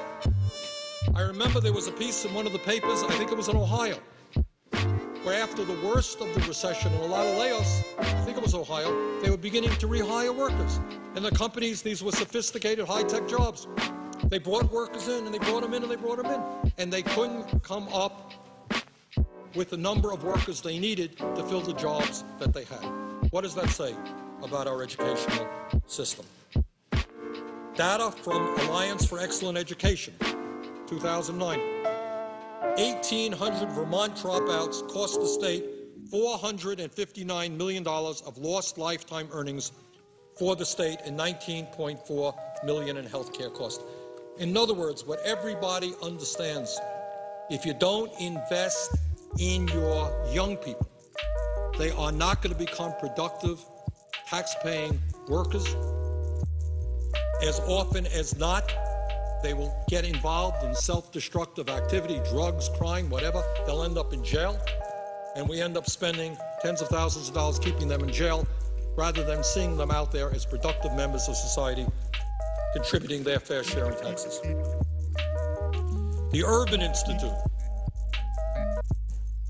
says that we can reduce child poverty, which I mentioned earlier, is the highest in the industrialized world, by 35% if we provide child care subsidies to families with income less than 50% of state median. This is an issue I feel very, very strongly about. It is, to me, beyond comprehension that in Vermont and throughout this country, it is extremely difficult for working-class families to find affordable, good quality childcare. We're not back in the 1950s where daddy went to work and mommy stayed home taking care of the kids. Mom is at work as well. And you have families all over this country, middle class, working class families that are saying, you know, I cannot find quality childcare where I'm comfortable leaving my 2-year-old or 3-year-old. Can't find that childcare at a rate that I can afford. And in this area, again, we are far behind many other countries around the world because kids who do not get intellectually challenging early childhood education, kids who do not get the emotional support they need from 0 to 3 to 4, they will enter school already quite behind other kids. And then 5 years later, 10 years later, they'll be dropping out of school and they'll be doing drugs and they'll be ending up in jail at great expense. How long does it take us to understand that investing in our children, our youngest children, is enormously important for our country, and it is a good investment. It is much better to invest in childcare than in keeping people locked up in jails. Mr. President, 75% of American youth who apply to the military are ineligible to serve because of low cognitive capacities, criminal records, or obesity. I mean, this is really quite unbelievable. We're not only now talking about not being able to compete internationally because we are not bringing forth the kind of educated people that we need because of the inadequacies of our schools and childcare and so forth. This almost becomes a national security issue, if you like. 75% of American youth who apply to the military are ineligible to serve because of low cognitive capabilities, capacities, criminal records, or obesity. Mr. President, you know, it gives me no pride, no happiness to bring forth these statistics. But as a nation, we're going to have to grasp these things. Either we can ignore these things, either we can run away from reality, put our heads, underneath the carpet here, or we can say that we are not going to allow America to become a third world nation, that we're going to turn this country around. But we're not going to turn the country around unless we rethink our priorities. And one of our priorities cannot be more tax breaks for the richest people in this country. Mr. President, from the 1960s to 2006, the U.S., the United States, fell from 1st to 18th out of 24 industrialized nations in high school graduation rates. Now, what happens in today's economy if a kid does not graduate high school? And if my memory is correct, about 30% of our kids, and I know these figures are fuzzy because it's hard to determine who is dropping out and not, but my understanding is about 30% of our kids drop out of high school. What happens to those kids? Where do they go? What kind of jobs do they have? How many of them end up in jail? How many of them do drugs? As a nation, I think we can do a lot better than that. We should not have gone from 1st to 18th out of 24 industrialized nations in high school graduation rates. Mr. President, dropouts are 8 times more likely to be incarcerated. In other words, when kids fail in school, they are going to end up in jail 8 times more likely. 82% of those in prison are high school dropouts. States, it was funny, I'll tell you a funny experience. I was in Burlington last week, and I met this fellow, and he came up and he was chatting with me, and he said, well, I just got out of jail. And what really struck me is he was a well-educated young man. He was very articulate. I suspect he had gone to college, and what really struck me is how rare that is. As the statistics amply demonstrate, the people who end up in jail overwhelmingly are high school dropouts, people who don't have the education to make it in the world. Mr. President, when we talk about the need to substantially increase funding for early childhood education, we should understand that state-funded pre-K programs currently serve 24% of 4-year-olds and 4% of 3-year-olds. In other words, there are millions of families that would like to see their kids be able to access good quality child care, but just can't find that in their states. Mr. President, again, in contrast to giving tax breaks to billionaires who don't need it, and in some cases are not even asking for it, the younger the age of investment in human capital, the higher the rate of return on that investment. If society invests early enough, it can raise cognitive and socio-emotional levels and the health of disadvantaged kids. You don't need to be a psychologist to understand that. If kids get off to a good start in life, if they have the intellectual support, the intellectual development, the emotional support, those kids are much, much more likely to do well in school, much less likely to drop out, much less likely to be a burden on society, much less likely to end up in jail, much less likely to do drugs, etc. This is an investment that we should be making. Mr. President, I want to get back for a moment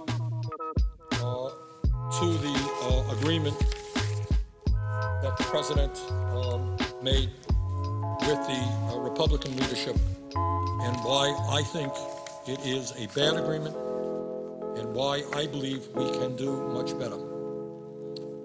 And the way we are going to improve this agreement is when millions of people all over this country say, wait a second, this was an agreement reached behind closed doors. There are members in the House and the Senate who are upset that we didn't know about the agreement. What about the average American out there? I wonder how many people really believe that it makes a lot of sense with a $13.7 trillion national debt to be giving huge tax breaks to the wealthiest people in this country. And I got to tell you, Mr. President, the calls in my office are coming 98, 99% to 1 against these agreements. People think we can do better, and our job is to do better. And the way we do better is when people all over this country stand up and say, wait a minute, Congress, your job is to represent the middle class, to represent our kids, and not to represent the wealthiest people in this country. Now, I mentioned earlier, and I think certainly one of the major objections to this agreement is that it provides tens of billions of dollars to the wealthiest people in this country at a time when the rich are already doing phenomenally well, and at a time when the wealthiest people have already experienced huge tax breaks. I think most people think that that does not make sense. And let me just give you an example. I just want to, not to pick on particular individuals, that's not my goal here, but just so you know this. According to the Citizens for Tax Justice, if the Bush tax breaks for the top 2% are extended, these are some of the people who will benefit and what kind of benefits they will receive. Rupert Murdoch, the CEO of News Corporation, would receive a $1.3 million tax break next year. Mr. Murdoch is a billionaire. Do you really think he needs that? Jamie Dimon, the head of J.P. Morgan Chase, whose bank got a $29 billion bailout from the Federal Reserve, would receive a $1.1 million tax break. Trust me, Jamie Dimon, the head of J.P. Morgan Chase, he is doing just fine. Vikram Pandit, the CEO of Citigroup, a bank that got a $50 billion bailout, he would receive $785,000 tax breaks. Ken Lewis, the former CEO of Bank of America, a bank that got a $45 billion bailout, guys who are already fabulously wealthy, would receive a $713,000 a year tax break. The CEO of Wells Fargo, these are the largest banks in America. CEOs of these banks already making huge compensation. He would get, John Stumpf, who's the CEO of Wells Fargo, would receive $813,000 tax break every single year. The CEO of Morgan Stanley, John Mack, whose bank got a $10 billion bailout, would receive a $926,000 a year tax break. The CEO of Aetna, Ronald Williams, would receive a tax break worth $875,000. Now, Mr. President, I contrast that, as I did earlier, to the fact that 2 days ago, you and I and a total of 53 members of the Senate said, you know, maybe we should provide a $250 check this year to seniors on Social Security and to disabled vets because they haven't gotten a COLA for 2 years. $250 check. People making $14,000, $15,000 a year desperately need a little bit of help. We couldn't get one Republican vote. But when it comes to the CEO of a major bank who's already a multi-millionaire, we're talking about $600,000, $700,000, $800,000, $1 million a year in tax breaks. That is not what we should be doing as a nation. Furthermore, Mr. President, I know that President Obama and others have said, well, let's not worry because these tax breaks are just temporary. Just temporary. They're only going to be given for 2 years. I have been in Washington long enough to know that when you give a temporary tax break for 2 years, you are in fact giving a long-term tax break or maybe even a permanent tax break. Because 2 years from now, the exact same arguments will be made. That if you do away with those tax breaks for the rich, you're really raising taxes, you really want to raise taxes, terrible thing to do, and that same argument will be made. But there is one difference. And the difference is that when President Obama ran for president, and since he has been president, he has time and time again come out against those tax breaks. He does not believe in them, and I believe him. I know that he doesn't. But if he says, if he is the Democratic candidate for president, that elect me or re-elect me to be president because then in the future I'm really going to get rid of these tax breaks, I'm afraid that his credibility is not very, very high because that's what he said last time. And you can only cry wolf. I guess there's a limit to how many times you can cry wolf. So I think let's not kid ourselves. If these tax breaks for the wealthiest people are extended for 2 years, there is a very, very strong likelihood that they will be extended for many, many years beyond these 2 years and perhaps even permanently, which brings us back to the Bush-era nonsense of believing that tax breaks for the rich and trickle-down economics are going to help the middle class and working families of this country. But while the personal income tax issue and extending them for the top 2% has received a lot of national attention, what has not gotten a whole lot of discussion is that that is not the only unfair and absurd tax proposal out there. The agreement struck between the president and the Republican leadership continues the Bush-era 15% tax rate on capital gains and dividends, meaning that those people who make their living off of their investments will continue to pay a substantially lower tax rate than firemen, teachers, and nurses. So if you are a wealthy person and you earn, and I believe that the overwhelming majority of capital gains benefits accrue to the top 1%, you're going to be paying a tax on that income of 15%, which is less than you pay if you are a fireman, whether you're a police officer, you're a teacher, or a nurse. So what we are doing there is extending not only the personal income tax breaks for the very rich, but a host of other taxes as well.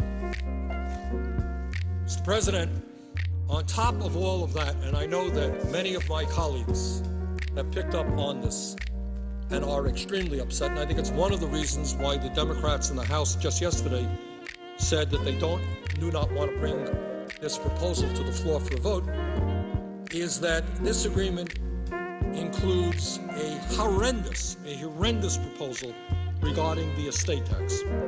And the estate tax, as some may know, was a proposal that Teddy Roosevelt talked about in the year in the year 1906 and was eventually enacted in 1916.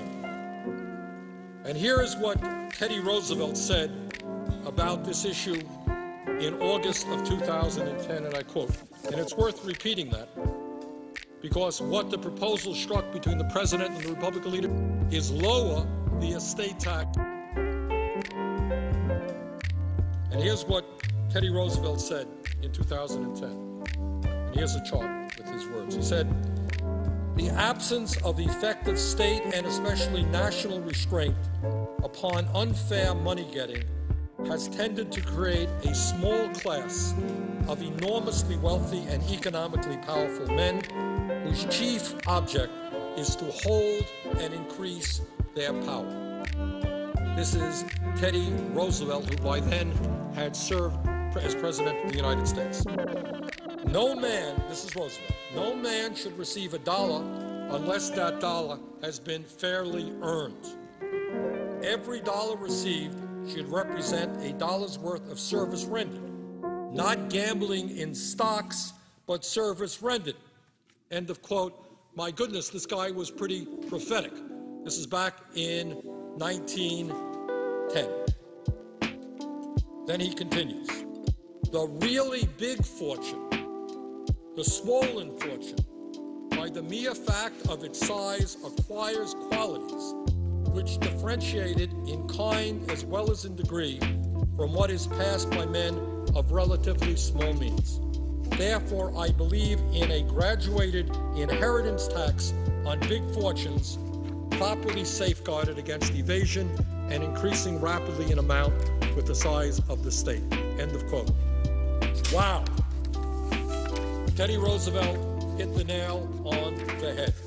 And that was 100 years ago. What he worried about is that a small group of people with incredible money would be able to pass that money on, and that what you would create in this country is an oligarchic form of government with a few people holding not just enormous economic power, but holding significant political power as well. And it is ironic that right now, as a result of this disastrous Citizens United decision, that what Roosevelt foretold, predicted, is exactly what's happening. You have a handful of billionaires now sitting around deciding how much of their fortune they're going to invest in political campaigns all over this country to defeat people like me who are opposed to their agenda and support other people who are in agreement with their agenda. That's what Roosevelt talked about. That is exactly what is happening. So what we are looking at is, in this proposal, we are looking at a situation where the estate tax rate, which was 55% under President Clinton, will decline to 35% with an exemption on the first $5 million of an individual's estate, $10 million for couples. Now here's the important point that has to be made, because I think a lot of people don't understand it. And certainly our Republican friends have done a very, very good job in distorting reality on this one. There are millions of Americans who believe that when they die, their children will have to pay an estate tax. That is absolutely and categorically incorrect. As this chart shows, only a tiny fraction of estates from deaths in 2009 owed any estate tax. That number is about 0.24%. Less than 0.3% of American families paid any tax on the estates that they were left. 99.7% of American families did not pay 1 cent in estate taxes. And that's the simple truth. The so-called death tax that our Republican friends talk about a whole lot is the estate tax. 99.7% of families don't pay a nickel on it. And the people who do pay are not the rich, it is the very, very, very rich. And let me just give you one example of the absurdity of lowering the tax rate, or even worse, of ending the estate tax, as some of my Republican colleagues would like to do. And here's this chart, just to give you one example of what ending. This agreement does not do that, it just lowers the rates. But if they were to wipe out completely, as the Republicans want to do, Walmart's owners, that's the Sam Walton's family, Waltons own Walmart, they are the heirs to the Walmart fortune, which is worth, this may be dated, maybe more, maybe less now, about $86 billion. That's what this family is worth. One family, $86 billion. They're doing pretty good. If we abolish the estate tax, as our Republican friends would have us do, the Walton family alone would receive an estimated $32.7 billion tax break if the estate tax was completely repealed. One family, $32.7 billion. This is patently insane. This is insane. We have the highest rate of childhood poverty in the industrialized world. We have massive unemployment. I am trying to get senior 50-plus million people a $250 check.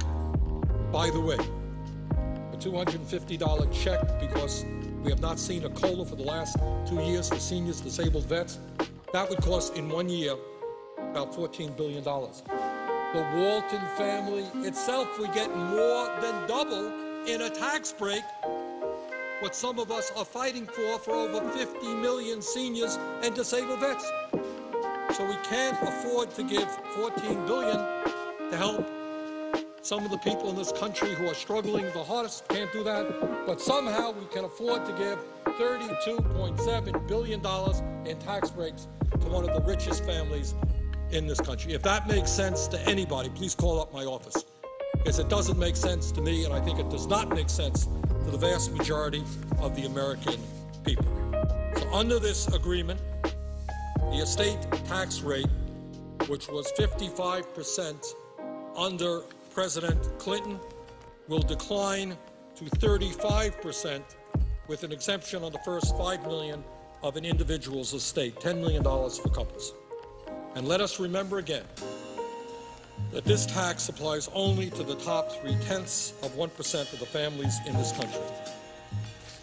And this, again, is not just a tax break for the rich, it is a tax break for the very, very rich. And again, this agreement says, well, we're only going to extend this for 2 years. Well, frankly, I doubt that very much. I suspect 2 years from now, the same argument, they will be extending it. And frankly, our Republican colleagues representing the richest people in the world are hell-bent on abolishing the estate tax completely.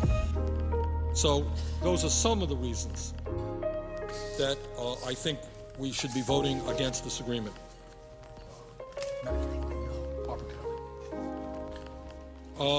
Third, Mr. President, and this is an issue I have been talking about, and I'm happy to hear that there is more discussion about in the last few days, and that is the so-called payroll tax holiday. And what that is about is that this would cut $120 billion in Social Security payroll tax for workers. Now, on the surface, this sounds like a very good idea because the worker, instead of paying 6.2% into Social Security, pays 4.2%. But I think if you think about it for 2 seconds, you really understand that it's not a good idea, because this is money being diverted from the Social Security Trust Fund. And Social Security, in my view, has been the most successful federal program in perhaps the history of our country. In the last 75 years, whether in good times or bad times, Social Security has paid out every nickel owed to every eligible American. Today, Social Security has a $2.6 trillion surplus. Today, Social Security can pay out benefits for the next 29 years. Our goal, and what we must do, is make sure that we extend it beyond 29 years to the next 75 years. Well, if you divert $120 billion from the Social Security Trust Fund and you give it to workers today, what you're doing is cutting back and the viability, the long-term viability of Social Security. That is not just Bernie Sanders raising this issue.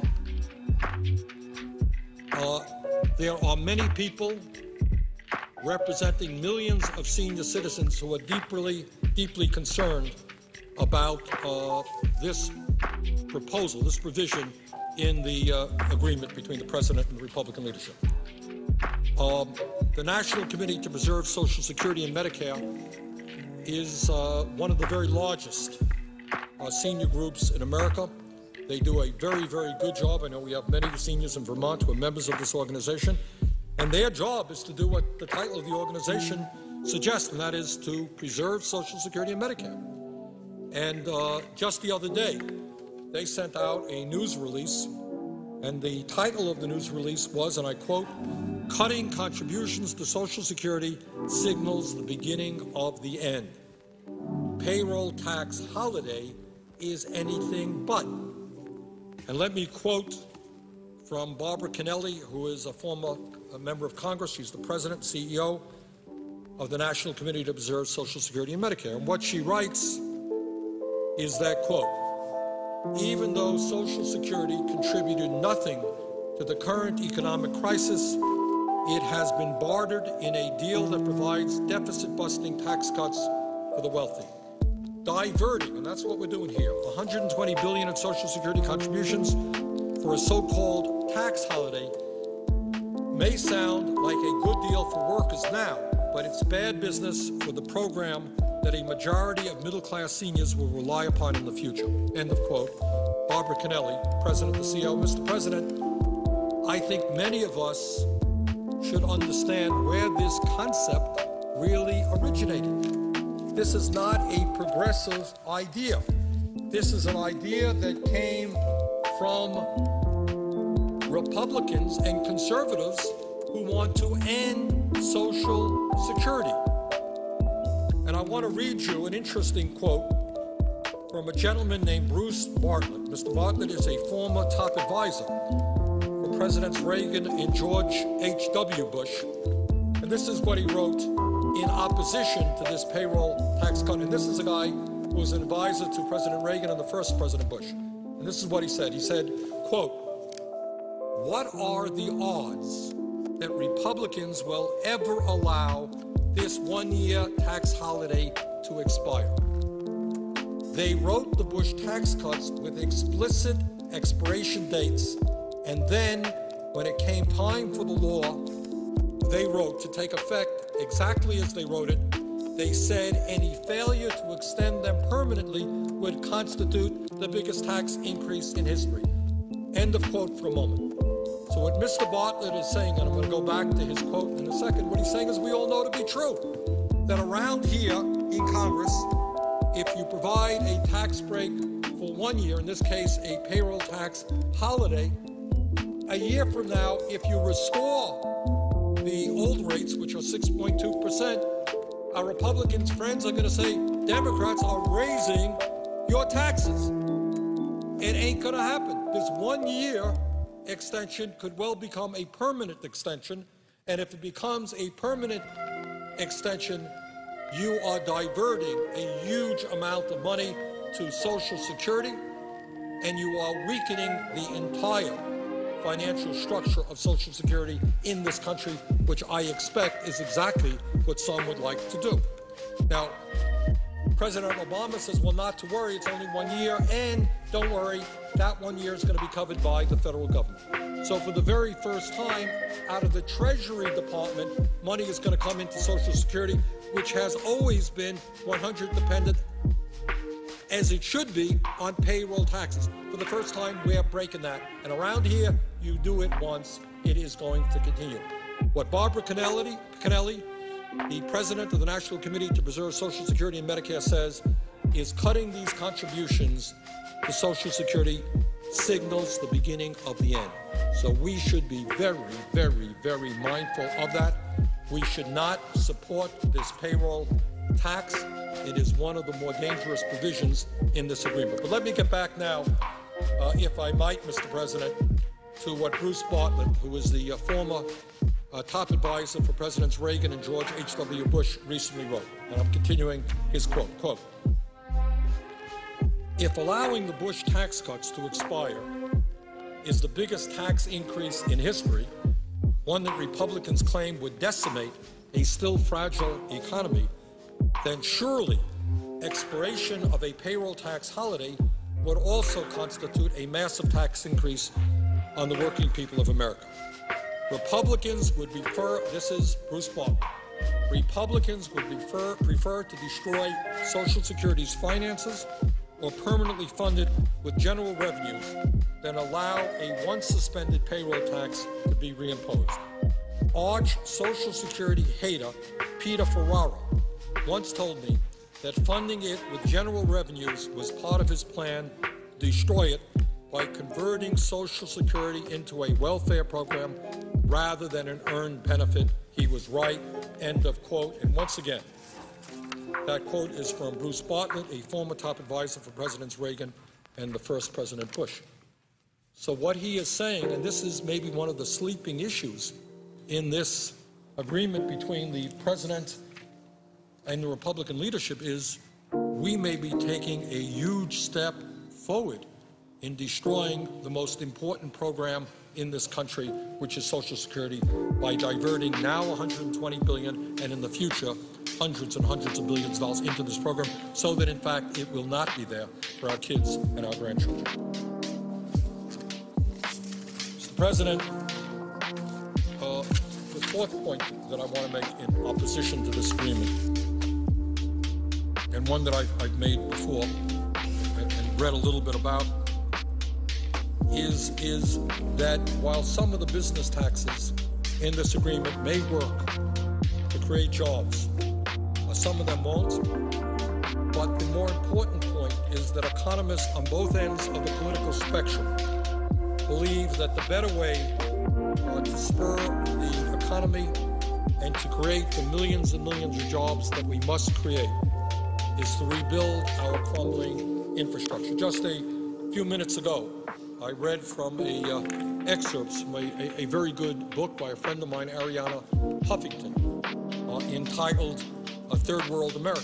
And the purpose of her book was to give us a warning that if we as a nation do not get our act together in a variety of ways, including our physical infrastructure, we are headed down the pike to be a third world nation.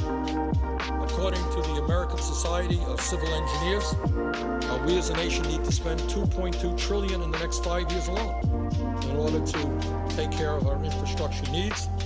But unfortunately, this agreement signed by the President and the Republicans doesn't put one penny into infrastructure. So I think that if we are serious about creating jobs, if we're serious about making sure that our economy can be competitive in the global economy, we've got to be watching what other countries are doing, and they're investing far, far more than we are. I can tell you, Mr. President, and the stimulus package, by the way, will help us very much in Vermont on this area.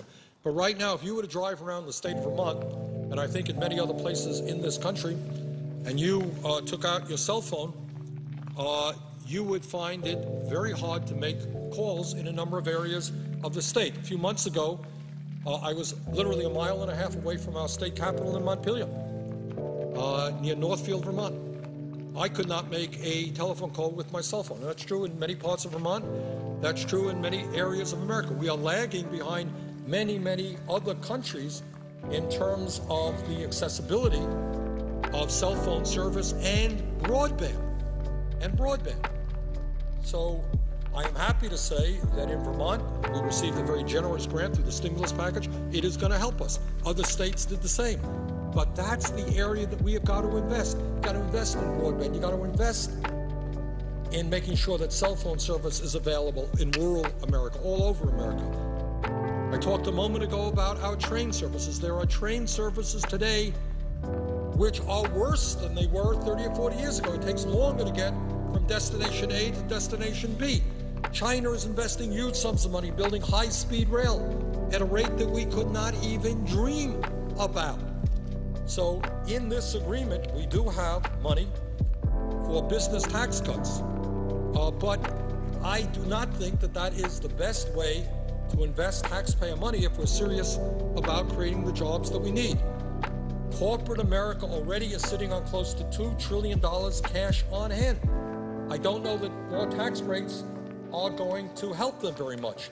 I think that it is a lot smarter, and I think most economists agree with me, that we should be investing in our infrastructure, both to create jobs now and to improve our competitiveness in years to come. Further, Mr. President, I want to say a word on this. I mentioned it earlier today. President Obama talks about this being a compromise agreement. You can't get everything you want, and I certainly understand that. But one of the aspects of the compromise he points to is an extension of unemployment benefits for 13 months. Well, let me be very clear. I think at a time when 2 million of our fellow Americans are about to lose their unemployment, at a time when unemployment is extraordinarily high, long-term unemployment is, I think, higher than at any point on record. People are, looking for work month after month after month and not finding it. It would be morally unacceptable if this country did not extend unemployment benefits for those workers for 13 months. And yet the president sees this as a great sign of compromise. I would argue the contrary. I would suggest to you, Mr. President, that for the past 40 years, under both Democratic and Republican administrations, under Democratic and Republican leadership here in the Senate or in the House, whenever the unemployment rate has been above 7.2% unemployment insurance has always been extended. In other words, this has been bipartisan policy for 40 years, and I don't want to see us seeing and accepting as a really great give on the part of Republicans, a really, something that they're giving us as part of a compromise when it's been bipartisan policy for 40 years under Democratic and Republican leadership. So I don't accept that this is a great gift. I think what the American people understand is you don't turn your backs on unemployed workers. People have been unemployed for long periods of time. You don't allow those people to lose their homes. You don't force these people out onto the streets. You don't take away shreds of dignity they have remaining. That is not what you do, and that has always been Republican philosophy as well as Democratic philosophy. This is not a great gift. So I do not accept that this is a compromise.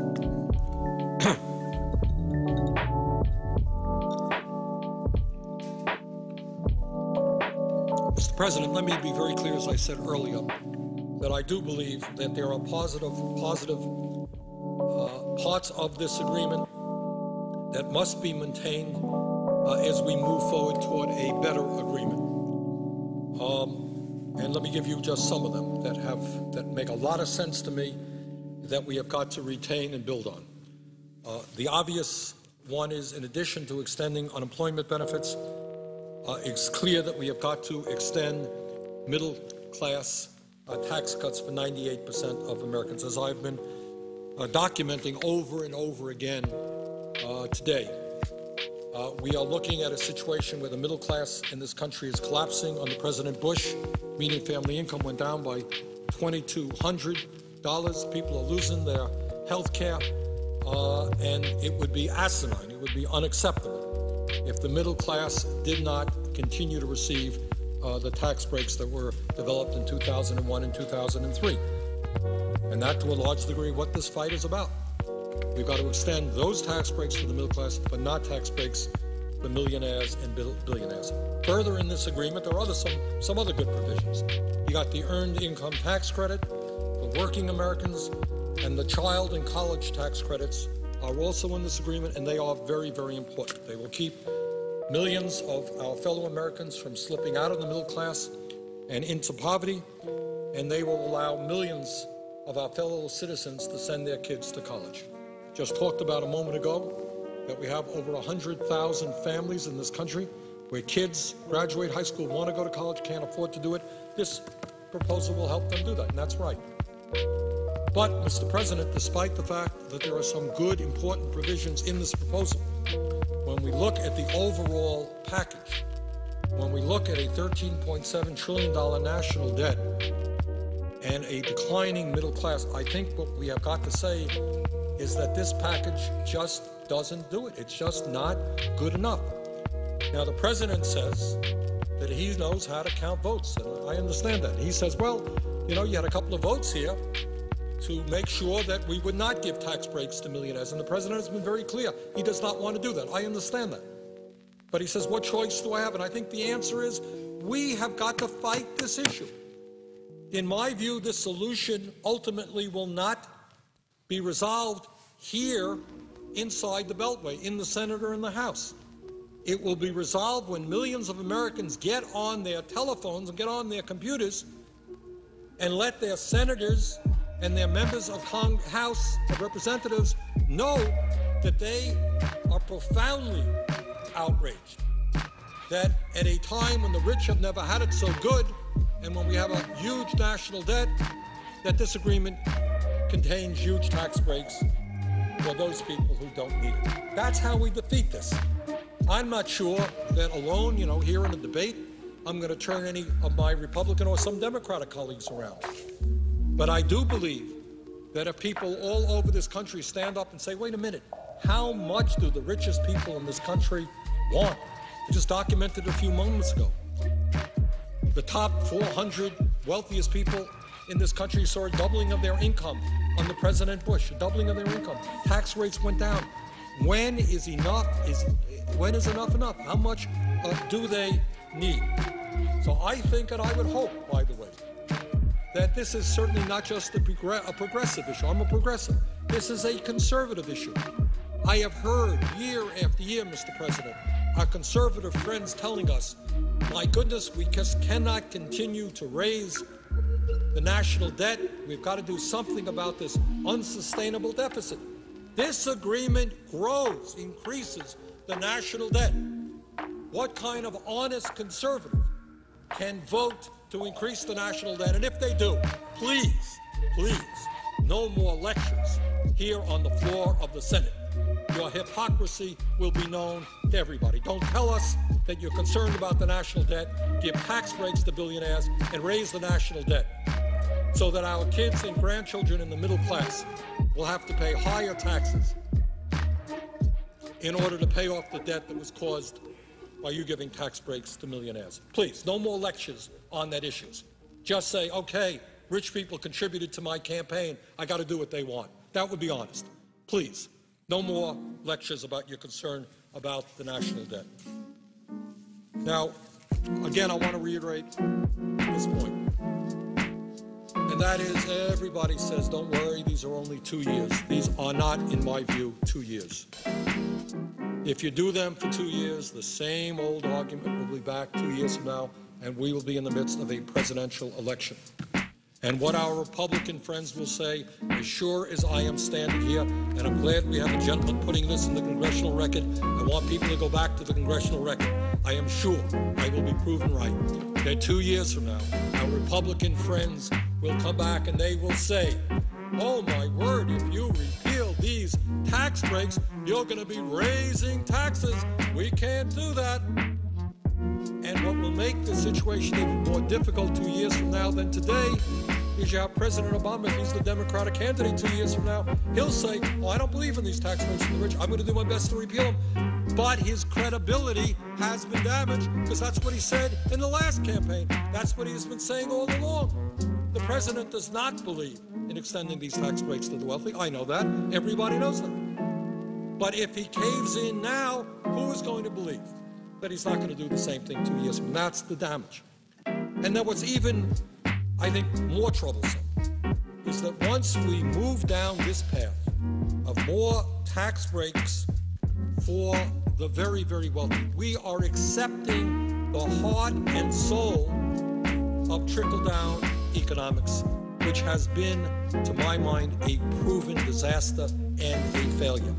I would remind the listeners and my colleagues that these tax breaks have been in existence since 2001. They were in existence throughout almost all of President Bush's tenure. The end result was that we lost 600,000 private sector jobs. Lost 600,000 private sector jobs. The worst job performance record maybe in the history of this country. Trickle-down economics does not work. Giving tax breaks to billionaires does not stimulate the economy. Helping working families and the middle class get decent jobs. Tax breaks for people who need the money and are going to spend the money is what creates jobs, not giving tax breaks to billionaires who don't need it and who are not going to spend it. So again, the point that I want to make here is that if people think, oh, this is just temporary, this is just 2 years, I believe you're kidding yourselves. I believe that 2 years from now, the debate will be about extending them or perhaps even making them permanent. And at a time, as I mentioned earlier, where the top 1% has seen a huge increase in the percentage of income they earn in this country, going from 8% in the 1970s to 23.5% now, where the top 1% now earns more income than the bottom 50%. It is totally absurd to be giving tax breaks to people who don't need them, and it is not good economics as well. And here's the other irony. As I also mentioned earlier, I guess by this time I'm going to be doing a little repetition here, but as I mentioned earlier, you have a number of millionaires and some of the richest people in this country who will benefit from these tax breaks. You know what they're saying? You know what Warren Buffett is saying? You know what Bill Gates is saying? You know what Ben Cohen from Ben & Jerry's is saying? And many, many other wealthy people are saying, hey, thanks very much. I don't need it. It's more important that you invest in our children. It's more important that you protect working families. We're doing just fine. Thanks. Our incomes have soared. Our tax rates have gone down. We don't need it.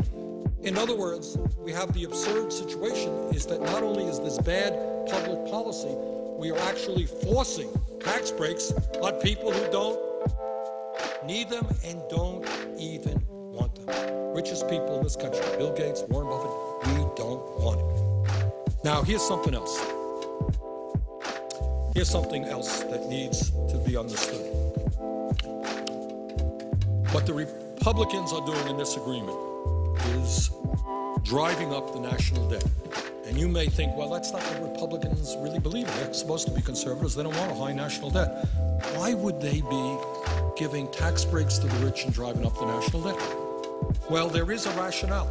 These guys are not dumb, and I think they know what they're doing. And here's what the argument is. If you drive up the national debt and the deficit, you then come back to the floor of the Senate and you say, you know what? This national debt and deficit is unsustainable, and the only way that we can deal with it now is by cutting. And we are already beginning to hear how some of those thoughts are going to develop.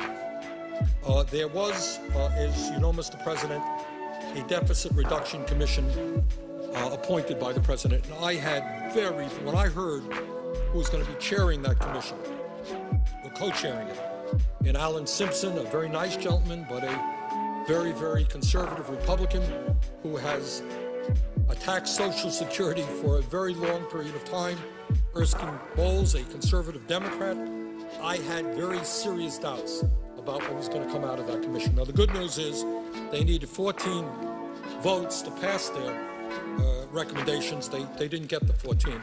But a lot of the ideas that Senator Simpson and Mr. Bowles developed are going to be filtering around this institution. And what the Republicans will say is that when you have a huge debt, which they helped create, we're going to have to cut. And what are we going to have to do? As you recall, Mr. President, that Deficit Reduction Commission recommended a savage cut, over 20% in Social Security benefits for young workers. Major cuts. There was talk about raising the Social Security age up to, I think, 69. They're talking about cuts in Medicare, cuts in Medicaid, cuts in education. I mean, right now, as I think I've documented a dozen times, it is a horrendous situation when so many of our young people can't afford to go to college, and the others who do go to college and graduate, they end up on average something like $25,000 in debt. These guys on the Deficit Reduction Commission were recommending that the interest on that debt be accrued while students were in college.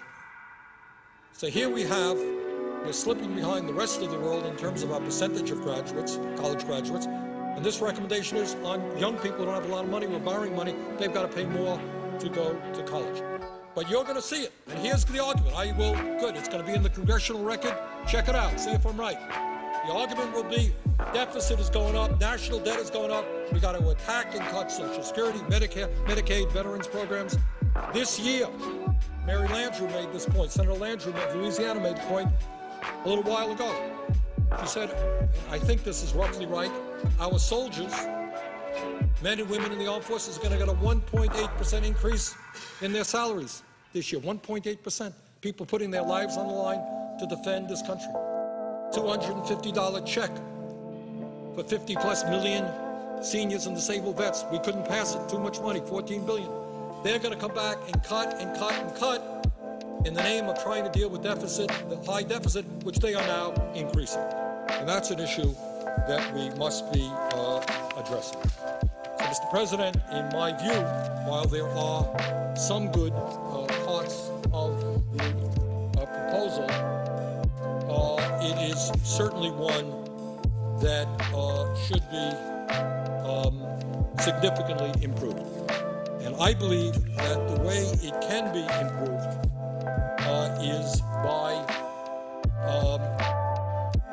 the American people beginning to get involved in the process.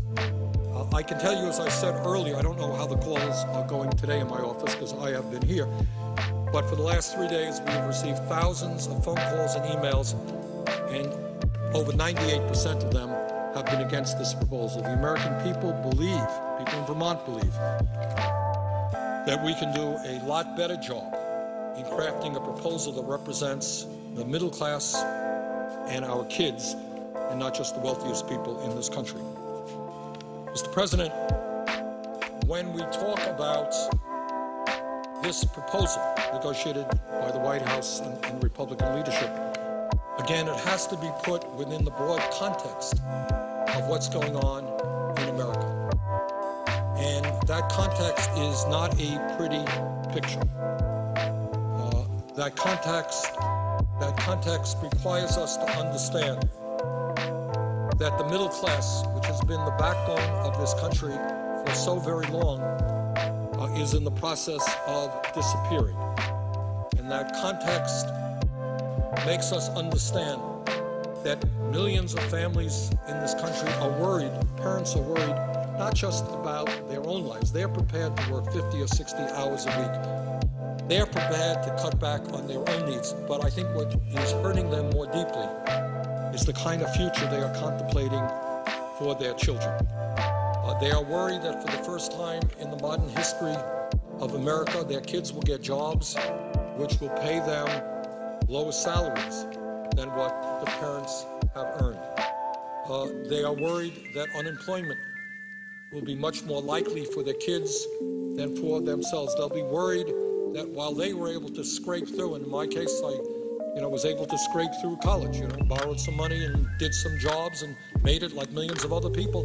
They're worried that with the high cost of college education and the reduction in their real earnings, they're not going to be able to send their kids to college. And I have received emails, as I'm sure you have, Mr. President, the saddest thing in the world.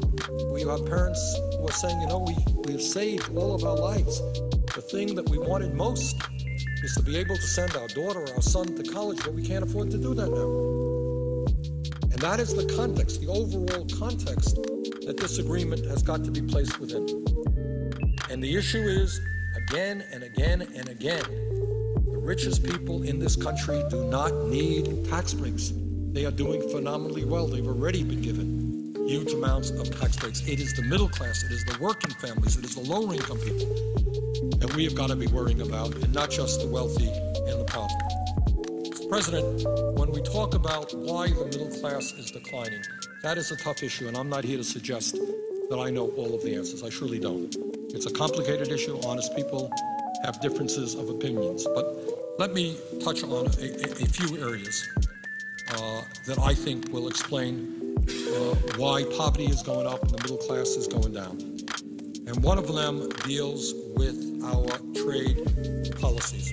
I can remember, Mr. President, a number of years ago, I was in the House of Representatives, and I can remember the lobbyists and the big money interests coming around and saying, well, if you guys only pass NAFTA, this would create a whole lot of jobs in the United States because we would be able to ship products made in America to Mexico. And in fact, as I recall, and it seems almost humorous now, what they said is that if we passed NAFTA, it would solve the problem of illegal immigration because the economy of Mexico would be so strong that people would stay in their own country and not try to sneak across the border. That is, as we look back at it, somewhat humorous that that issue was even discussed. But one of the reasons, Mr. President, that unfortunately, for a variety of reasons, we have not dealt with is our disastrous trade policy, and that is NAFTA. That is permanent, normal trade relation. That is trade policies which have encouraged large corporations in this country to send jobs abroad because they can find workers in other countries, in low-wage countries, who are prepared to work for pennies an hour. And you know, I think we have not only haven't we addressed this issue from an economic perspective the way we should, and I have to tell you, Mr. President, I know that during campaigns, a lot of members of Congress put their 30-second ads on the air saying how concerned they are about outsourcing and our trade policy. But somehow the day after the election, I don't hear that discussion resumed on the floor of the House and the Senate. And I want to say this is true not just of Republicans, but of Democrats as well. A lot of Democrats campaign on the need for trade reform, but it doesn't happen. In fact, I've been here in the Senate now for almost 4 years, and I have not heard one serious, underlying serious discussion to explain how in recent years we have lost millions and millions of manufacturing jobs when those jobs were the backbone of the working class of this country, not providing not only decent wages, but decent benefits, decent health care, decent pensions. Mr. President, there was once a time in this country when a manufacturing job was a ticket to the middle class. And I got to say something, because I remember not so many years ago, there were national leaders saying, well, to the young people, you don't have to worry about that factory work anymore. You don't have to be involved in production because, you know what, all of the jobs in the future is going to be nice and clean in offices and on computers. And I think we demeaned and insulted the people who built the products that we consume. There is nothing wrong with a factory job if workers there earn a decent wage and have a decent benefit. Those are the jobs that built America. You know, and I remember, we should never forget that, and we now have celebrated just the anniversary of Pearl Harbor. And there was a speech that President Roosevelt gave a day after Pearl Harbor in a joint session of the Congress when he declared war on Japan. And I saw a video of that speech, and it was really a remarkable speech because at that moment, the United States was not only fighting Japan, we knew the fight with Germany and Nazism was right around the corner. And at that point, we were having to fight a war on two fronts, in Asia and in Europe. Hitler was on the march, the Japanese were in China, Japanese had just attacked Pearl Harbor. And here we were, just about to enter the war. How could we possibly win that war? And yet, Mr. President, because of the manufacturing capabilities that we had in that time, and this is an amazing story, literally in 2.5 years, the war was essentially won, obviously not completed until 1945. But because of the incredible industrial capabilities in this country, the ability to transform our manufacturing sector from a consumer-oriented sector, from automobiles into tanks, from shirts into uniforms, from hunting rifles into machine guns. Within 2-3 years, we had essentially won that war. It was an incredible effort on the part of workers in this country who transformed our economy into an industrial force that was able to supply our soldiers with the weapons that they needed to defeat Hitler and the Japanese. And where are we today in terms of our manufacturing capabilities? As I mentioned earlier, a couple of weeks ago, my wife and I went shopping for Christmas presents, literally, just a plain old department store. Literally very hard to find a product not manufactured in China. Very hard to find a product, a gift that we could buy that was manufactured in the United States of America. And I think people understand instinctually that this country will not be a major economic player in years to come if we allow our manufacturing base to continue to decline. Again, just under Bush, we went from 17 million manufacturing jobs down to 12 million jobs in 8 years of Bush.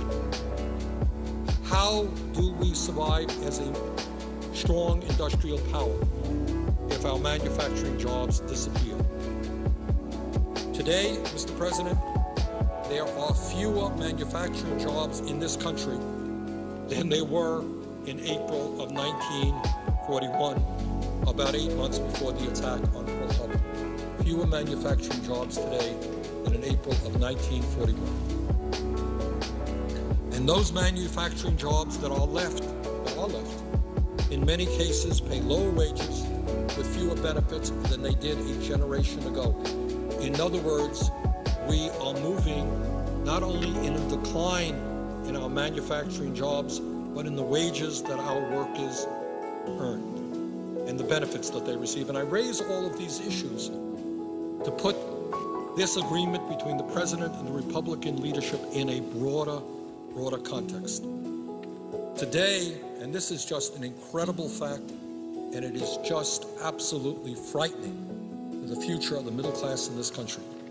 Today, entry-level automobile workers at General Motors and Chrysler now earn half as much as their peers made just 1 year ago.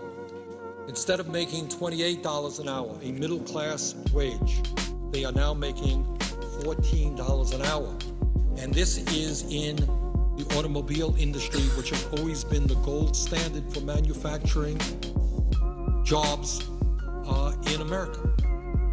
And if workers with a union in the automobile industry are making $14 an hour, what do you think workers in New Mexico are going to be making without a strong union? So what you're seeing is a dissolution of the middle class.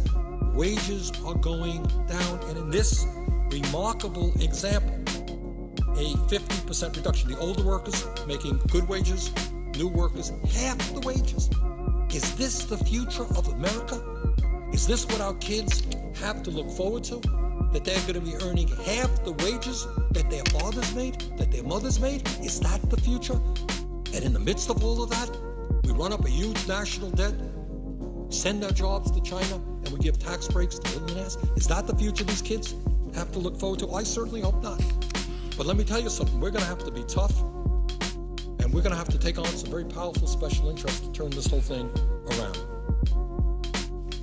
Mr. President, we often talk, and today I've been devoting a lot of time to our national debt, $13.7 trillion, and to our deficit, which is $1.4 trillion, but we cannot ignore our trade deficit. In 2008, our trade deficit was nearly $700 billion.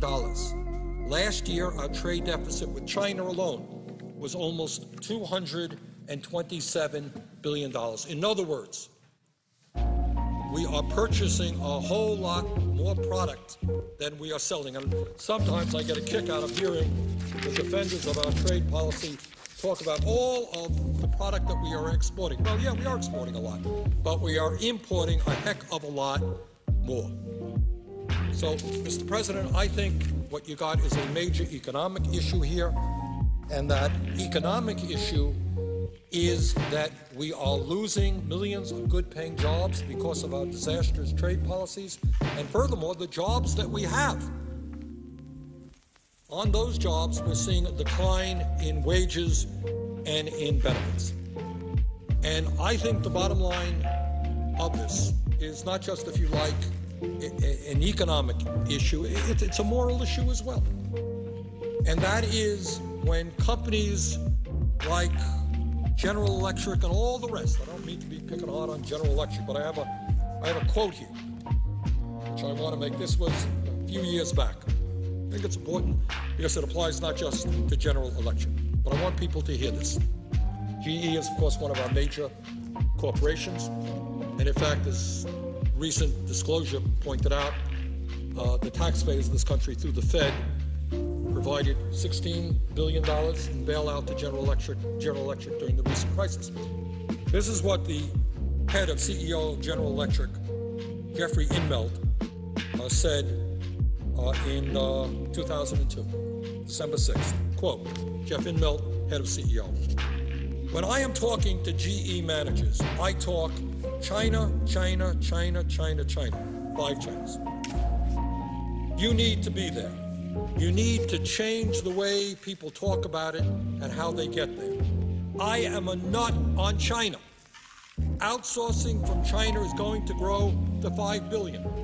We are building a tech center in China. Every discussion today has to center on China. The cost basis is extremely attractive.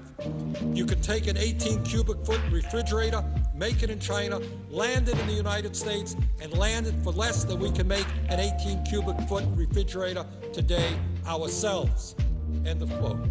Jeffrey Immelt, Chairman, CEO of General Electric, quoted in an investor meeting on December 6, 2002. When GE recently had, a couple of years ago, some really difficult economic times, they needed $16 billion to bail them out. I didn't hear Mr. Immelt going to China, China, China, China, China. I didn't hear that. I heard Mr. Immelt going to the taxpayers of the United States for his welfare check. So I say to Mr. Immelt, and I say to all of these CEOs who have been so quick to run to China, that maybe it's time to start reinvesting in the United States of America. But it's not just Mr. Immelt. And I don't mean to just pick on him, it's all of them. They all see the future in China, in Vietnam, in countries where people work for pennies an hour. Now, Mr. Immelt came to his position in the footsteps of the former CEO of GE, Jack Welch. And what Jack Welch was famously quoted as saying, quote, ideally, this is the guy who was head of General Electric before Immelt. He said, ideally, we'd have every plant we own on a barge. End of quote. Remember that quote? He said, we'd have, ideally, every plant we own on a barge. What did he mean by that? What he meant by that, if you're on a barge, you can move your plant to any part of the world where the labor is cheapest. So if it gets too expensive in China and you got to pay people 75 cents an hour, you go to Vietnam. If it gets too expensive in Vietnam, maybe you can go to North Korea and have people work under martial law. I don't know. But what he was saying is his goal was to make sure that GE would create jobs in those countries in the world where workers were paid the lowest possible wages. Former GE Executive Vice President Frank Doyle said, and I quote, we did a lot of violence to the expectations of the American workforce. We downsized, we delayered, and we outsourced. He was honest enough to admit what he did. But again, I don't mean to just pick on Jeff Immelt or General Electric. It is a history of corporations all over America. Let me just mention that the CEO of Cisco, John Chambers, and this is what he says. Then, we tell the young people the future is in information technology. We want you guys to be smart, learn how to use the computers. You're not going to work in factories. This is what the CEO of Cisco, certainly one of the large IT companies in the United States that he said, quote, China will become the IT center of the world, and we can have a healthy discussion about whether that's in 2020 or 2040. What we are trying to do is outline an entire strategy of becoming a Chinese company. End of quote. John Chambers, CEO of Cisco. This was in 2004. Furthermore, he says, October 15, 2004, this is Cisco, we believe in giving something back and truly becoming a Chinese company. Meanwhile, when Cisco needs tax breaks, they get it from the taxpayers of the United States of America. Boy, are they taking us for dummies. They outsource their jobs to China and so forth. Now, in the last campaign, one of the folks who ended up getting a lot more publicity, I think, than he usually does, is the president and CEO of the U.S. Chamber of Commerce, a gentleman named Tom Donahue. And again, my point tonight is not just to pick on individuals, because every quote that I'm giving you now can be multiplied 50, 100 times over. This is what corporate America believes. They believe that it is totally appropriate to throw American workers out on the street, move to low-wage countries, China and other countries, pay people a few cents an hour, bring their products back into the United States. Thomas Donahue is the president and CEO of the U.S. Chamber of Commerce, and he got a lot of publicity recently, especially during the last election, because the Chamber of Commerce became the funnel for a lot of money that went into campaigns around this country. They raised tens and tens of millions of dollars. A lot of that money, I believe, was undisclosed. So all the rich folks and the billionaires gave money to the Chamber of Commerce, and they were able to elect candidates that were sympathetic to their point of view. So let's find out what their point of view is. This is a quote, again, going back to 2004. Thomas Donahue, CEO of the U.S. Chamber of Commerce. Quote, one job sent overseas, if it happens to be my job, is one too many. But the benefits of offshoring jobs outweighs the cost. End of quote. Tom Donahue, President and CEO of the largest business organization in America. They are in favor of offshoring American jobs. They think it is a good idea because they understand that if corporations throw American workers out on the street and go to China and pay people their pennies an hour, they are going to make more profits. That's what they say. Give them credit. They're upfront about it. We don't care about the United States of America. We don't care about young people. We don't care about the future of this country. Jeff Inmel told us the future of the world is in China. And here is a quote that appeared in one of the papers.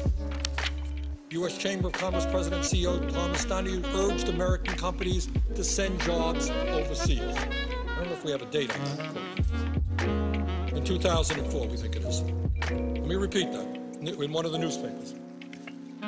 An AP story.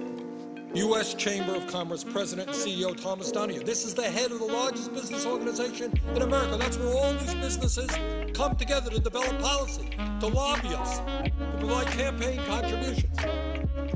U.S. Chamber of Commerce President and CEO Thomas Donahue urged American companies to send jobs overseas. Now that's really patriotic.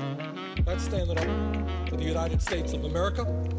Donahue said Wednesday that exporting high-paid tech jobs to low-cost countries such as India, China, and Russia saves companies money.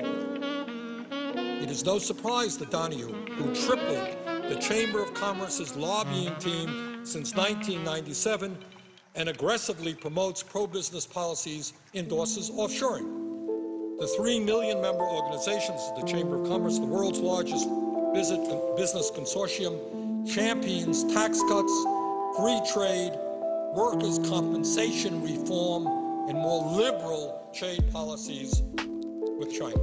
End of quote. What more do you need when you want to understand why we have lost millions of good-paying manufacturing jobs, why wages are going down?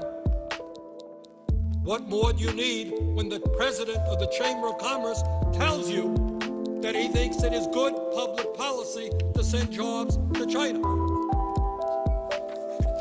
So I don't think there is, much that you have to, discover. They're telling you this. Now, in a moment, what I'm going to be talking about is how these ideas from the big money people become implemented into policy, which has to do a lot with lobbying and campaign contributions. I want to about how the business leaders of this country feel about the workers of this country and the young people of this country. This again is a quote that I apologize, it is a few years old, 2004 perhaps. 2004. Quote, January 19. This is from Alan Lacey, the CEO, who was then the CEO of Sears Roebuck and Company. Look what he said, quote, there are 4 or 5 times as many smart, driven people in China than there are in the United States. And there's another 4 or 5, 3 or 4 times as many people in India that are smarter or as smart or have more drive. And if technology is now going to basically reduce location as a barrier to competition, i.e. you have a worldwide web and you can do your work in China or India, then essentially you've got something like whatever that was, 7 or 9 times more smart, committed people that are now competing in this marketplace against certain activities. So we're going to see, I think, this huge incentive to shift some of these more commodity-like knowledge workers' jobs offshore. So here you have our blue-collar jobs decimated, and we told the kids not to worry. You didn't want to work in a factory anyhow. We've got these good information technology, computer-based jobs for you. But then you have the heads of large corporations saying, hey, why do I want to get American young people to do this?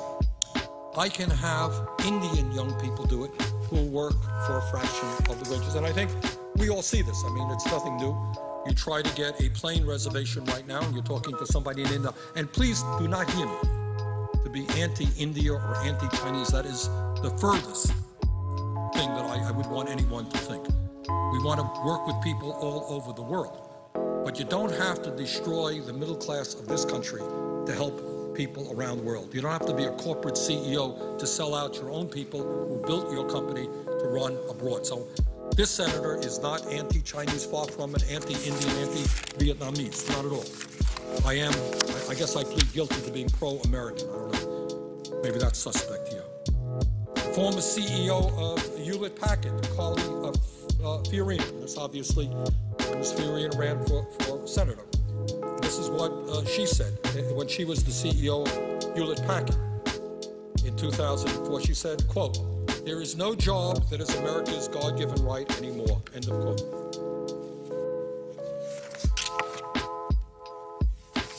I could go on and on and on, but I think you got the point.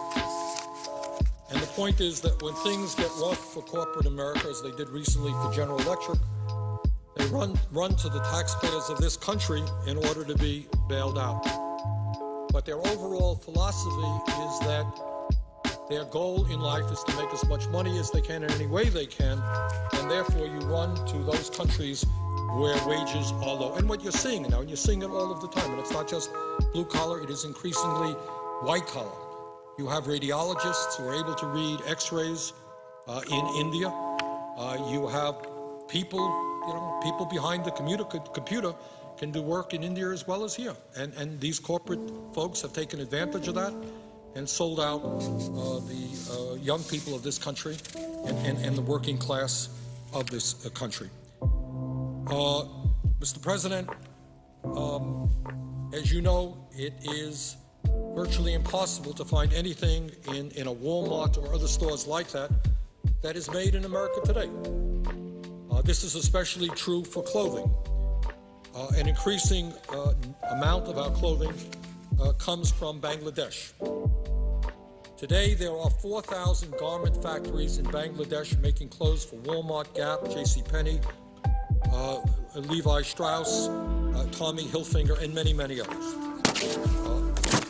Garment workers in Bangladesh, some 3.5 million of them, and that number is growing, are among the lowest paid workers in the world, and they have difficulty buying enough food and shelter for their own needs. As I mentioned earlier today, the good news is the minimum wage in Bangladesh was doubled. It went from 11.5 cents an hour to 23 cents an hour. So when you buy a shirt made in Bangladesh, you have young women there coming in from the countryside who are paid now, have received a doubling of their minimum wage to 23 cents an hour. Is that something that our people should be asked to compete against? Should we say to the American worker, hey, we can get you jobs. We're prepared to invest in the United States. Yeah, we're an American company. You helped make us great. Thank you for the work you've done over the years. Thank you for purchasing our products. Thank you for making us strong. And if you are prepared to work for $1 an hour, $2 an hour, $3 an hour, we'll come back. And by the way, Mr. President, I think you know this. In the last campaign, what did we hear? What are we beginning to hear rumbles about? Abolishing the minimum wage. Abolishing the minimum wage. Minimum wage now is, what is it, $7.50 an hour. That's what we say should be $7.25 an hour. That's what we say should be the minimum that any American worker gets. There are people out there who say, look, if I can hire somebody in China for $2 or $3 an hour, and you want a job in America, and I have to pay you $7.25 an hour, why would I want to do that? If we abolish the minimum wage, hey, I may hire you. Now, what a wonderful prospect for our young people to think about working for $4 or $5 an hour.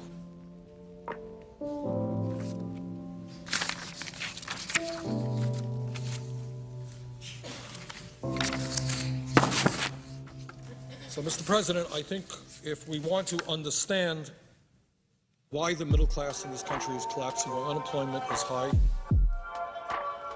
why our manufacturing base has been decimated, why it is hard to purchase a product made in the United States, it has a lot to do with our trade policies, which were pushed by people like Mr. Donahue of the Chamber of Commerce and many, many others.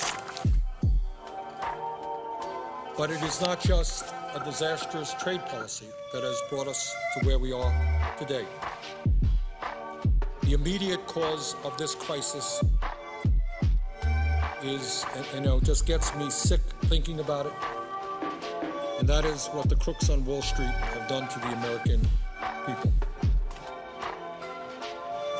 These people fought for a period of years to deregulate the banking industry.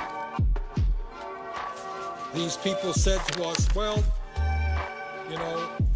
if you just would do away with Glass-Steagall, if you will just allow financial institutions, commercial banks, investor banks, insurance companies, if you allow them to merge, do away with these walls, which Glass-Steagall since the Depression had established, my God, it would be just terrific. It would be good for our economy, good for the American people, good for our international competitiveness.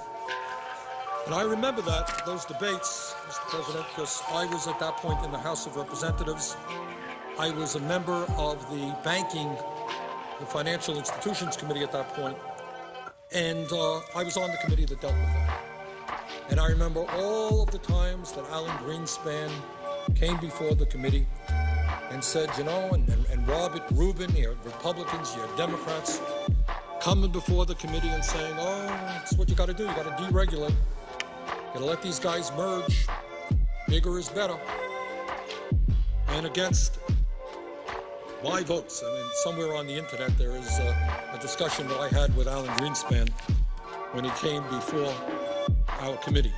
And I made it very clear to the people of Vermont, to him and to everybody else, that I did not think deregulation was a good idea, that I thought it would lead to disaster. In some place in this world, there is a quote of mine which kind of pretty much predicts what was going to happen. But needless to say, I was one vote, and majority of the members in the House and Senate voted to deregulate. And the rest is, unfortunately, history. And what we saw is that people on Wall Street, I think, I may be wrong in this, but I think operating from a business model based on fraud, based on dishonesty, understanding that the likelihood of them ever getting caught was small, that if things got really bad, they would be bailed out by the taxpayers, understanding that they are too powerful to ever be put in jail, to be indicted, understanding that in this country, when you're a CEO on Wall Street, you have so much wealth and so much power and have so many lawyers and so many friends in Congress that you could do pretty much anything you want and not much is going to happen to you. And they did it. They did it. Their greed and their recklessness and their illegal behavior destroyed this economy. And what they did to the American people is so horrible, so horrible. So here you had a middle class which is already being battered, as we discussed, as a result of trade agreements, loss of manufacturing jobs, healthcare costs going up, can't afford to send your kid to college. That's going on for years. And then these guys start pushing worthless and complicated financial instruments. The whole thing explodes. The whole thing explodes. And they come crying to the taxpayers of America to bail them out. And I will never forget, Hank Paulson coming before it was the Democratic caucus. I'm an independent, I'm the longest serving independent in Congress, coming before the Democratic caucus, saying that within a few days he needed $700 billion or the entire world financial system would collapse. And my suggestion to him at that meeting is, if you need the money, why don't you go to your friends and get the money? Why don't you go to all your banker friends and your millionaire friends and your billionaire friends and get some of that money, and don't go to the middle class of this country that has already been harmed. And in fact, we brought an amendment here to the floor of the Senate, the first amendments that I brought as a senator, which the amendment was that the top 2% should pay for the bailout, not the American people. It got defeated in a voice vote. So what goes on in Wall Street is that we have seen a tremendous concentration of ownership there. Another issue that we do not talk enough about. I know Senator Brown and Senator Kaufman and I worked on a proposal to try to break up these large financial institutions. I think we got 30 some odd votes on that, couldn't do it.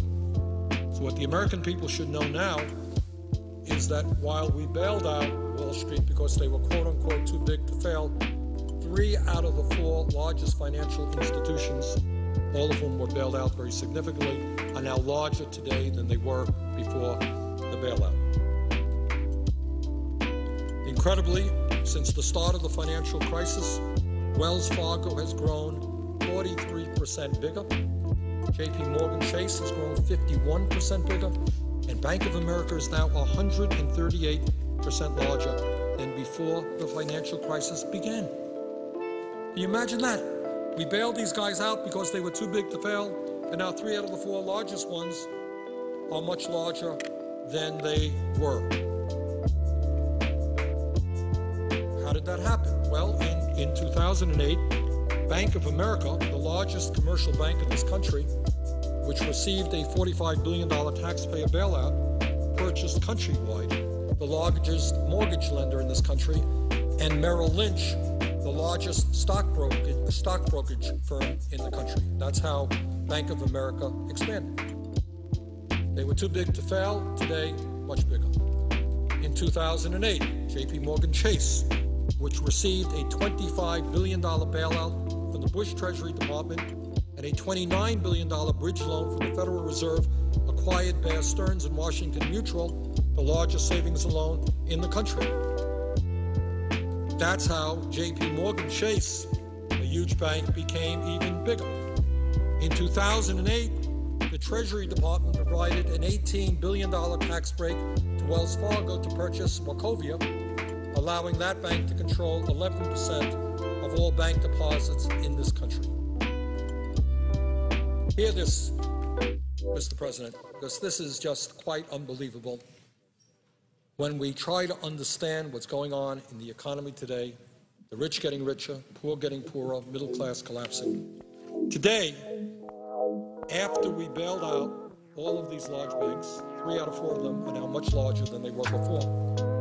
And today, Bank of America, JP Morgan Chase, Citigroup, and Wells Fargo, the 4 largest financial institutions in this country, hold about $7.4 trillion in assets, and that is equal to over half of the nation's estimated total output last year. 4 financial institutions have assets worth more than 52% of our total output last year. And instead of allowing them instead of breaking these folks up, these large institutions up, we let them get bigger. In fact, Mr. President, according to Simon Johnson, the former chief economist of the International Monetary Fund, quote, as a result of the crisis and various government rescue efforts, the largest 6 banks in our economy now have total assets in excess, he claims, of 63% of GDP. This is a significant increase from even 2006, when the same bank's assets were around 55% of GDP. You understand what this is about? 4 financial institutions owning over half of the assets of America. You talk about economic power. You talk about political power. That is what we were talking about. Simon Johnson continues, he said, this is a complete transformation compared with the situation in the United States just 15 years ago, when the largest 6 banks had combined assets of only about 17% of GDP.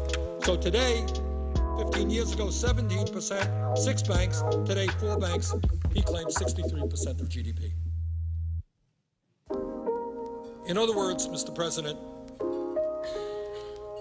over the last 15 years, the largest banks in this country have more than tripled in size.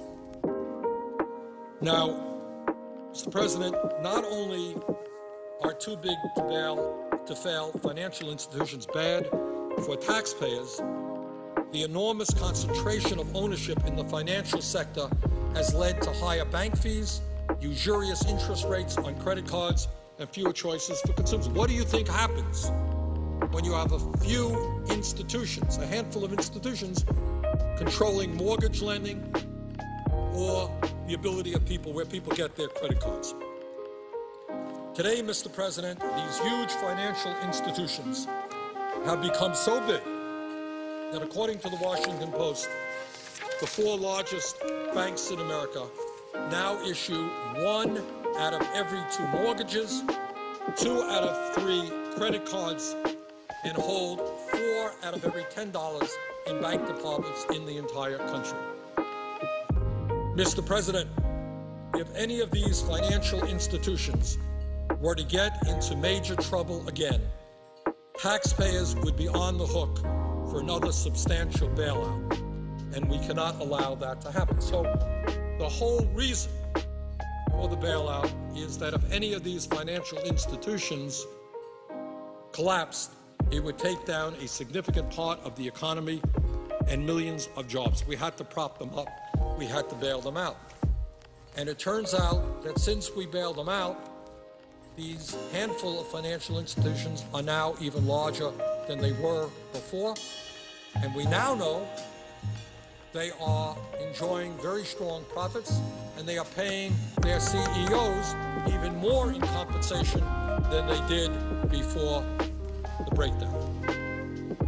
In my view, Mr. President, if we are serious about understanding why the middle class is collapsing, if we are serious about really getting this economy moving again, long term, we have got to have the courage to do exactly what Teddy Roosevelt did back in the trust-busting days and break these banks up. The point that Roosevelt was making is that it is bad for the economy when a handful of entities control industry after industry. They have a stranglehold on the economy. You got to break them up. And yet, I have heard very little discussion. I know there was an amendment from Sherrod Brown and Ted Kaufman, and I introduced legislation on this issue to start breaking them up.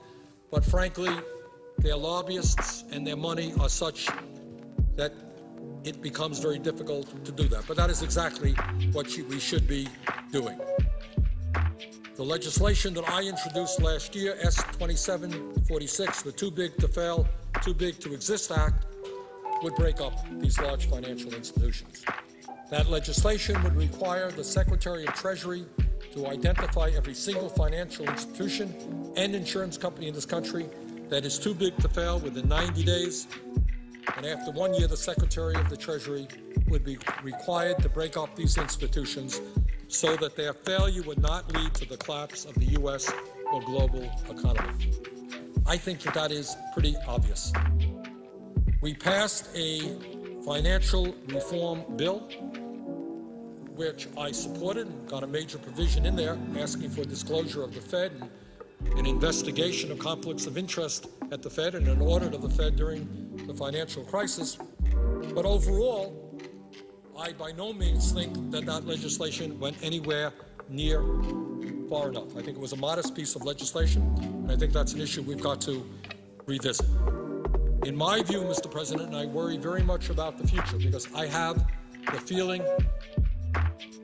in my stomach that day is going to come around again when these huge financial institutions are tottering, and they're going to go running to Washington and they're going to say, hey, you got to bail us out.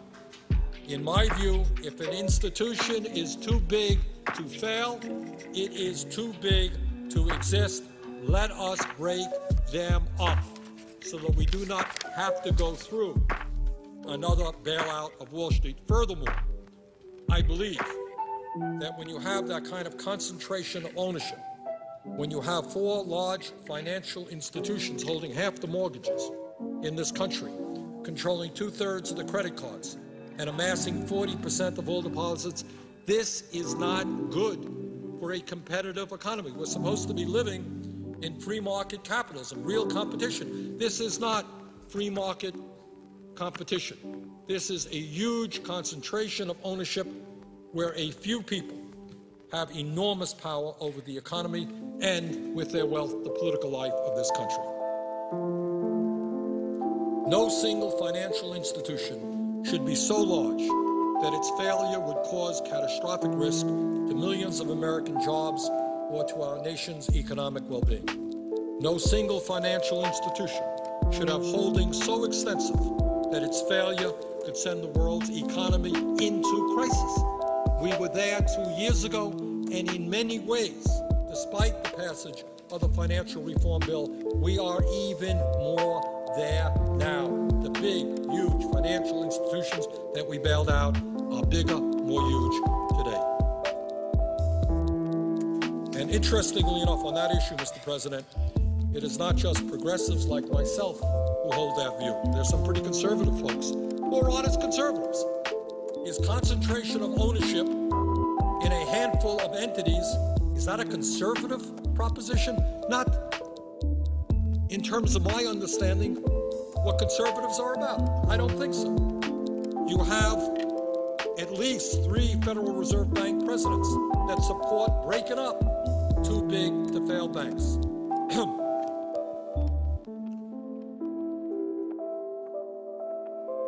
James Bullard, I hope I'm pronouncing his name right, President and Chief Executive of the Federal Reserve Bank of St. Louis, Kansas City Fed President Thomas M. Honig, and Dallas Fed President Richard W. Fisher. These guys don't have my political views. I am a proud progressive. My guess is they're conservatives.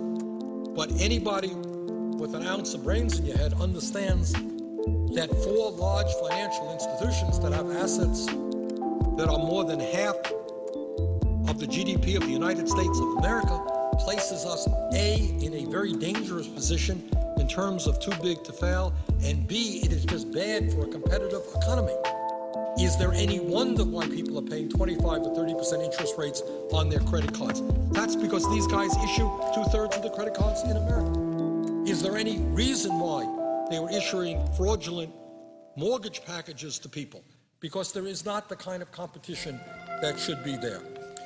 But this is not just Bernie Sanders' point of view. Here is what Kansas City Fed President Honig said, and I quote. Sorry, I don't have the date on this, but I think it was fairly recently. Last year. This is Kansas City Fed President Honig. Quote, I think they should be broken up. I think there's no reason why, as we've done in other instances, of finding the right mechanism to break them into their components. And in doing so, I think you'll make the financial system itself more stable. I think you will make it more competitive. And I think you will have long-run benefits over our current system, which mixes it and therefore leads to bailouts when crises occur. End of quote. This is Thomas Honig, the head of the Fed, Kansas City Fed. Right? Very simple statement, and he's absolutely right. He's absolutely right. But, and I'm going to get to the reason why in a little while, we've not been able to do this. We've not been able to do this because Wall Street sends their lobbyists down here in droves, and Wall Street provides zillions of dollars in campaign contributions, and Wall Street fights like the Dickens to make sure that any strong provisions that some of us might bring up is defeated. Here is what the president of the Dallas Fed, Mr. Fisher, said, quote, based on my experience at the Fed, the marginal cost of too big to fail financial institutions easily dwarf their purported social and macroeconomic benefits. The risk posed by coddling too big to fail banks is simply too great. Winston Churchill said that, he's quoting Winston Churchill, in finance, everything that is agreeable is unsound, and everything that is sound is disagreeable. End of quote. That's from Churchill. And Mr. Fisher continues, I think the disagreeable but sound thing to do regarding institutions that are too big to fail is to dismantle them over time into institutions that can be prudently managed and regulated across borders. And this should be done before the next financial crisis, because we now know it surely cannot be done in the middle of a crisis. End of quote. And that's Dallas Fed President Mr. Fisher. Mr. President, they are already in the process of breaking up big banks in England. According to the Washington Post, the British government announced Tuesday, not this Tuesday, it's way back last year. The British government announced a while back that it will break up parts of major financial institutions bailed out by taxpayers. The British government, spurred on by European regulators, is forcing the Royal Bank of Scotland, Lloyds Banking Group, and Northern Rock to sell off parts of their operations. Europeans are calling for more and smaller banks to increase competition and eliminate the threat posed by banks so large that they must be regulated. They must be rescued.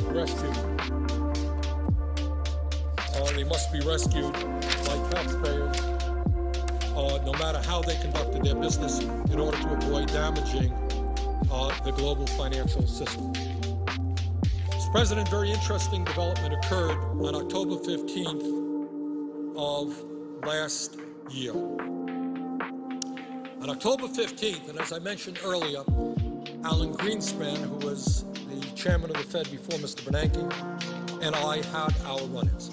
Mr. Greenspan, along with Mr. Rubin and others, were the chief proponents, Larry Summers in there, were the chief proponents of deregulation of financial institutions. And Mr. Greenspan and I had more than a few arguments. But on October 15th of last year, Alan Greenspan, who admitted that his views on deregulation were wrong, and I give the man courage for at least admitting that he was wrong. Did a heck of a lot of damage, but at least he had the courage to admit that he was wrong. He was quoted in Bloomberg News as saying, and I quote, if they're too big to fail, they're too big. In 1911, we broke up Standard Oil, so what happened? The individual parts became more valuable than the whole. Maybe that's what we need to do. End of quote. Alan Greenspan, the architect of deregulation, citing the fact that in 1911 we broke up Standard Oil. So here you have Greenspan who helped cause this crisis, at least having the courage to understand that now is the time to begin breaking up these big financial institutions. They have enormous power over our economy. They have enormous power over our political life. Their lobbyists are all over this place. And you can't walk down the hall without bumping into some of their lobbyists. So we've got to start breaking them up, and the American people have got to be prepared for a major fight to take on these huge financial institutions. Mr. President, former Fed Chairman Paul Volcker, who has advised the Obama administration, supports breaking up big banks so that they no longer pose systemic risk to the entire economy. According to a recent article in the New York Times, Volcker said, and I quote, "People say I'm old-fashioned, and banks can no longer be separated from non-bank activity." That argument brought us to where we are today, and to quote Paul Volcker. I couldn't agree more. That's what I'm talking about.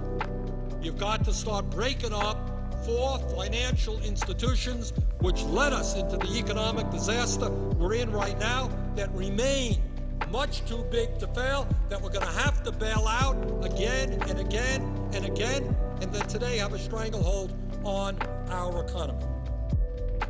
The New York Times said that under Volcker's plan, quote, J.P. Morgan Chase would have to give up the trading operations acquired from Bear Stearns. Bank of America and Merrill Lynch would go back to being separate companies. Goldman Sachs could no longer be a bank holding company. End of quote. That's exactly what needs to be happening. The reality is, and I come from a small state, we have community banks. Here's the irony, Mr. President. The banks in Vermont, in the midst of all of this financial disaster, they did just fine. They are small, locally owned banks. They know the people they lend money to. The CEOs are not making hundreds of millions of dollars in profit. They know their community. They know what loans made sense. Now, I may be old-fashioned like Mr. Volcker, but I think that's what banking is about. To lend out money to people in the productive economy, the business community that can use the money to expand, create jobs, to homeowners that need that money to buy a home, not to be living in your own world, engaged in a huge gambling casino, producing and selling worthless products that nobody understands. The function of a bank is to be a middleman between people who need money and are producing real products and helping them get that money, and people who are investing in the banks. It is not supposed to be an island unto itself. But in recent years, what we have seen, incredibly, 40% of all profits in America went to the financial institutions. Small number of people working there, relatively small. 40% of the profits, because they live in a world. It is a huge gambling casino. We need financial institutions to go back to the way banking used to be. And the job of banks is to provide affordable loans to the productive economy so that we can produce real products, real goods, and we can create real jobs when we do that.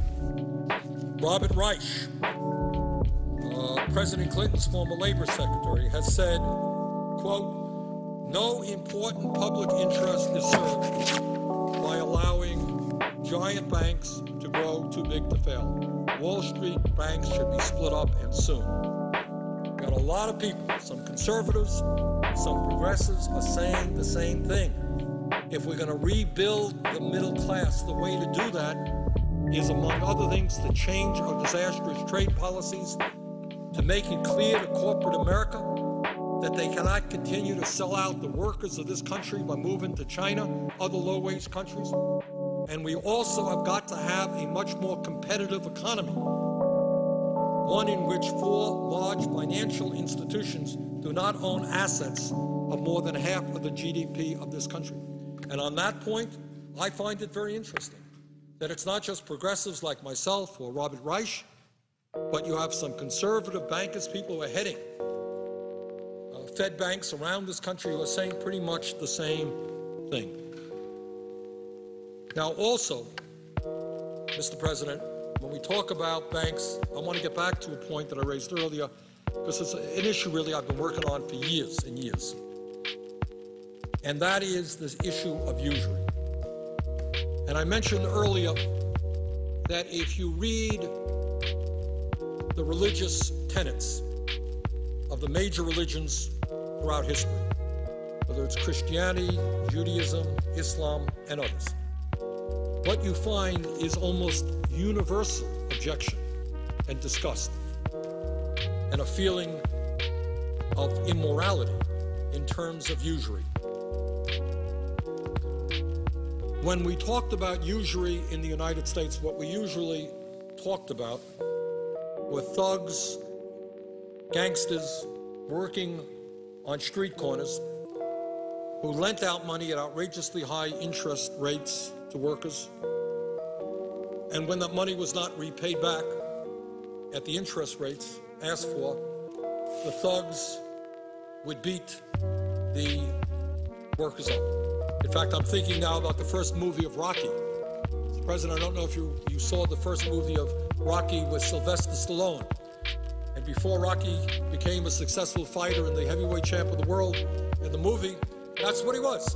Big, tough guy, and he beat up people who did not pay back the gangsters the high interest rates that they were asking. Well, the world has changed. And now the people who are committing usury are not the gangsters on street corners all over America. Their place has been taken by the CEOs of Wall Street financial institutions who are lending out money to desperate Americans at 25 or 30% interest rates. That, my friends, is called usury, according to every religion on earth. That is immoral. What you're doing is going up to people who are desperate, people who are hurting, and you're saying, you desperately need money, we're going to give you money, but there's a string attached. You're going to be charged an outrageous amount of interest on that money. So here's the irony. The people who are hurting the most pay the highest interest rates. The people who need the money the least, are paying the lowest interest rates. So the Fed lent out billions and billions of dollars to the largest financial institutions and to General Electric, often at less than 1%. That's American taxpayer money. Large corporations, less than 1%.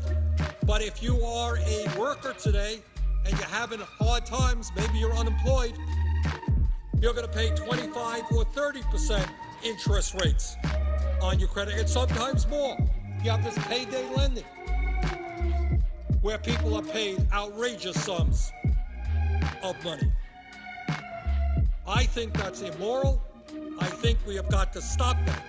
And it disturbs me very much that, especially at a time when we bailed out these large financial institutions, that they are still able to charge our people 25 or 30%. People who bail them out get hit the second time around by having to pay 25, 30% interest rates.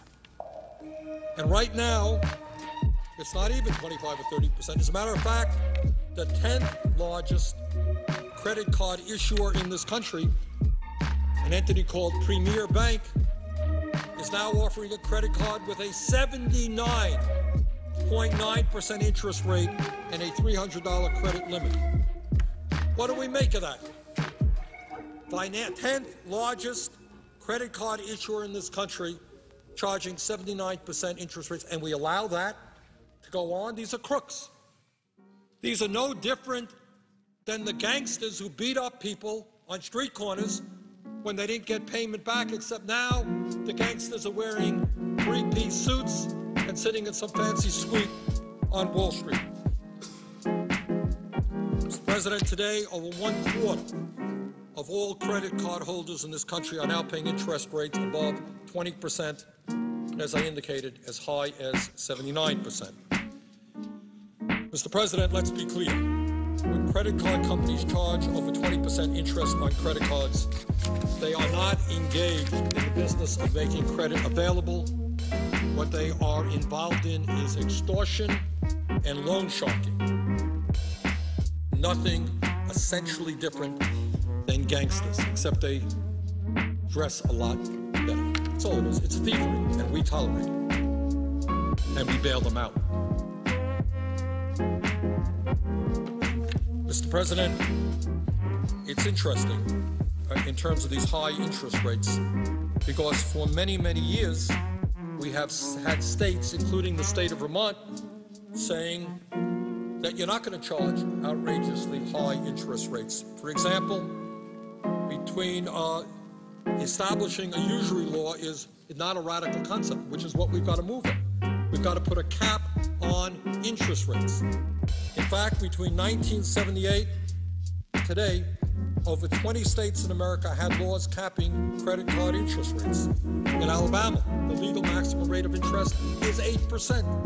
In Alaska, it's 10.5%. Arizona, 10%. Idaho, 12%. Kansas, 15%. State of Vermont, my own state, the legal maximum rate of interest is 12%. But what happened if all of those state interest cap rates disappeared under the 1978 U.S. Supreme Court decision known as the Marquette case, which allowed banks to charge whatever interest rates they wanted if they moved to a state without an interest rate, like South Dakota or Delaware. So all these companies moved to South Dakota, they moved to Delaware, no interest rates, and they charged the people in Vermont or Hawaii or any place else 25 or 30% interest rates. So, Mr. President, getting back to the original agreement, which I strongly disagree with, that the President and the Republican leadership agreed to, if we are going to save the middle class, and I think that agreement significantly helps the upper income people by lowering the tax rates, the millionaires and billionaires, by lowering the interest rate on the estate tax, by providing some business loans, which are not the kinds of investments that can best create jobs. One of the things that we have got to do to protect the middle class today is have a cap on interest rates, because otherwise all the people are doing is getting a paycheck, they're going into debt, and then they're paying 25 or 30% on their interest rates, money which is going to a handful of banks on Wall Street. Now, I have introduced legislation to put a cap on interest rates, and it ain't a radical idea. Right now, credit unions in this country, by law, are not allowed to charge more than 15% except under extraordinary circumstances. And by and large, that's worked for about 30 years.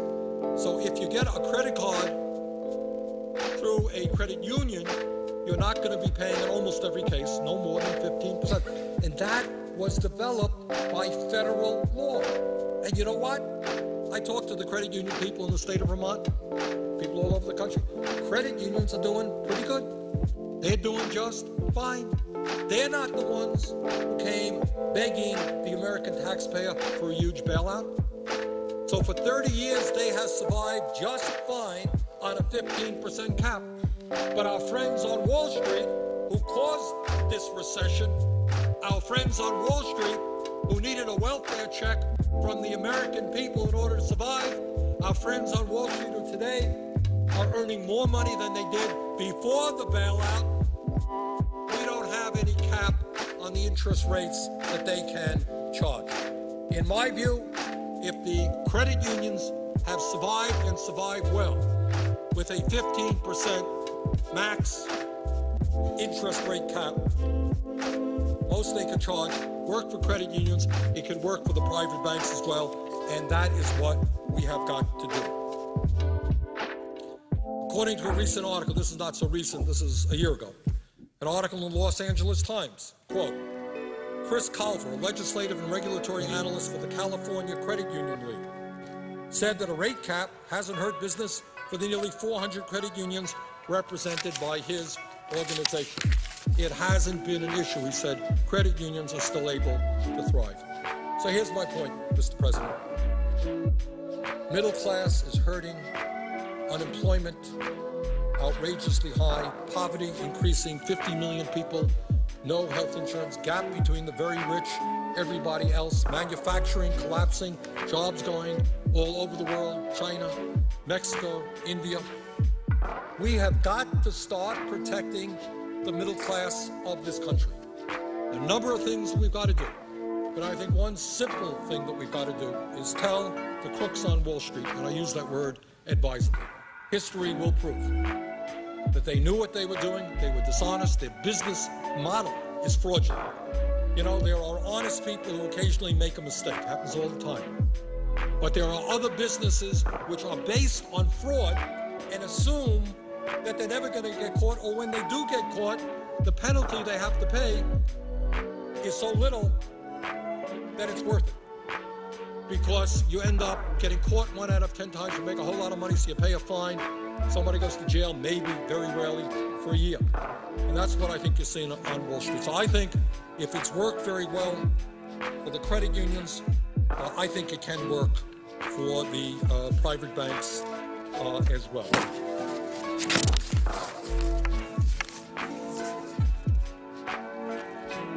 Mr. President,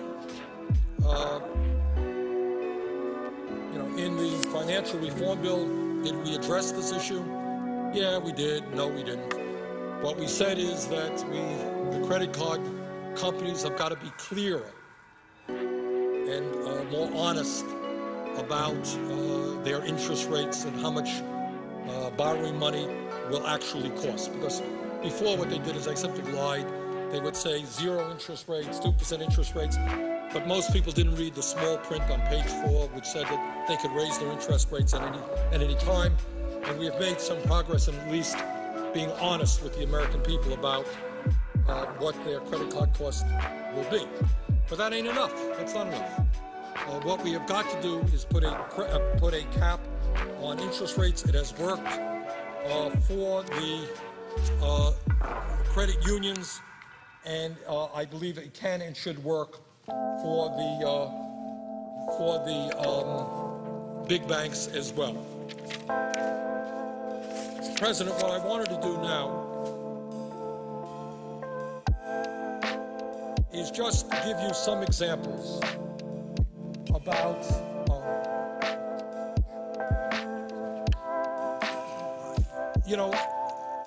sometimes here, and I'm guilty of that as well, we talk in big numbers. $1 billion here and $1 trillion there, and it adds up.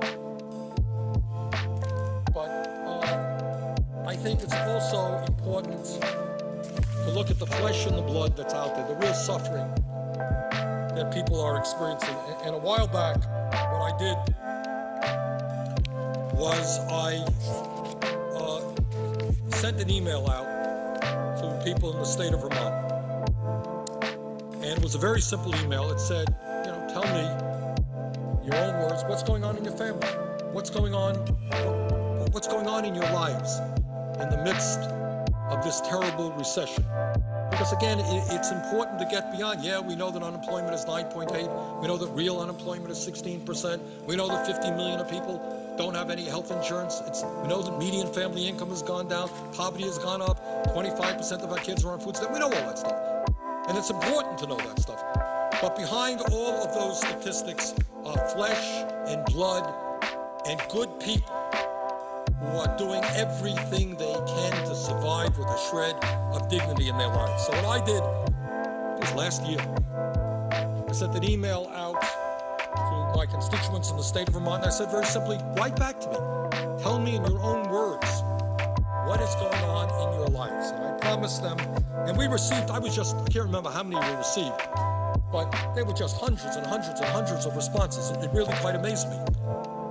And frankly, Mr. President, it was hard to read these letters from decent, good people about what was happening to their lives.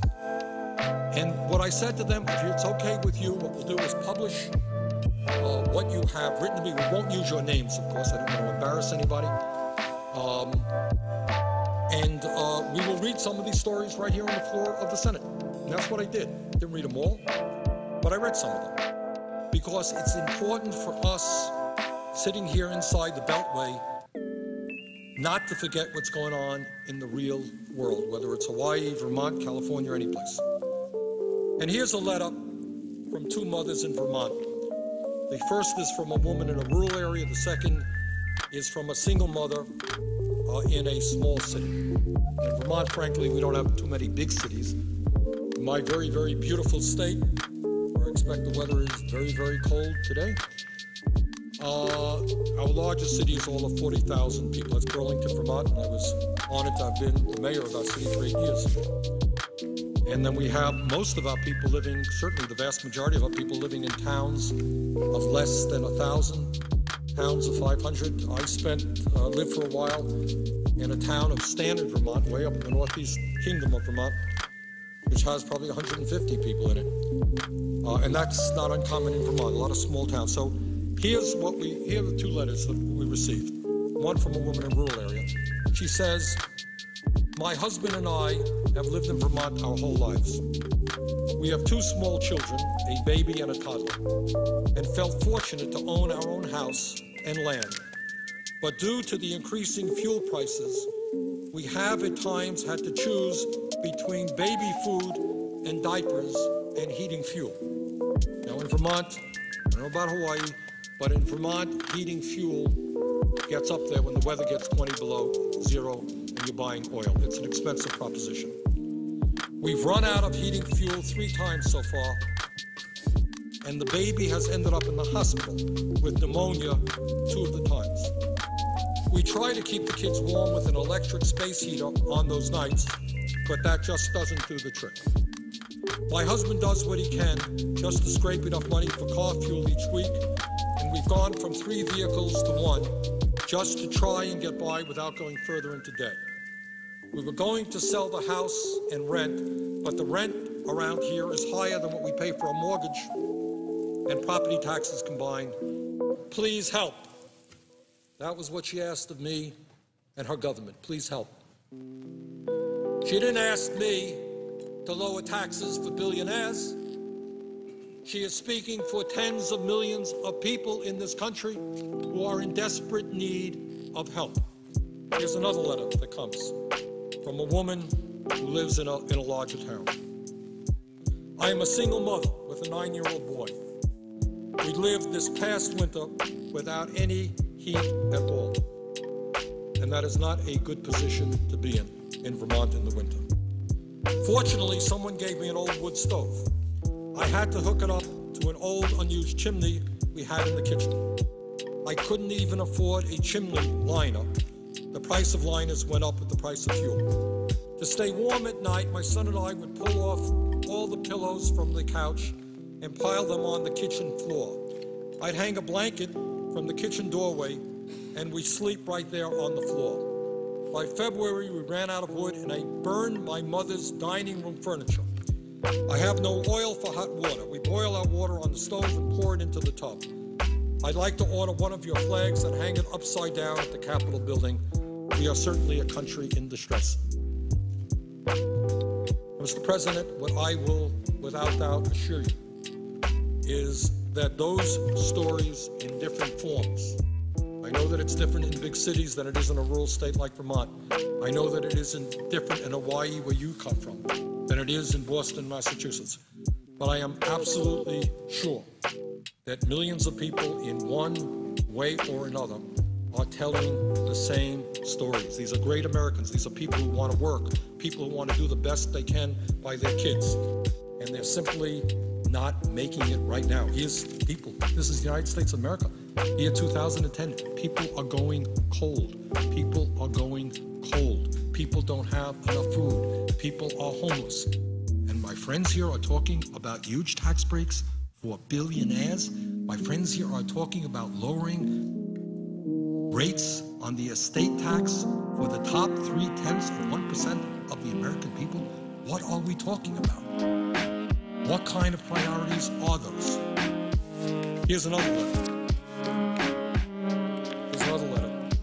It comes to me from Vermont.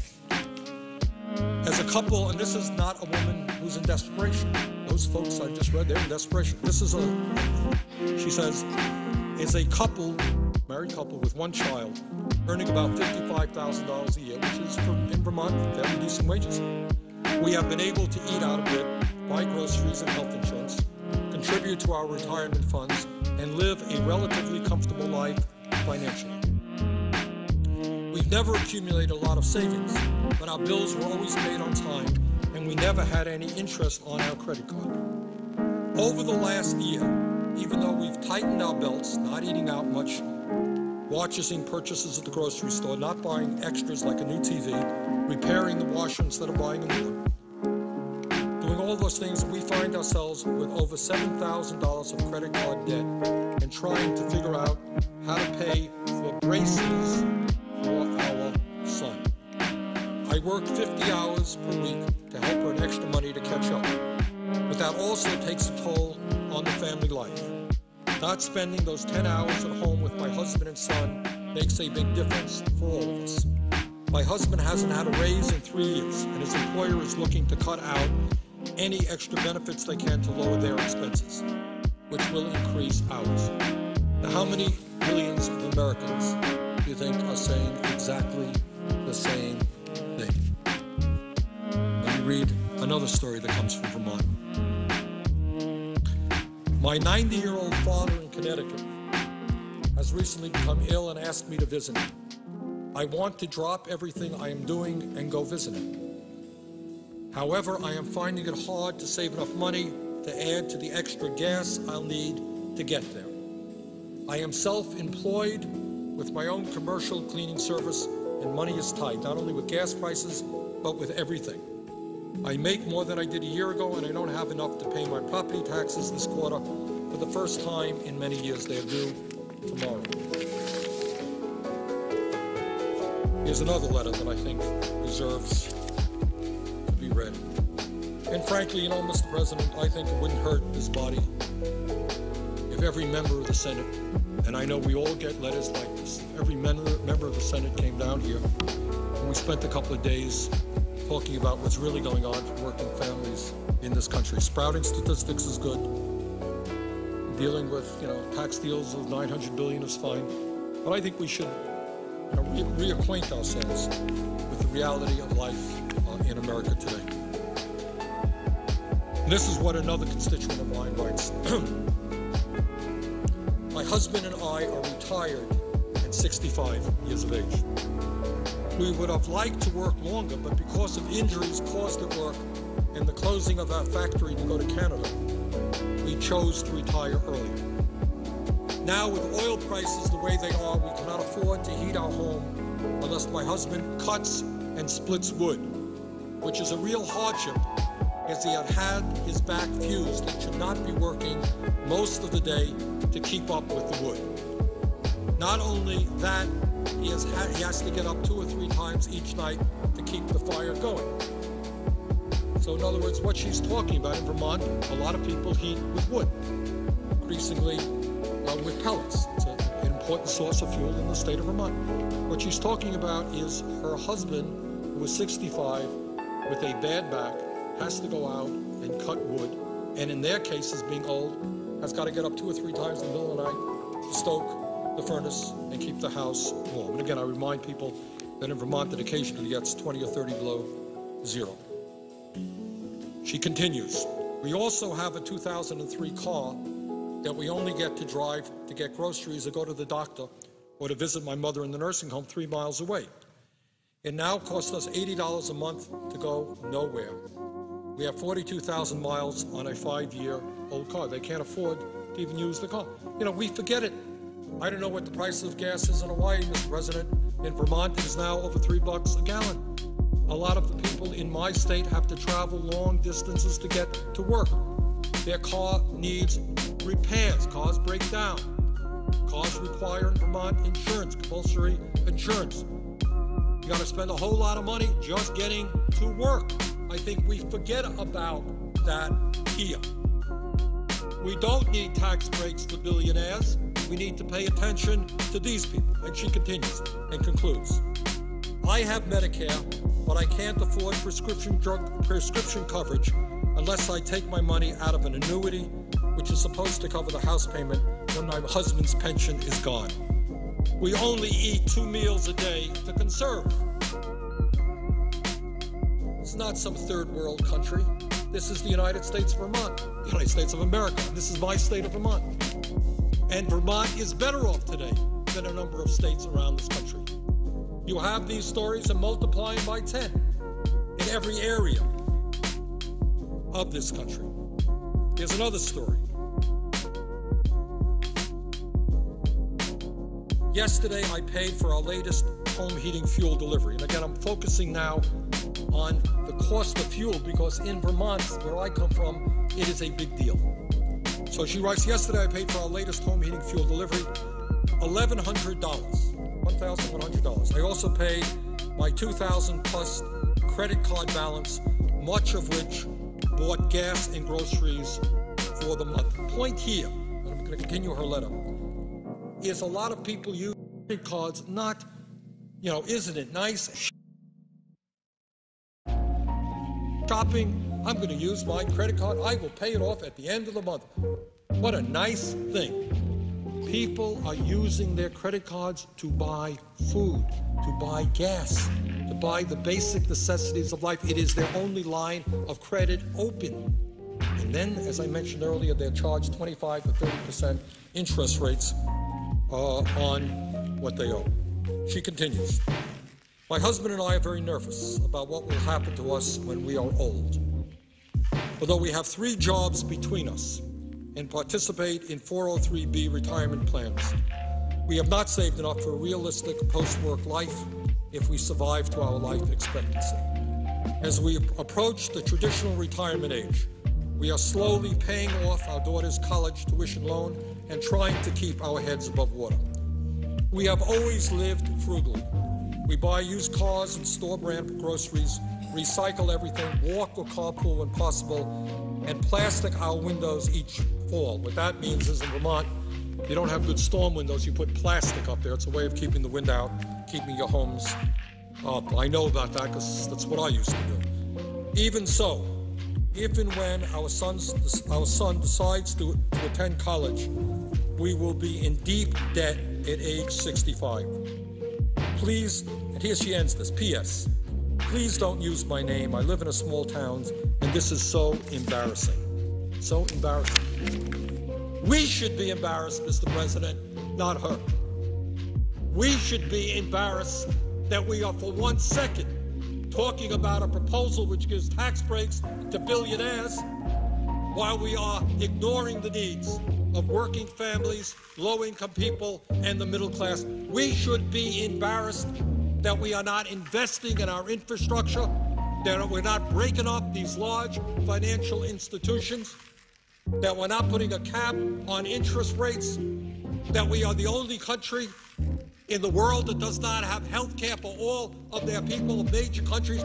We should be embarrassed, not this wonderful woman who is trying to maintain her dignity.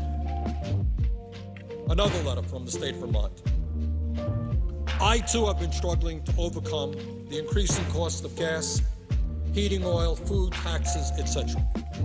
I have to say that this is the toughest year financially that I have ever experienced in my 41 years on this earth. I have what used to be considered a decent job. I work hard, pinch my pennies, but the pennies have all but dried up. I am thankful that my employer understands that many of us cannot afford to drive to work 5 days a week. Instead, I work 3 15-hour days. I've taken odd jobs to try to make ends meet. This winter, and that was last winter, not this winter, after keeping the heat just high enough to keep my pipes from bursting, one of the problems you have when you live in a rural state and it gets cold is your pipes can burst, and then you got to spend a fortune getting them repaired. Says, this winter, after keeping the heat just high enough to keep my pipes from bursting, the bedrooms are not heated and never go above 30 degrees. What happens in Vermont, if you have a home in the wintertime, you don't have a whole lot of money, you kind of close off rooms in the house because you can't afford to heat the whole house. So people live in a smaller area. She said, this is what she said, she continues, I began selling off my woodworking tools, snowblower, pennies on the dollar, and furniture that have been handed down in my family from the early 1800s just to keep the heat on. Today I am sad, broken, and very discouraged. I am thankful that the winter cold is behind us for a while, but now gas prices are rising yet again. I just can't keep up. Now that's the story from one person in Vermont, but Mr. President, that is a story for millions and millions of Americans. Another story. And the reason I'm reading these stories, and I appreciate my staff bringing this booklet down here, is this puts flesh and blood and real life into statistics. The statistics are frightening enough. But this tells us what happens when the middle class of this country collapses. It tells us what happens when people lose decent paying jobs.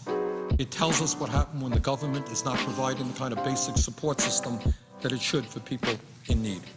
Here's another letter. As a single parent, I am struggling every day to put food on the table. It's the United States of America, and people are talking in my state of Vermont and all over this country about struggling to put food on the table. You know, Mr. President, what comes to my mind now is there have been, I don't know if you saw them, some articles in the papers that because of the bailing out of Wall Street and the fact that Wall Street is now again profitable and the fact that the executives there are now making more money than they made before the bailout. These guys are going to restaurants and they pay thousands of dollars for a bottle of wine, pay hundreds and hundreds of dollars for some fancy dinner. And in my state and all over this country, there are people who are wondering where their next meal is coming from. Then she continues, she says, our clothing all comes from thrift stores. I have a 5-year-old car that needs work. My son is gifted and talented. I tried to sell my house to enroll him in a school that had curriculum available for his special needs. After 2 years on the market, my house never sold. The property taxes have nearly doubled in 10 years. And by the way, let me pick up on that point. You know, Mr. President, we don't deal with property taxes here. I did when I was a mayor. But if we are not adequately funding education, if we do not adequately help cities and towns all over this country in terms of fire protection, in terms of police protection, in terms of housing, a lot of that burden falls on the very, very regressive property tax, which in my state of Vermont is very high, and you find it referred to time and time again. Property taxes are going up. Property taxes have nearly doubled in 10 years, she writes, and the oil to heat is prohibitive. To meet the needs of my son, I have left the house sit and moved into an apartment near his high school. I don't go to church many Sundays because the gasoline is too expensive to drive there. She writes, I don't go to church many Sundays because the gasoline is too expensive for me to drive there. Every thought of an activity is dependent on the cost. I can only purchase food from dented canned stores. Does anybody in Congress know what a dented canned store is? Do you know that many, many people buy their groceries and they get them cheaper because the cans are dented? Most members of the Senate and the House, most governors, do not get their meals from dented cans, but huge numbers of Americans do. And then she concludes, I am stretched to the breaking point with no help in sight.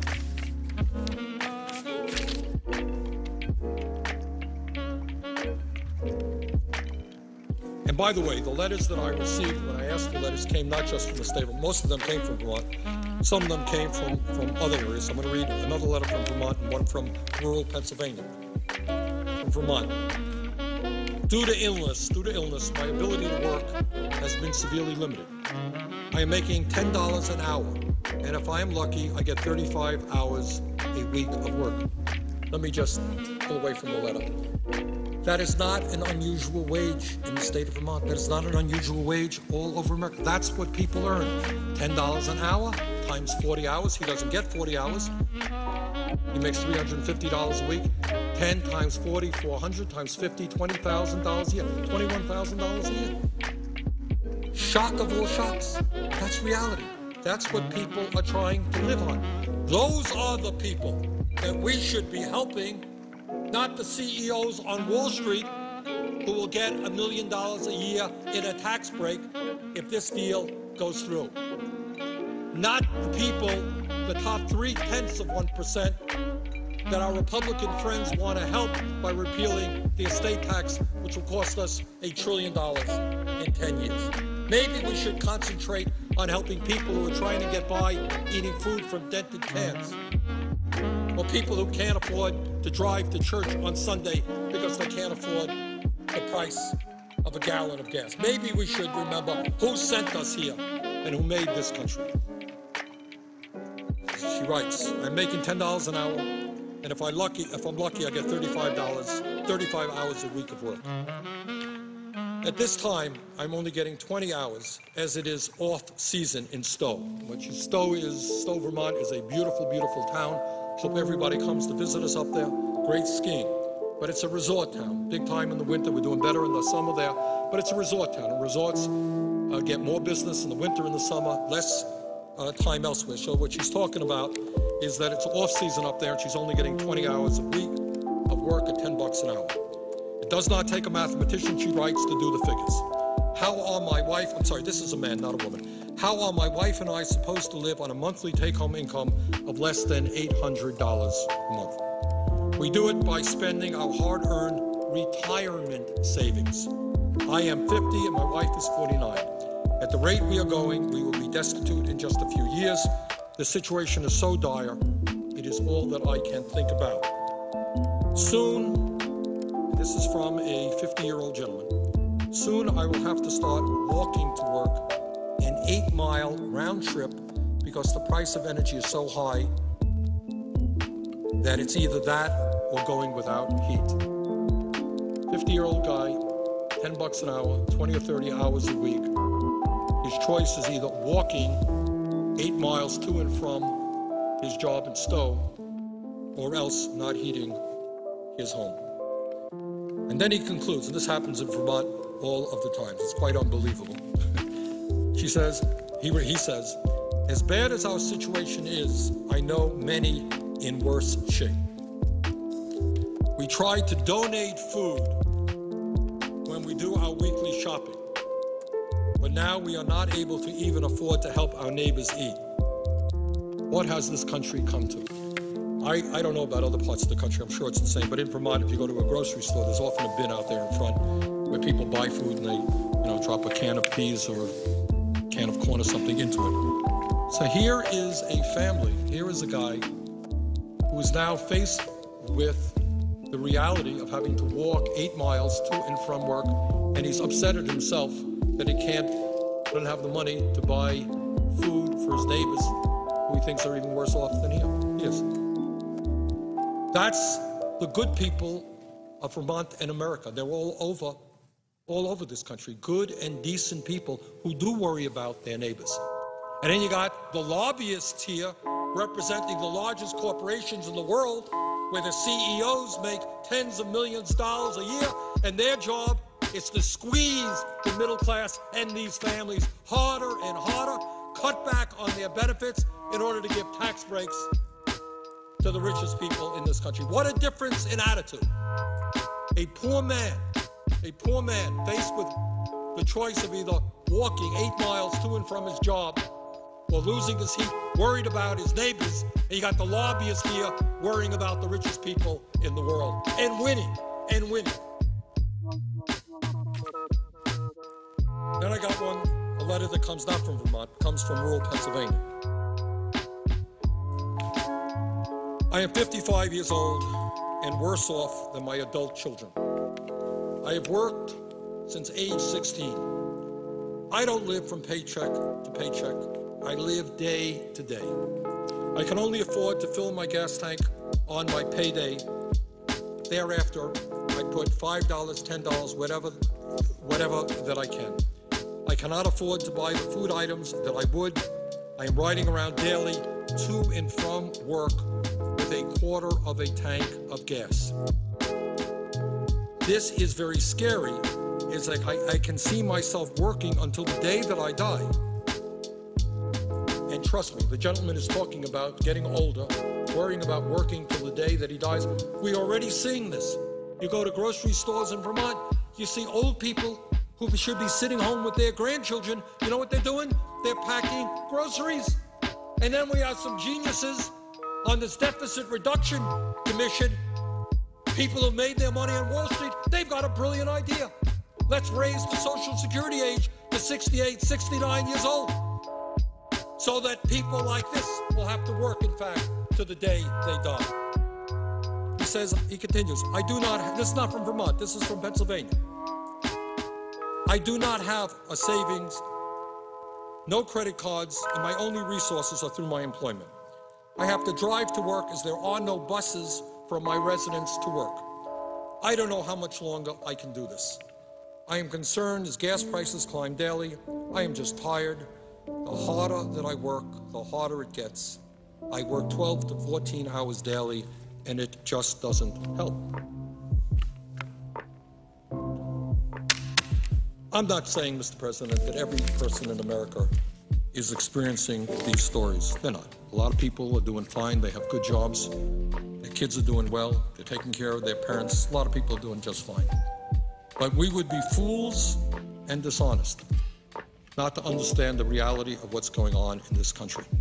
And it breaks my heart, and I know that it breaks the hearts of millions of people in this country to see what is going on in this great nation of ours. That so many people are hurting, that so many parents. I don't know if I have that letter here or if it's in another booklet, but I'll never forget one letter that I received. And that is, these people, my parents never went to college. My father never graduated high school. And they wanted their kids to get an education. That's what they wanted. And we did. And it was very important, and how proud my mother was of that.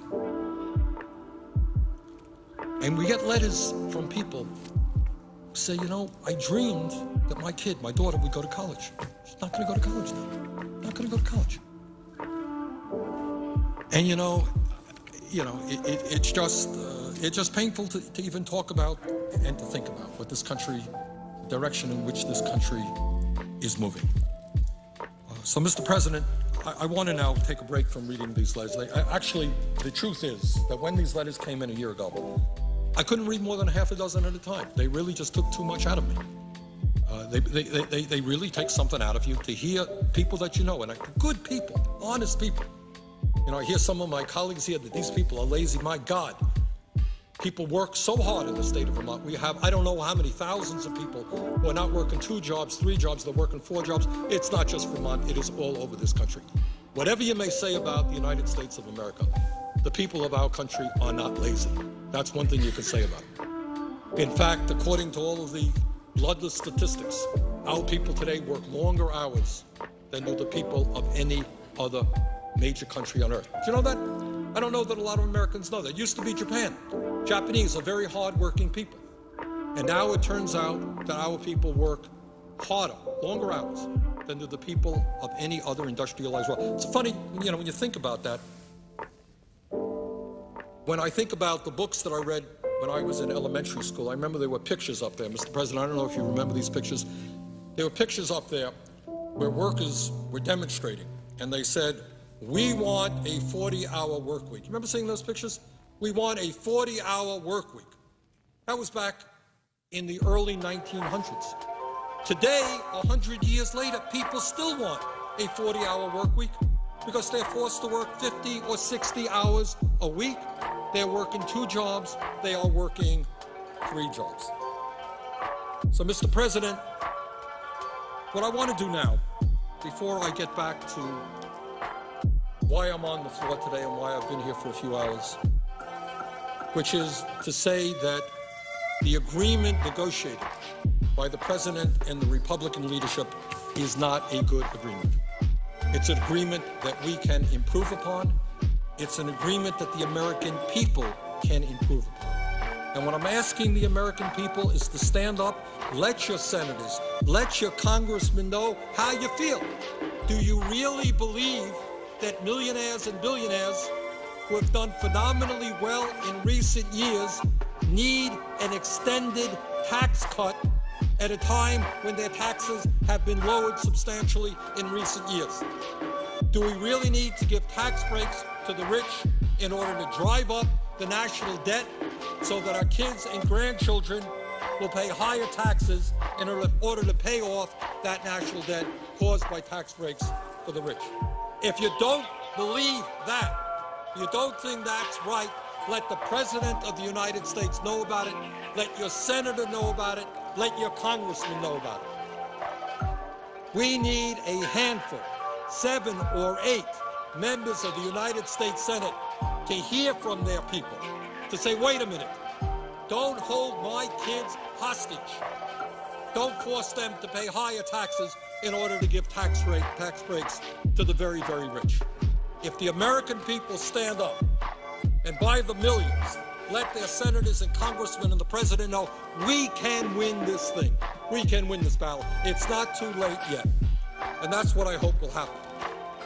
And Mr. President, you know, when we talk about why things go on the way they are here in Washington and why so many people back home, whether they're Democrats, Republicans, I'm an independent, whether they're conservatives, progressives, moderates, whatever they are, there is a huge feeling of anger and frustration, in fact, disgust at what goes on here in Washington. And I've just read some letters from people, and you can multiply those letters by 1 million. And people are saying, don't you hear us? Don't you know what's going on in our lives? Don't you know the worries we have for our kids, for our parents? Aren't you listening to us? And in many ways, I'm afraid the United States Senate is not listening to them, nor is the House, nor is our government. And one of the reasons why, and what worries me so much about this growing concentration of wealth and income in this country, is that when the rich get richer, they don't just simply put their money under the mattress. They don't simply go out and buy yachts and planes and 18 homes and all the things that rich people do. They do that, but they do something else. What they say is, I'm not rich enough. I need to be richer. What motivates some of these people is greed and greed and more greed. There is no end to that. So what they do is they do things like hire lobbyists who are all over Capitol Hill. These lobbyists, sometimes former leaders of the Republican Party, former leaders of the Democratic Party, former hotshot lawyers, bright people. And their job is to make sure that the legislation that we pass, such as this major tax bill, that this legislation benefits not ordinary Americans, not the people whose letters I have just read, not those people, but the wealthiest people in this country and the largest corporations. And I want to just mention something. A very good friend of mine, and I do a radio show with him every Friday afternoon. I'm afraid I missed it today. And that's Tom Hartman. And Tom is the author of a number of wonderful books. In his latest book, which is called Rebooting the American Dream, 11 Ways to Rebuild Our Country, Tom writes, he talks about lobbying, which is an issue we have got to deal with in this country. He says, and I quote, page 104, given how lucrative lobbying is as an investment, it's become a huge business. In other words, what he is talking about is if you got a good lobbyist, if that lobbyist changes a few words in a bill, your company or you as an individual can end up with huge amounts of money, just changing a few words. In this case, language that we're working on now is whether or not we extend the Bush tax breaks for the top 2% for many millionaires and billionaires. Some lobbyists representing the rich and the powerful are determined to keep that language in there. So it's an investment. So you spend a few $1 million, an organization spends a few $1 million on a lobbyist, but if you ended up getting back hundreds of millions of dollars in tax breaks or corporate loopholes or other benefits, it's a very good investment. That's what Tom Hartman's writing about. He says, given how lucrative lobbying is as an investment, it's become a huge business. In February 2010, the Center for Responsive Politics laid out which industries had invested how much in Congress the previous year. Overall, it found that in 2009, the number of registered lobbyists who actively lobbied Congress was 13,694, and the total lobbying spending, get this, total lobbying spending in 2009 was $3.47 billion, a 240% increase since 1999, 10 years, more than tripling this. In 2009, the company spent $3.47 billion in lobbying. And Mr. President, we have 100 members of the United States Senate. You have 435 members of the House. And listeners or the viewers can get out their calculating machine and you divide it up. How much money the big money interests are spending trying to influence Senator Inouye or myself or the other 98 members of the Senate or 435 members of the House. They are flooding this institution with money. Let me give you just a breakdown of where that money is coming from. What they call miscellaneous business, that's retail and manufacturing, etc., $558 million in 1 year, 2009. Healthcare, $543 million. Now, by the way, that was before healthcare reform. My strong guess, I will be very surprised if that number did not double. If you are a healthcare lobbyist this year, trust me, you are doing very, very well. They are all over this place, making sure that we did not pass a really strong healthcare bill, for example, a Medicare for All single-payer program, which I support. On top of that, you got the finance, insurance, and real estate industries combined spent $465 million. And again, that was before we dealt with financial reform. I suppose, Mr. President, that the recent legislation that we dealt with, healthcare reform and financial reform, was a real boon to the lobbyists around here, because they really could go out and earn their money. But that was before that.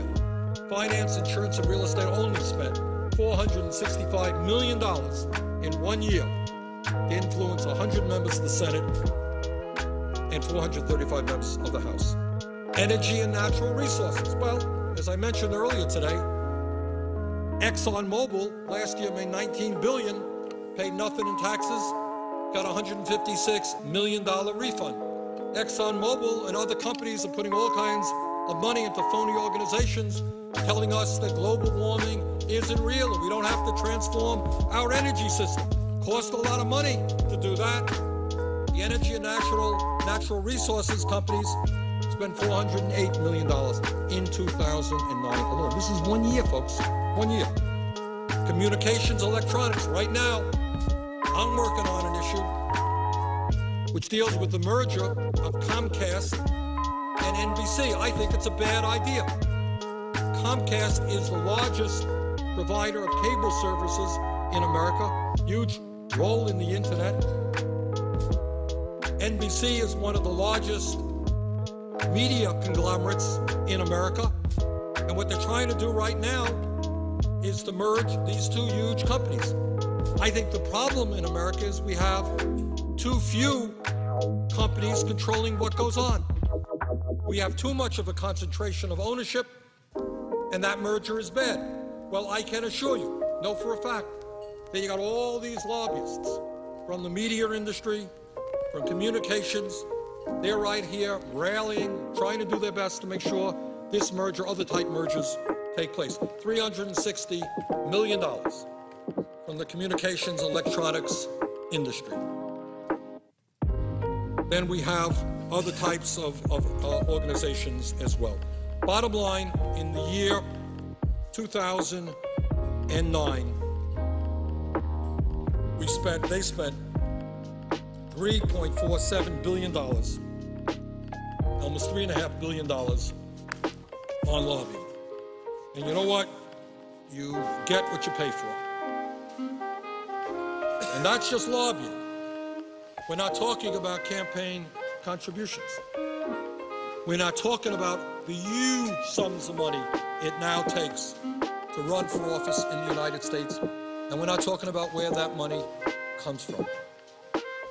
And we're not talking about the Citizens United horrendous decision reached by the Supreme Court, which allows billionaires and all of these companies and their executives to put money into campaigns and not even have to be identified. We're not even talking about. This is just lobbying, just lobbying. So if you wonder why we are having a serious discussion about whether or not we should give tax breaks to millionaires and billionaires while the middle class is collapsing and tens of millions of people have no health insurance, and we have the highest rate of child in poverty, and we have the most unequal distribution of wealth and income of any country. If you're wondering how we would consider for 1 minute talking about more tax breaks for the rich, then you don't know much about what goes on here in Washington. And you don't know about campaign contributions and the degree to which big money buys and sells politicians. Mr. President, what I want to review again, because the reason I'm down here today, and I've been here for a few hours, is to voice my very strong opposition to the agreement that was reached between the Republican leadership and President Obama. I think that the American people don't like this agreement. All I can tell you, and I don't know what's going on in your office, coming from Alaska, Mr. President, but I can tell you that in the last 3 days, between phone calls and emails, we've probably gotten 5,000. We've heard from about 5,000 people, many from Vermont and some from out of state as well. The opposition to this agreement is probably 99%. People cannot understand why in a million years, with a $1.7 trillion national debt and a $1.4 trillion yearly deficit, we would be thinking for 1 second, about giving tax breaks to the richest people in this country who are already doing fabulously well. So, Mr. President, I'm down here today, and I have been for a few hours, to urge my colleagues, and more importantly, the American people, to say no to this agreement. If we stand together, if the American people write or email or call their senators and their congresspeople, I think we can turn this thing around. I think we can come up with an agreement that makes us all proud rather than one that we have to be ashamed of. I know there was an editorial back in the state of Vermont that I saw. I don't remember the exact title, but something to the effect, this agreement stinks, it's odious, but it's better than nothing. Well, I don't think that has to be the choice. Awful or better than nothing. I think the choice can actually be a good agreement. And I think if the American people stand with those of us who are opposing this agreement, we can pull this off. We can defeat this agreement and come up with a much better one. One that does not force our kids and grandchildren to pay higher taxes in order to provide huge tax breaks for the richest people in this country. So, Mr. President, in talking about the reasons that I am opposed to this agreement, one of the other reasons is that while the President and the Republican leadership say, well, you know, this is just a temporary extension, just going to be for 2 years, just temporary. You know, and I know that when you talk about temporary here, it becomes long-term and then perhaps becomes permanent. If we extend these tax breaks for the top 2% now, my strong guess, and I hope I'm wrong, and I certainly hope that this proposal is defeated, but if we extend them for 2 years, my strong guess is they will be 2 years from now extended again.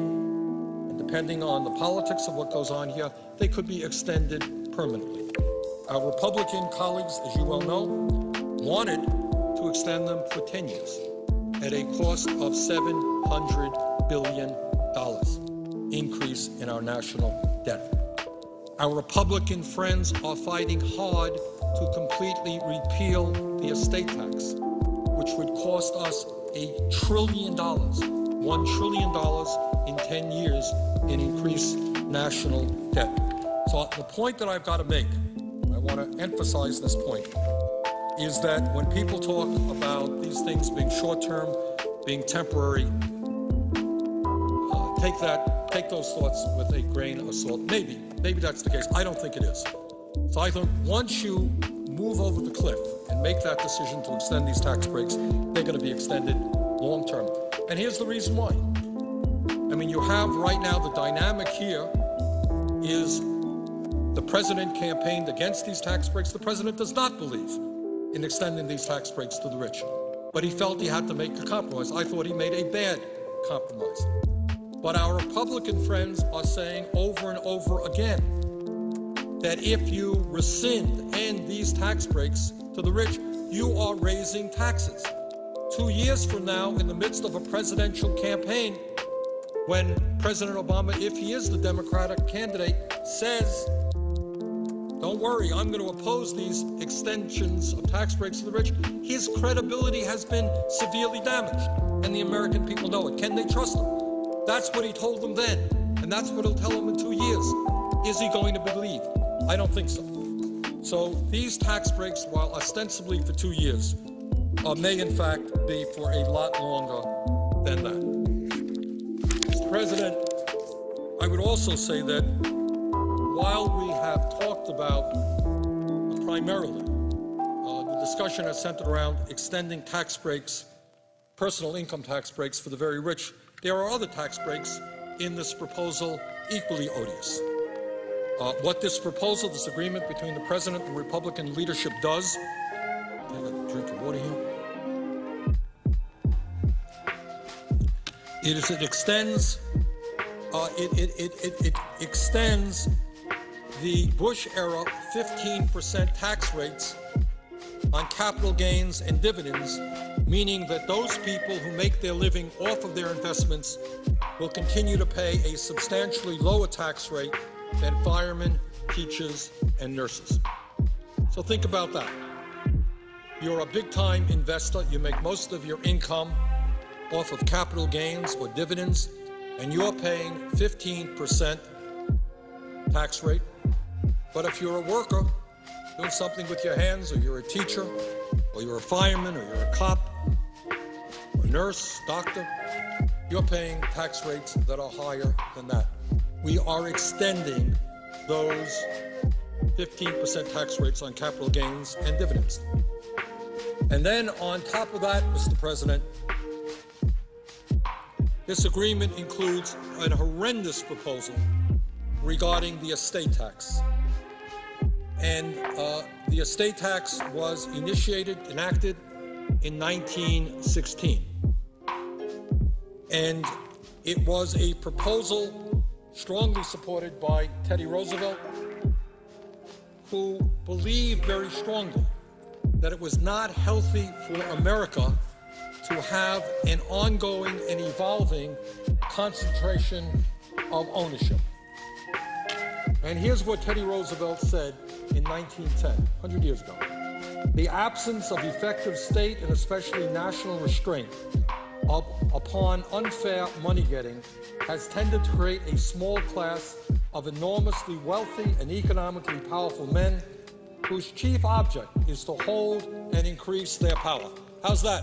100 years ago, that's what he said. I would say that he got it right, that what he said then is even more true today. And then he says, no man should receive $1 unless that dollar's worth of service rendered, unless that dollar represents a dollar's worth of service rendered. Not gambling in stocks, but service rendered. The really big fortune, the swollen fortune, by the mere fact of its size acquires qualities which differentiate it in kind as well as in degree from what is passed by men of relatively small means. Therefore, I believe in a graduated inheritance tax on big fortunes, properly safeguarded against evasion and increasing rapidly in amount with the size of the estate. End of quote. Hence the estate tax. Unfortunately, under the agreement,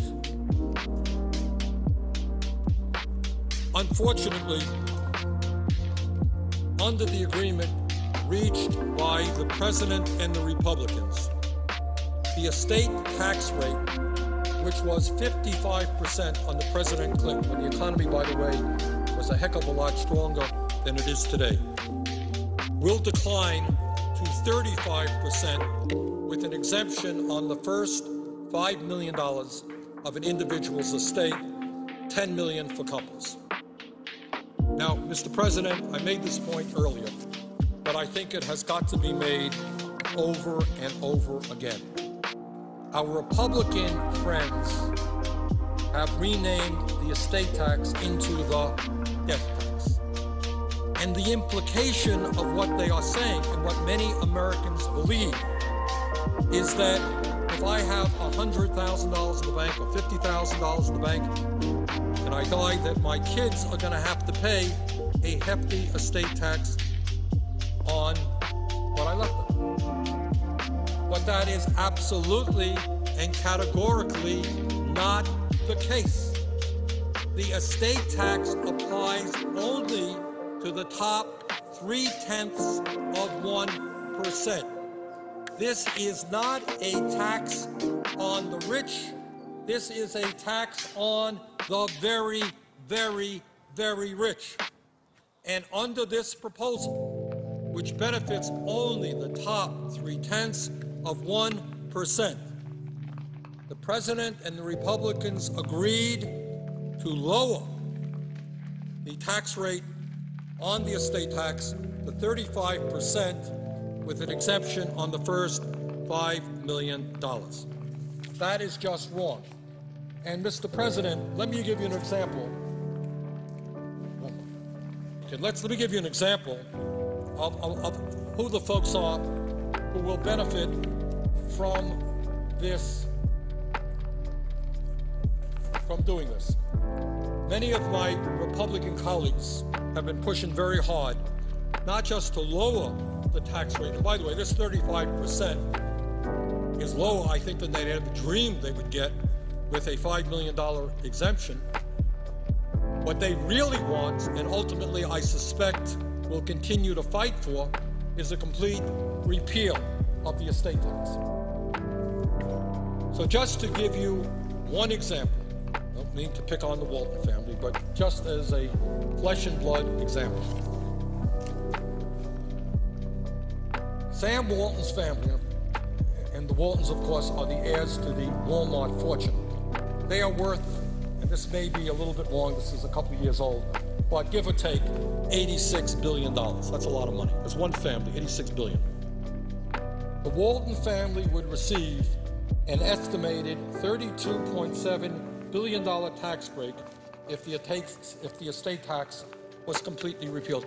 Does anybody in their right mind believe that when this country has a national debt of $13.7 trillion, and when we have the highest rate of childhood poverty in the industrialized world, and our unemployment rate is 9.8%, can anybody for 1 second fathom members of the United States Senate saying that we want to give a $32 billion tax break to one family? So in terms of the estate tax, what we have done is made it even more regressive.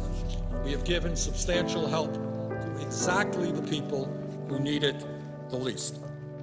And that, to me, is not what we should be doing. Our job here, I know it's a radical idea, I admit it, should be to represent the vast majority of the people in this country, the middle class, the working families of this country, and not just the top 1 or 2%.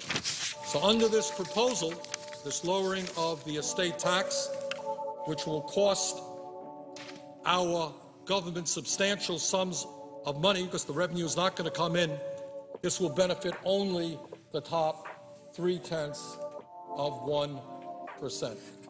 And again, if some of my Republican colleagues are successful in their desire, and they're moving down the path, if we repeal the estate tax entirely, which is what they want to do. I know it's hard to believe, and some of the listeners out there think that I am kidding, but I am deadly serious. They want to completely remove the estate tax, which would drive up the national debt by $1 trillion over a 10-year period. So, Mr. President, that is this lowering of estate tax rates and raising the exemption is clearly an onerous clearly an onerous provision. And it is not just the Walton family of Walmarts who benefits. According to Forbes magazine, there are 403 billionaires living in this country with a combined net worth of $1.3 trillion. That's not shabby. That's pretty good. 403 billionaires are worth $1.3 trillion. Anyone lucky enough to inherit this extraordinary wealth would benefit the most from repealing the estate tax. As Robert Frank wrote in his book, Richistan, the wealthiest people in this country accumulated so much wealth that they have been competing to see who could own the largest private yacht, who could own the most private jets, who could own the most expensive cars, jewelry, artwork, etc. In 1997, for example, Leslie Wexner, the chairman and CEO of Limited Brands, the company that owns Victoria's Secret, and none of us know what Victoria's Secret is, I know that, paid a German shipmaker to build what was then the largest private yacht in the United States, called the Limitless. And there is a photo, I guess this is the photo, it's a nice boat. It stretches 315 feet and has 3,000 square feet of teak wood and a gym. Got a gym. According to Forbes magazine, Mr. Wexler is one of the wealthiest 400 people in this country, worth an estimated $2.3 billion. Permanently repealing the estate tax would allow Mr. Wexner's 2 children to inherit all of his wealth without paying a nickel to help this country deal with the enormous problems that we have.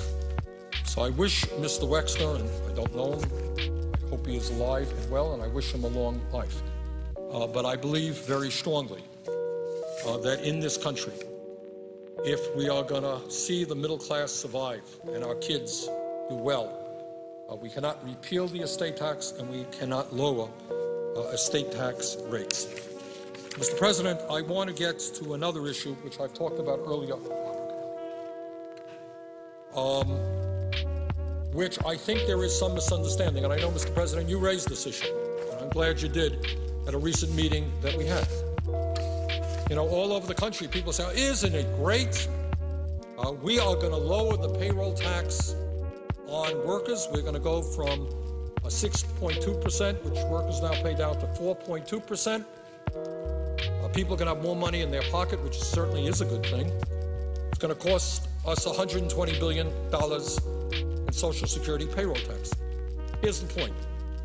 Yes, we do want to put more money in workers' pockets. That's why many of us in the stimulus package supported a $500 or $400 a year tax break for every worker, virtually every worker in America. That's what we said. We want people in these difficult times to be able to have the money to take care of their families, and when they have that money, they go out spending it, and when they spend it, they create other jobs because people have got to provide goods and services for them. It has a good stimulus impact. Yes, we do want workers to have more money in their pockets. But while this idea of lowering the payroll tax sounds like a good idea, in truth, it really is not a good idea. And Mr. President, I don't know if you know this, but this idea originated from very conservative Republicans whose intention from the very beginning was to destroy Social Security by choking off the funds that go to it. And this is not just Bernie Sanders' analysis. Mr. President, there was recently, and I distributed it recently at a meeting that we held, a news release that came from the National Committee to Preserve Social Security and Medicare. And the headline on that press release is, "Cutting contributions to Social Security signals the beginning of the end. Payroll tax holiday is anything but." And what the National Committee to Preserve Social Security and Medicare, which is one of the largest senior groups in America, well understands, is that there are people out there who want to destroy Social Security, and one way you do that is you divert funds into the Social Security Trust Fund, and they don't get there. Now, what the President and others have said is not to worry, this is just a one-year program, just 1 year. And in fact, they say the General Treasury will pay the difference. So the Social Security Trust Fund is not going to lose funding. Here's the problem. The problem is that historically, and the reason we have a $2.6 trillion surplus today in Social Security, reason why Social Security is good for the next 29 years to pay out all benefits, is because it comes from the payroll tax. It is not dependent upon the whims of Congress and the Treasury. Now, the President, Republicans say, well, this is just a one-year program. Don't worry. I do worry. I worry that once you establish this one-year payroll tax holiday, that next year our Republican friends will say, oh, you want to end that? You're going to be raising taxes on workers. And enough people will support that concept, and this one-year payroll tax holiday will become permanent. And when you do that, you're going to be choking off over a period of years trillions of dollars that we need to make sure that Social Security is viable and is there for our kids and our grandchildren.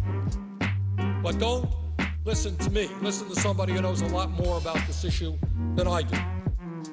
Barbara Kennelly is a former congresswoman from Connecticut. She's the president and CEO of the National Committee to Preserve Social Security and Medicare. And this is what Barbara Kennelly says. She says, quote, even though Social Security contributed nothing to the current economic crisis, it has been bartered in a deal that provides deficit-busting tax cuts for the wealthy. Diverting $120 billion in Social Security contributions for a so-called tax holiday may sound like a good deal for workers now, but it's bad business for the program that a majority of middle-class seniors will rely upon in the future. End of quote, Barbara Kennelly. The headline, cutting contributions to Social Security signals the beginning of the end. This is not a good approach. Providing and figuring out a way that we can get more money into the hands of working people, as we did in the stimulus package, does make a lot of sense. Going forward with a payroll tax holiday is a backdoor method to end up breaking Social Security, and it's not anything that we should support. Mr. President, let me just mention and quote from a gentleman who understands this issue very, very well, and he understands the politics of what's going on here. His name is Bruce Bartlett. He is a former top advisor for Presidents Reagan and George H.W. Bush. And he recently wrote the following in opposition to this payroll tax cut. This is what Mr. Bartlett wrote.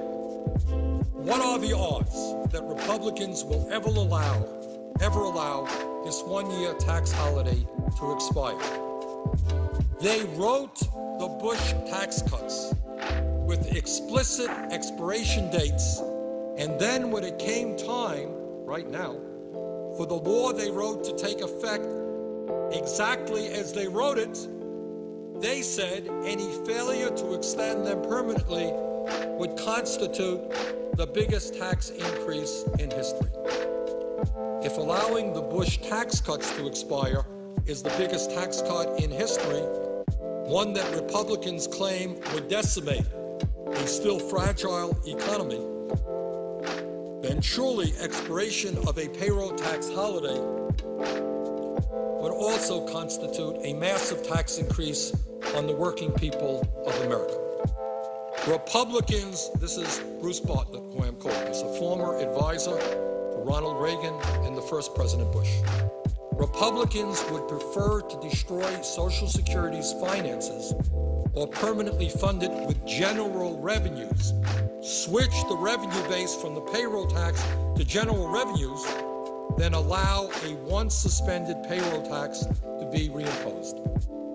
Arch Social Security hater Peter Ferrara once told me, and again, this is Bruce Bartlett, former advisor to Presidents Reagan and Bush 1.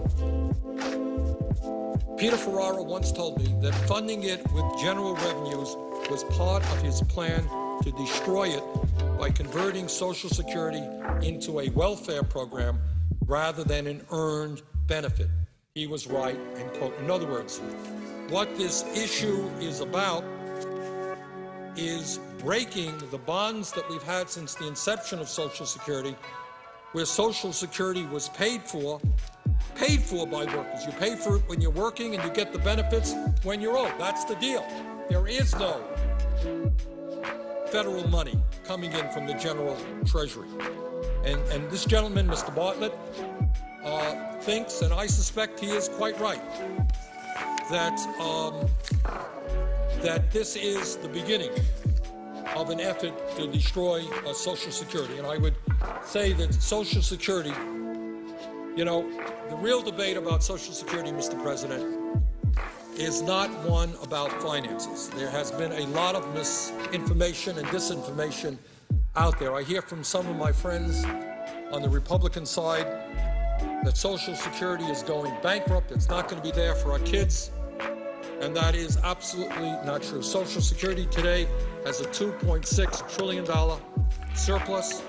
Social Security can pay out every benefit owed to every eligible American if we don't start diverting funds for the next 29 years, at which point it pays out about 78% of benefits. So our challenge in 29 years is to fill that 22% gap. That's it. Can we do it? Sure we can.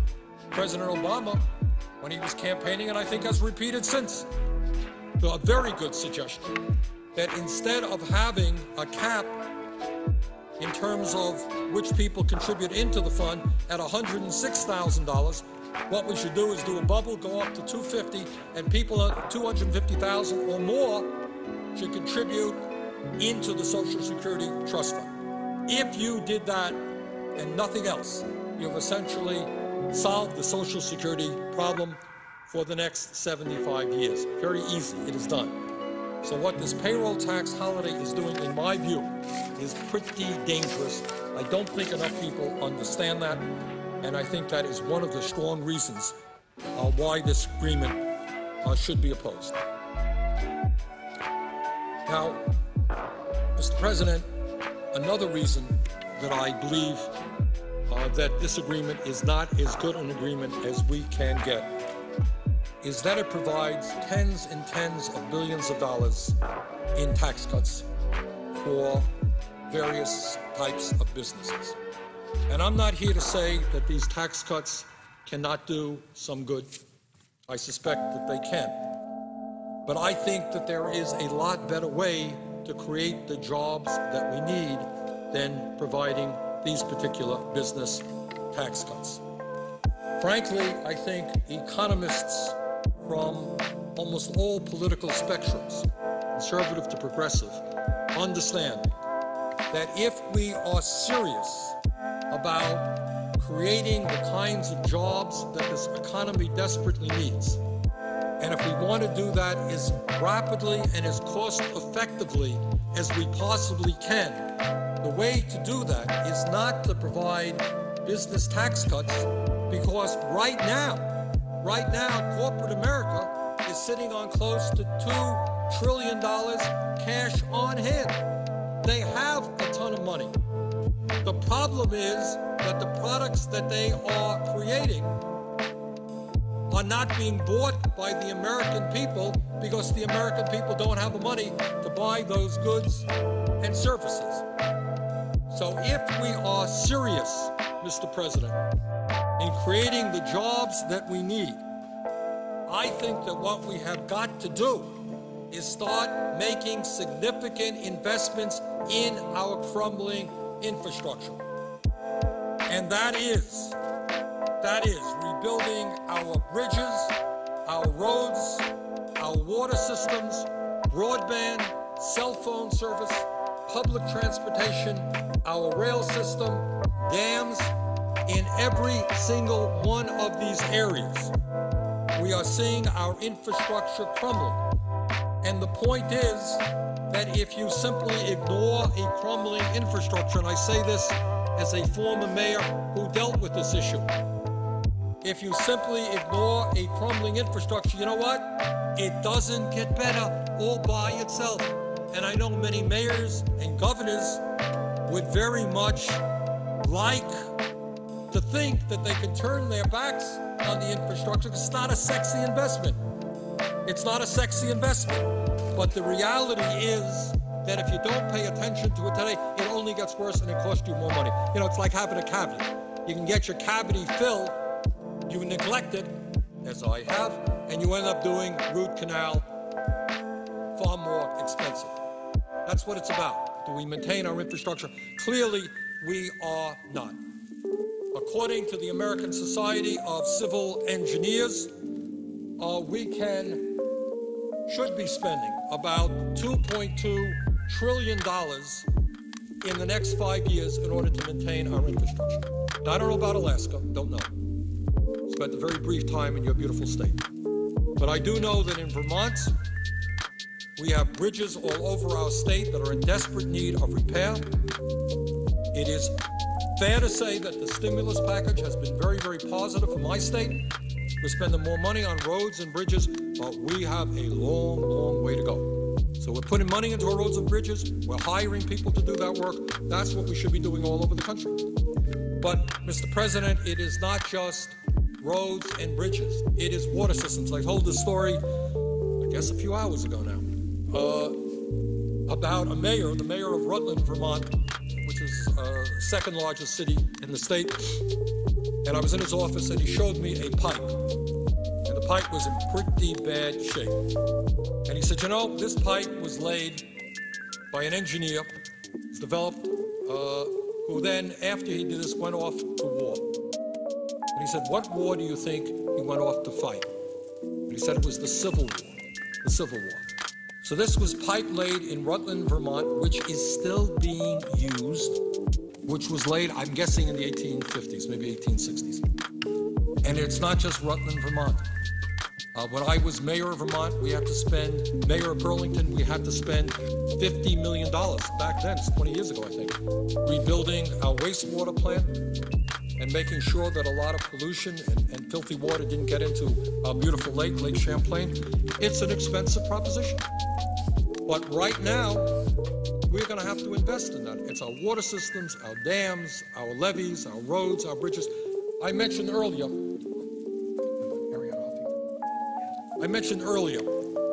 and contrasted what was going on in infrastructure in the United States as opposed to China.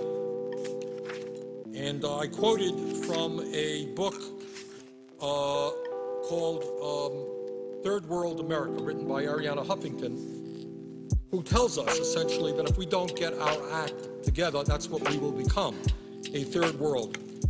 And she points out that compared to countries like China, our investments in rail is absolutely pathetic and inadequate.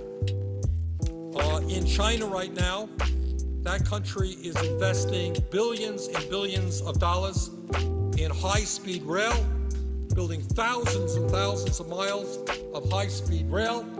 They're building over 100 new airports. And what are we doing? So, Mr. President, one of my many objections to the proposal struck between the President and the Republican leadership is I think we can do better in job creation than in business tax cuts. There is a time and a place for business tax cuts, and I am not against them.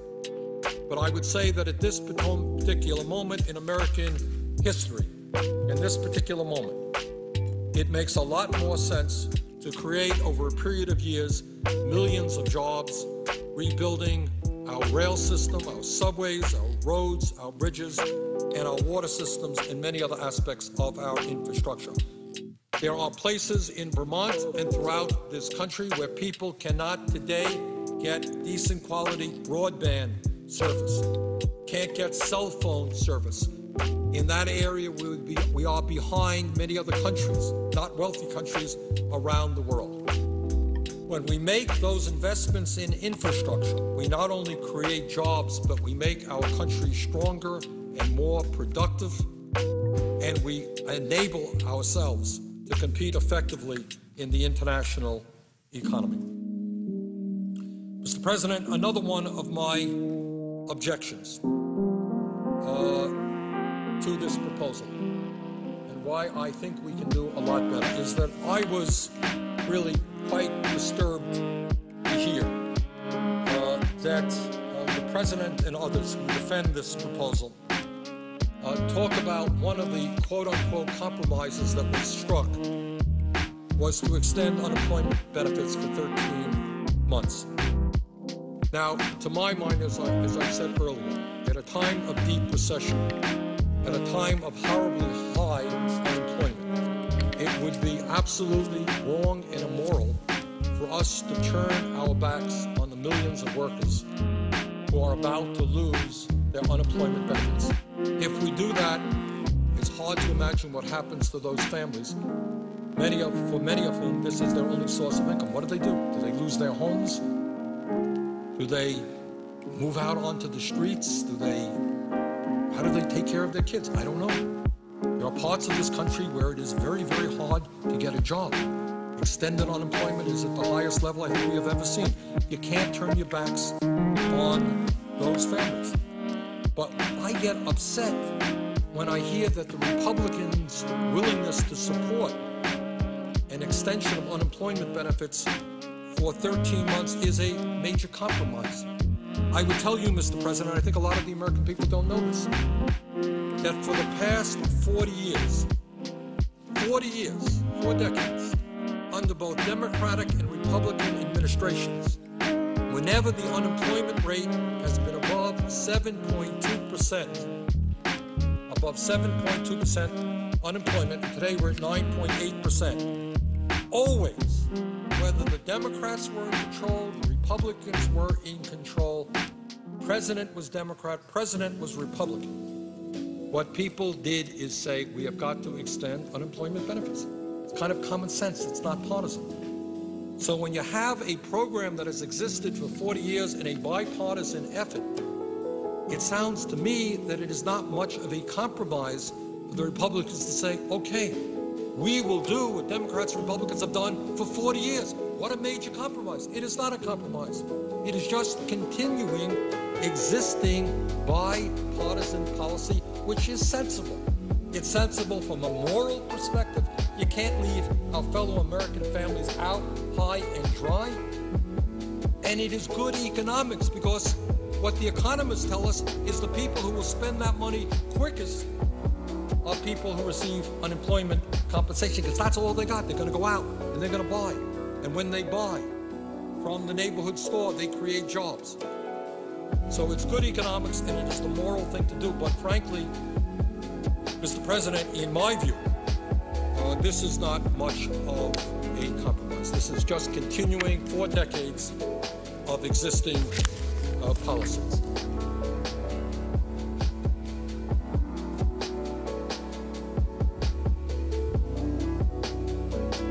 Mr. President, as I said earlier, there are very clearly positive parts of this agreement.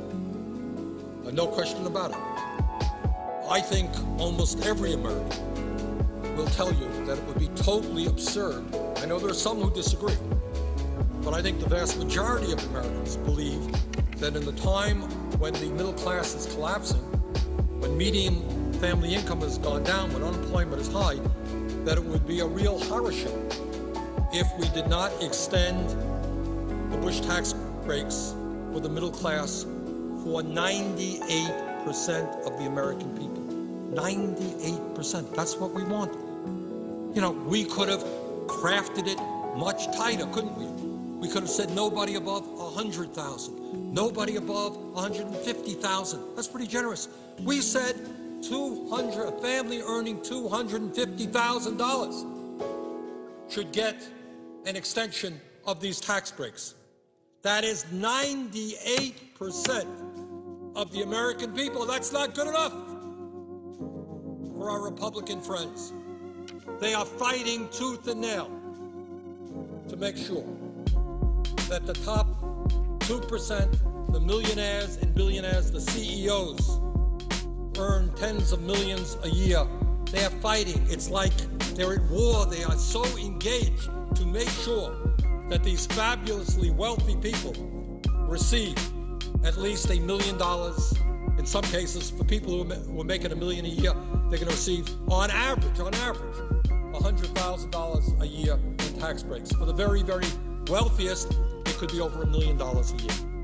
You know, Mr. President, I know you joined me just 2 days ago in saying that at a time when senior citizens in this country and disabled vets for 2 years in a row had not received any COLA, that maybe it was the right thing to do because we know that healthcare costs and prescription drug costs are soaring, that maybe we provide a $250 check to those seniors and disabled veterans one time.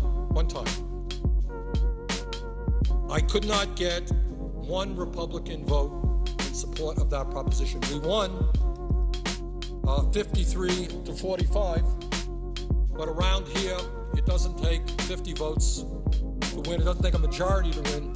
It takes 60 votes. We couldn't get one Republican vote. So here you have every Republican voting against a $250 check for a disabled vet or a senior citizen who's living on $15,000, $16,000 a year. Can't afford it.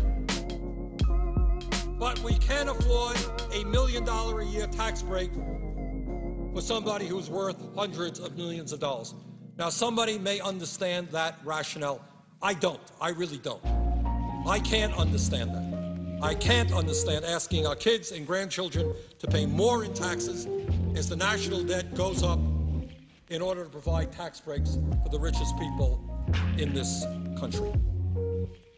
So, Mr. President, while there are some good provisions in this bill, and certainly extending the tax breaks for 98% of our people, for the broad, very broad middle class, I think if the American people demand it in our democracy, we can do better. Now, I don't know if you or I alone will be able to convince some of our Republican friends or maybe some of our Democratic friends to make this into the kind of proposal we need for the working families of this country and for our children, for our next generation. I don't know that we can do it inside this beltway. As I said earlier, I think that the way we win this battle, the way we defeat this proposal and come back with a much better proposal, is when millions of Americans start writing and emailing and calling their senators, their congresspeople, and say, wait a second, are you nuts? Do you really think that millionaires and billionaires need a huge tax break at a time when this country has a $13.7 trillion national debt? What are you smoking? How could you for 1 second think that that makes any sense whatsoever? And I'll tell you something, Mr. President, I don't know what my phones are doing today in my office right now, but in the last 3 days we have gotten, I'm guessing, 5,000 phone calls and emails, and about 99% of them are in disagreement with this proposal. Well, I'm looking at a chart here, and we've gotten 2,100 calls that just came in, I'm informed, today. So the overwhelming people who are calling, I don't know what kind of calls other members of the Senate are getting, but certainly those are the calls that I am getting. Now, also, Mr. President, and this point cannot be made strongly enough, what our Republican friends want to do, and they've been pretty honest and upfront about them, especially some of the extreme right-wing people who have been running for office, and in some cases have won. They have been honest enough to say that they want to bring this country back to where we were in the 1920s, that their ultimate aim is to basically repeal almost all of the provisions that have been passed in the last 70 years to protect working people, the elderly, and the children. They believe in a Darwinian-style society in which you have the survival of the fittest, that we are not a society which comes together to take care of all of us, that you take care of me in need and I take care of you and your family in need, that we are one people. And their strategy is pretty clear, I think. They want to ultimately destroy Social Security, and what we are beginning to hear more and more of is, why don't we raise the retirement age to 68 or 69? That Deficit Reduction Commission, which I thought was the people on that commission were bad appointees by the president. You could have put together some good economists to say, how do we in a fair way, address the deficit and national debt crisis? That wasn't what that commission did.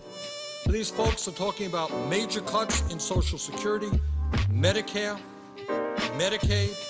They want, at a time when it is so hard for young people to afford to go to college, they want to raise the cost by asking our young people while they're in college to be accruing the interest on their loans.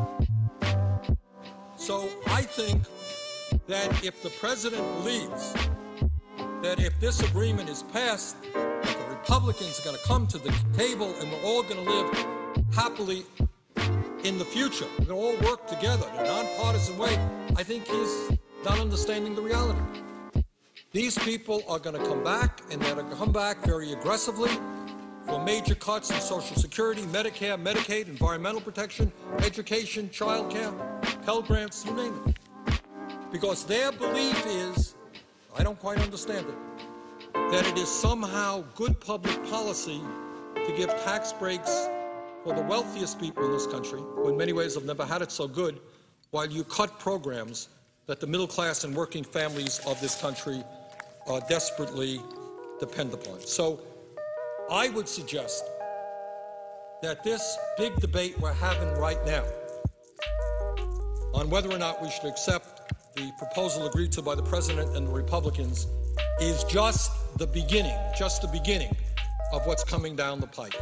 And if we surrender now on this issue, we can expect next month and the following month another governmental crisis, another threat of a shutdown, unless they get their way. So I think rather than asking the working families of this country to have to compromise, instead of asking our kids to pay more in taxes to bail out billionaires, maybe, I know this is a radical idea, but maybe we should ask a handful of our Republican friends to join us. Maybe a handful of honest conservatives over there who have been telling us for years their great concerns about deficit spending and a huge national debt. Maybe they should be prepared to vote against a proposal which raises the national debt and our deficit by giving tax breaks to some of the richest people in the world. Now, I quite frankly don't think that I'm going to be able to convince them. I don't know that you're going to be able to convince them. But you know who I think can convince them? I think their constituents can convince them. I think the American people can convince them. And I think, as I said earlier, that if the American people stand up, that we can defeat this proposal and that we can create a much, much better proposal. Clearly, we must extend tax breaks for the middle class. Clearly, we must make sure that unemployed workers continue to get the benefits that they desperately need. But equally clearly, we must make sure that we are not raising the national debt, which, as sure as I'm standing here, will result in cuts in Social Security, Medicare, Medicaid, education, other programs. by passing if this proposal is passed. So, Mr. President, this is not only an important proposal unto itself. $900+ billion, even in Washington, is nothing to sneeze at. But it is an important proposal in terms of the direction in which our country goes into the future. If we accept this proposal of a 2-year extension for the richest people in America, I believe that will eventually become either a long-term extension or a permanent extension. If we accept the proposal that lowers the rates on the estate tax, which benefits only the top 0.3%, 99.7% of Americans get nothing. But if we give them what they want, I believe that over a period of years, it will lead to the complete abolition and ending of the estate tax, which will cost us $1 trillion over a 10-year period. So I would hope that this issue is not one that just progressives or moderates feel strongly about. I would hope that honest conservatives who in their heart of hearts believe that this country is seriously in danger when we have unsustainable deficits and a huge national debt, that they will tell their elected officials here in Washington not to pass a piece of legislation, which increases the national debt significantly and, in fact, will allow for the permanent, over years, in my view, extension of these tax breaks.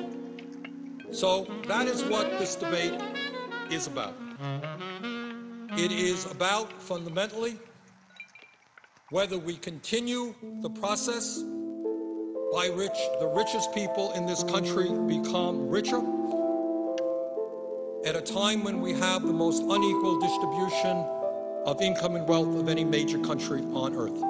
And as I've said earlier, Mr. President, this is not an issue that is discussed. I don't know, well, I do know why, It's just not an issue that people feel comfortable talking about because they don't want to give affront to their wealthy campaign contributors or take on the lobbyists that are out there. But that is the reality. Throughout the entire world, the United States has the most unequal distribution of income, top 1%, earning 23.5% of all income.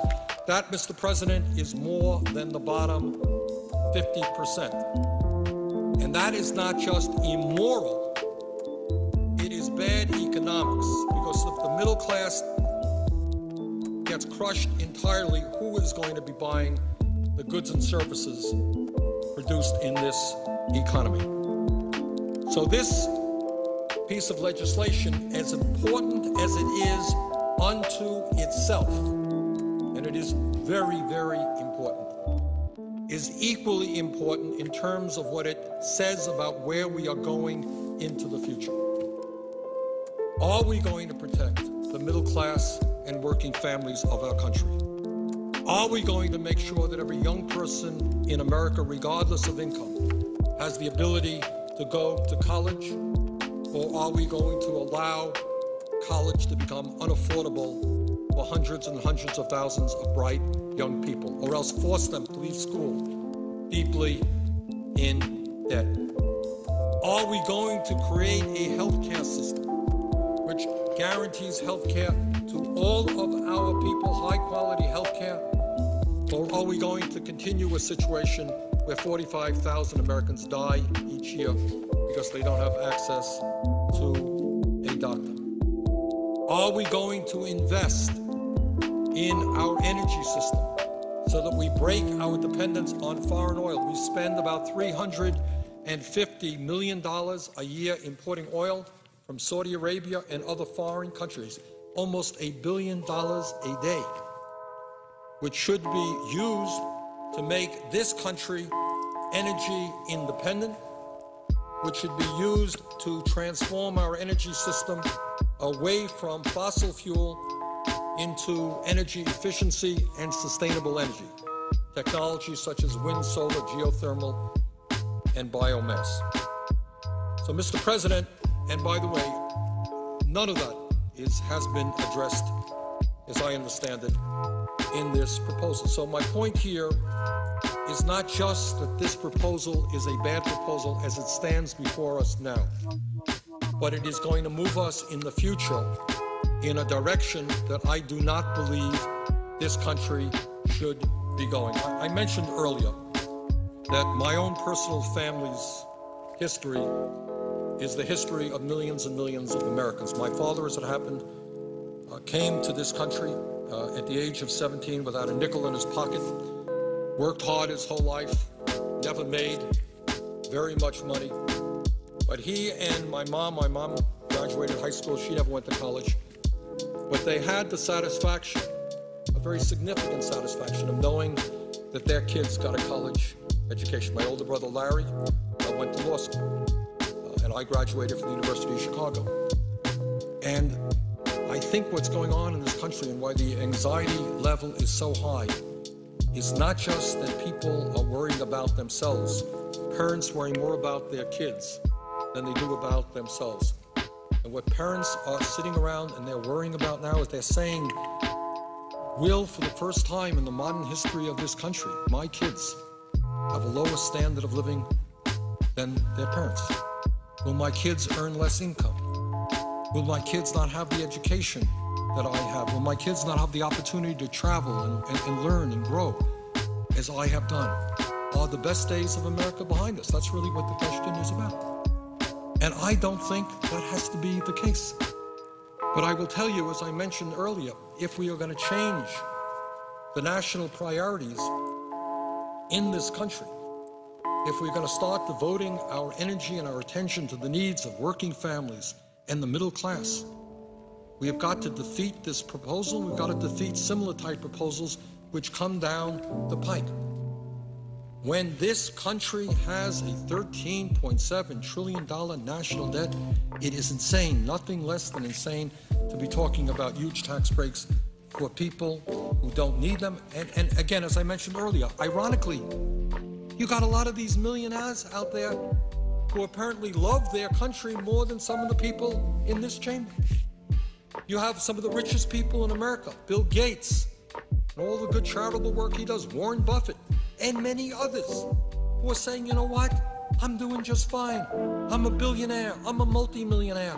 I don't need your tax break.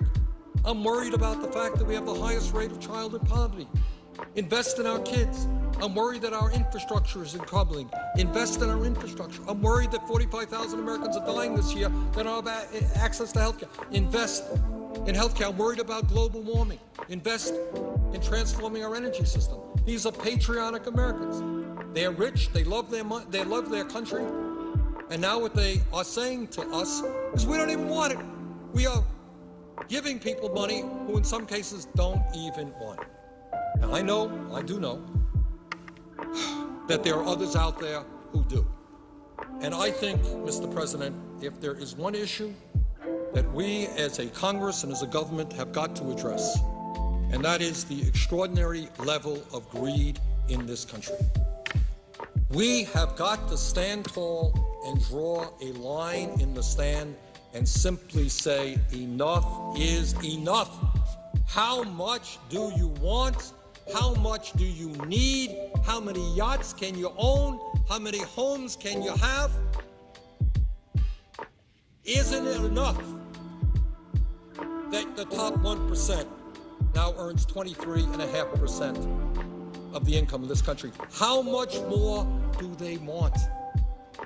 Do they want 30%, 35%? Isn't it enough that the top 1% owns more wealth than the bottom 90%? How much more do they need?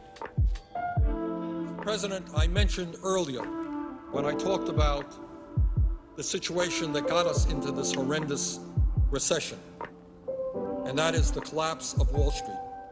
And I talked about what I think most Americans understand very well, and that is the incredible greed and recklessness and dishonesty that exist on Wall Street. We must not allow ourselves to encourage and continue the kinds of greed that we have seen in recent years. It is an abomination that the people who caused this economic crisis, the worst recession since the Great Depression, that the people who caused it on Wall Street are now earning more money than they did before we bailed them out. Earlier today, I was reading some emails that came to my office from Vermonters who were struggling to keep their heads above water. And they were just terribly painful and poignant stories about honest and good and decent people who are now choosing about whether or not they should put gas in their car or buy the food that they need or buy the prescription drugs they need. Not just a Vermont story, it is an American story. And that is the reality out there for tens of millions of Americans. So in my view, we can negotiate a much better agreement than the one that President Obama and the Republican leadership did. There are some good parts of that agreement which obviously should be retained and perhaps even strengthened. And those include, of course, making sure that we extend unemployment benefits to those who need it, and of course that we extend tax breaks for the middle class. And there are some very good other provisions in there which I think are very worthwhile. But I think if the American people stand up and agree with those of us who say no more tax breaks for the very wealthiest people in this country, we can defeat this proposal and we can come up with a much better one that is fairer to the middle class of this country and is fairer to our young children. I do not want to see our young kids, my children, my grandchildren, have a lower standard of living than their parents. That's not what America is about. So, Madam President, what I think we've got to do is defeat this proposal. I think we have got to urge our fellow Americans to stand up and say no to tax breaks for those who don't need it. I think we have got to work in a very serious way about creating the millions and millions of good-paying jobs that this country desperately needs. I personally believe that far more effective approach than giving the variety of business taxes that were in this proposal at a time when corporate America is sitting on $2 million of unused cash. They've got the money. I think a much better approach, as I said earlier, is investing in our crumbling infrastructure. I think that makes us healthier and stronger as a nation for the future and in the global economy. And I think it creates jobs quicker and in a more cost-effective way than these tax cuts. I think also, Madam President, that it is high time that the American people move. They want us to move in an entirely new direction in terms of trade.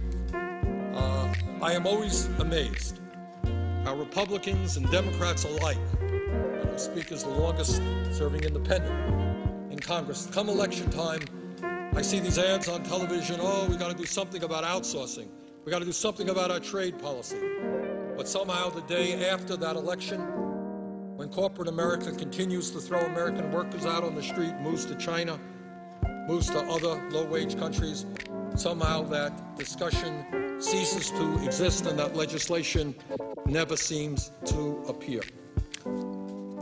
So it seems to me, Madam President, that we have got to defeat this proposal, that in defeating this proposal, we are going to tell the American people that there are at least some of us here who understand what our jobs and our obligations are, and that is that we are supposed to represent them, the middle class of this country, and not just wealthy campaign contributors or bow to the interest of the lobbyists who are all over this place. You know, Madam President, when I talked a moment ago about the need to invest in our infrastructure as a way to create jobs, being more cost-effective than some of these business tax breaks. I'm looking right now at a Wall Street Journal article, December 9th, 2010.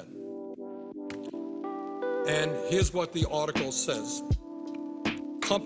Headline, companies cling to cash. The headline, companies cling to cash.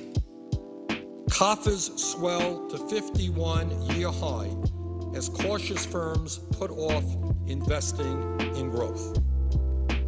Story by Justin Lahart. Here's the story. Makes the point that I've been trying to express here. Corporate America's cash pile has hit its highest level in half a century. Rather than pouring their money into building plants or hiring workers, non-financial companies in the United States were sitting on $1.93 trillion in cash. I said $2 trillion. I stand corrected. $1.93 trillion in cash and other liquid assets at the end of September, up from $1.8 trillion at the end of June, the Federal Reserve said Thursday. Cash accounted for 7.4% of the company's total assets, the largest share since 1959. The cash buildup shows the deep caution many companies feel about investing in expansion while the economic recovery remains painfully slow and high unemployment and battered household finances continue to limit consumers' ability to spend. Well, what have we been talking about all afternoon? This is the Wall Street Journal, frankly, not my favorite paper, but that is what they are saying, is that the way you're going to get the economy moving again is to put money in the hands of working people who will then go out and buy the goods and services that these companies produce.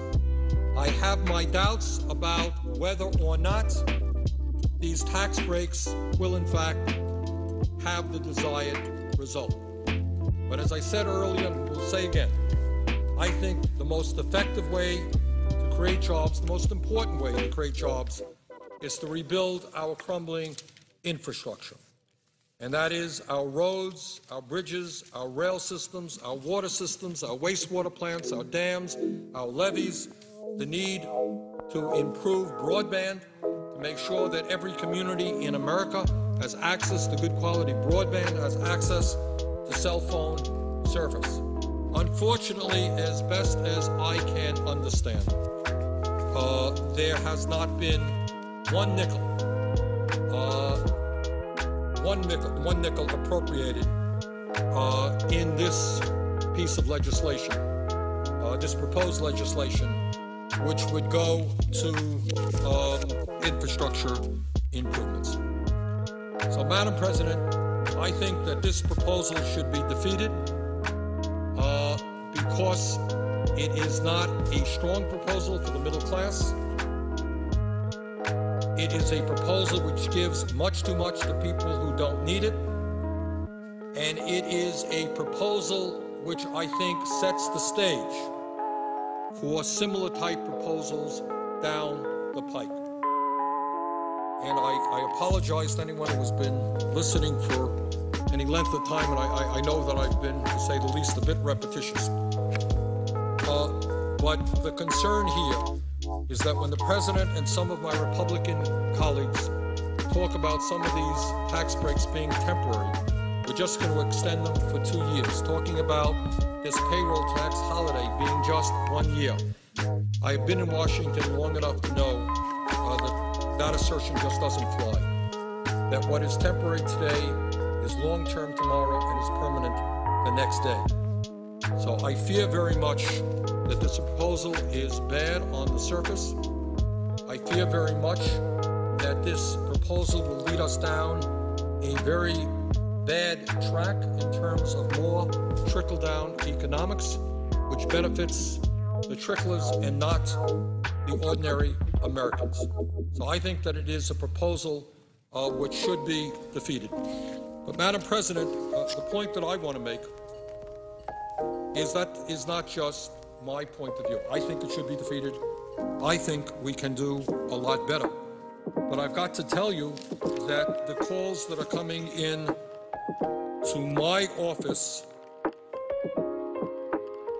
are, here's what we got today, I guess. 2,122 calls oppose the deal, and I think 100 calls are supportive of the deal. So you can do the arithmetic on it. But that is at least 95% of the calls that I got today are saying this is not a good deal. We can do better. And I know that in the last 3 or 4 days, we've gotten probably now 6,000 or 7,000 calls that say this. And this is not just Vermont. And many of those calls come from out of state, by the way, not just from Vermont. But I think that is true all over this country. So, Madam President, let me conclude, and it has been a long day. Let me simply say that I believe the proposal that was developed by the President and the Republicans are nowhere near as good as we can achieve. I don't know that we are able ourselves to get the handful of Republicans that we need to say no to this agreement. But I do believe that if the American people stand up, and by the way, it may not just be Republicans, there may be some Democrats as well. If the American people stand up and say, we can do better than this, that we don't need to drive up the national debt by giving tax breaks to millionaires and billionaires, that if the American people are prepared to stand and we are prepared to follow them, I think we can defeat this proposal. I think we can come up with a better proposal which better reflects the needs of the middle class and working families of our country, and to me, most importantly, the children of our country. And with that, Madam President, I would yield it to you.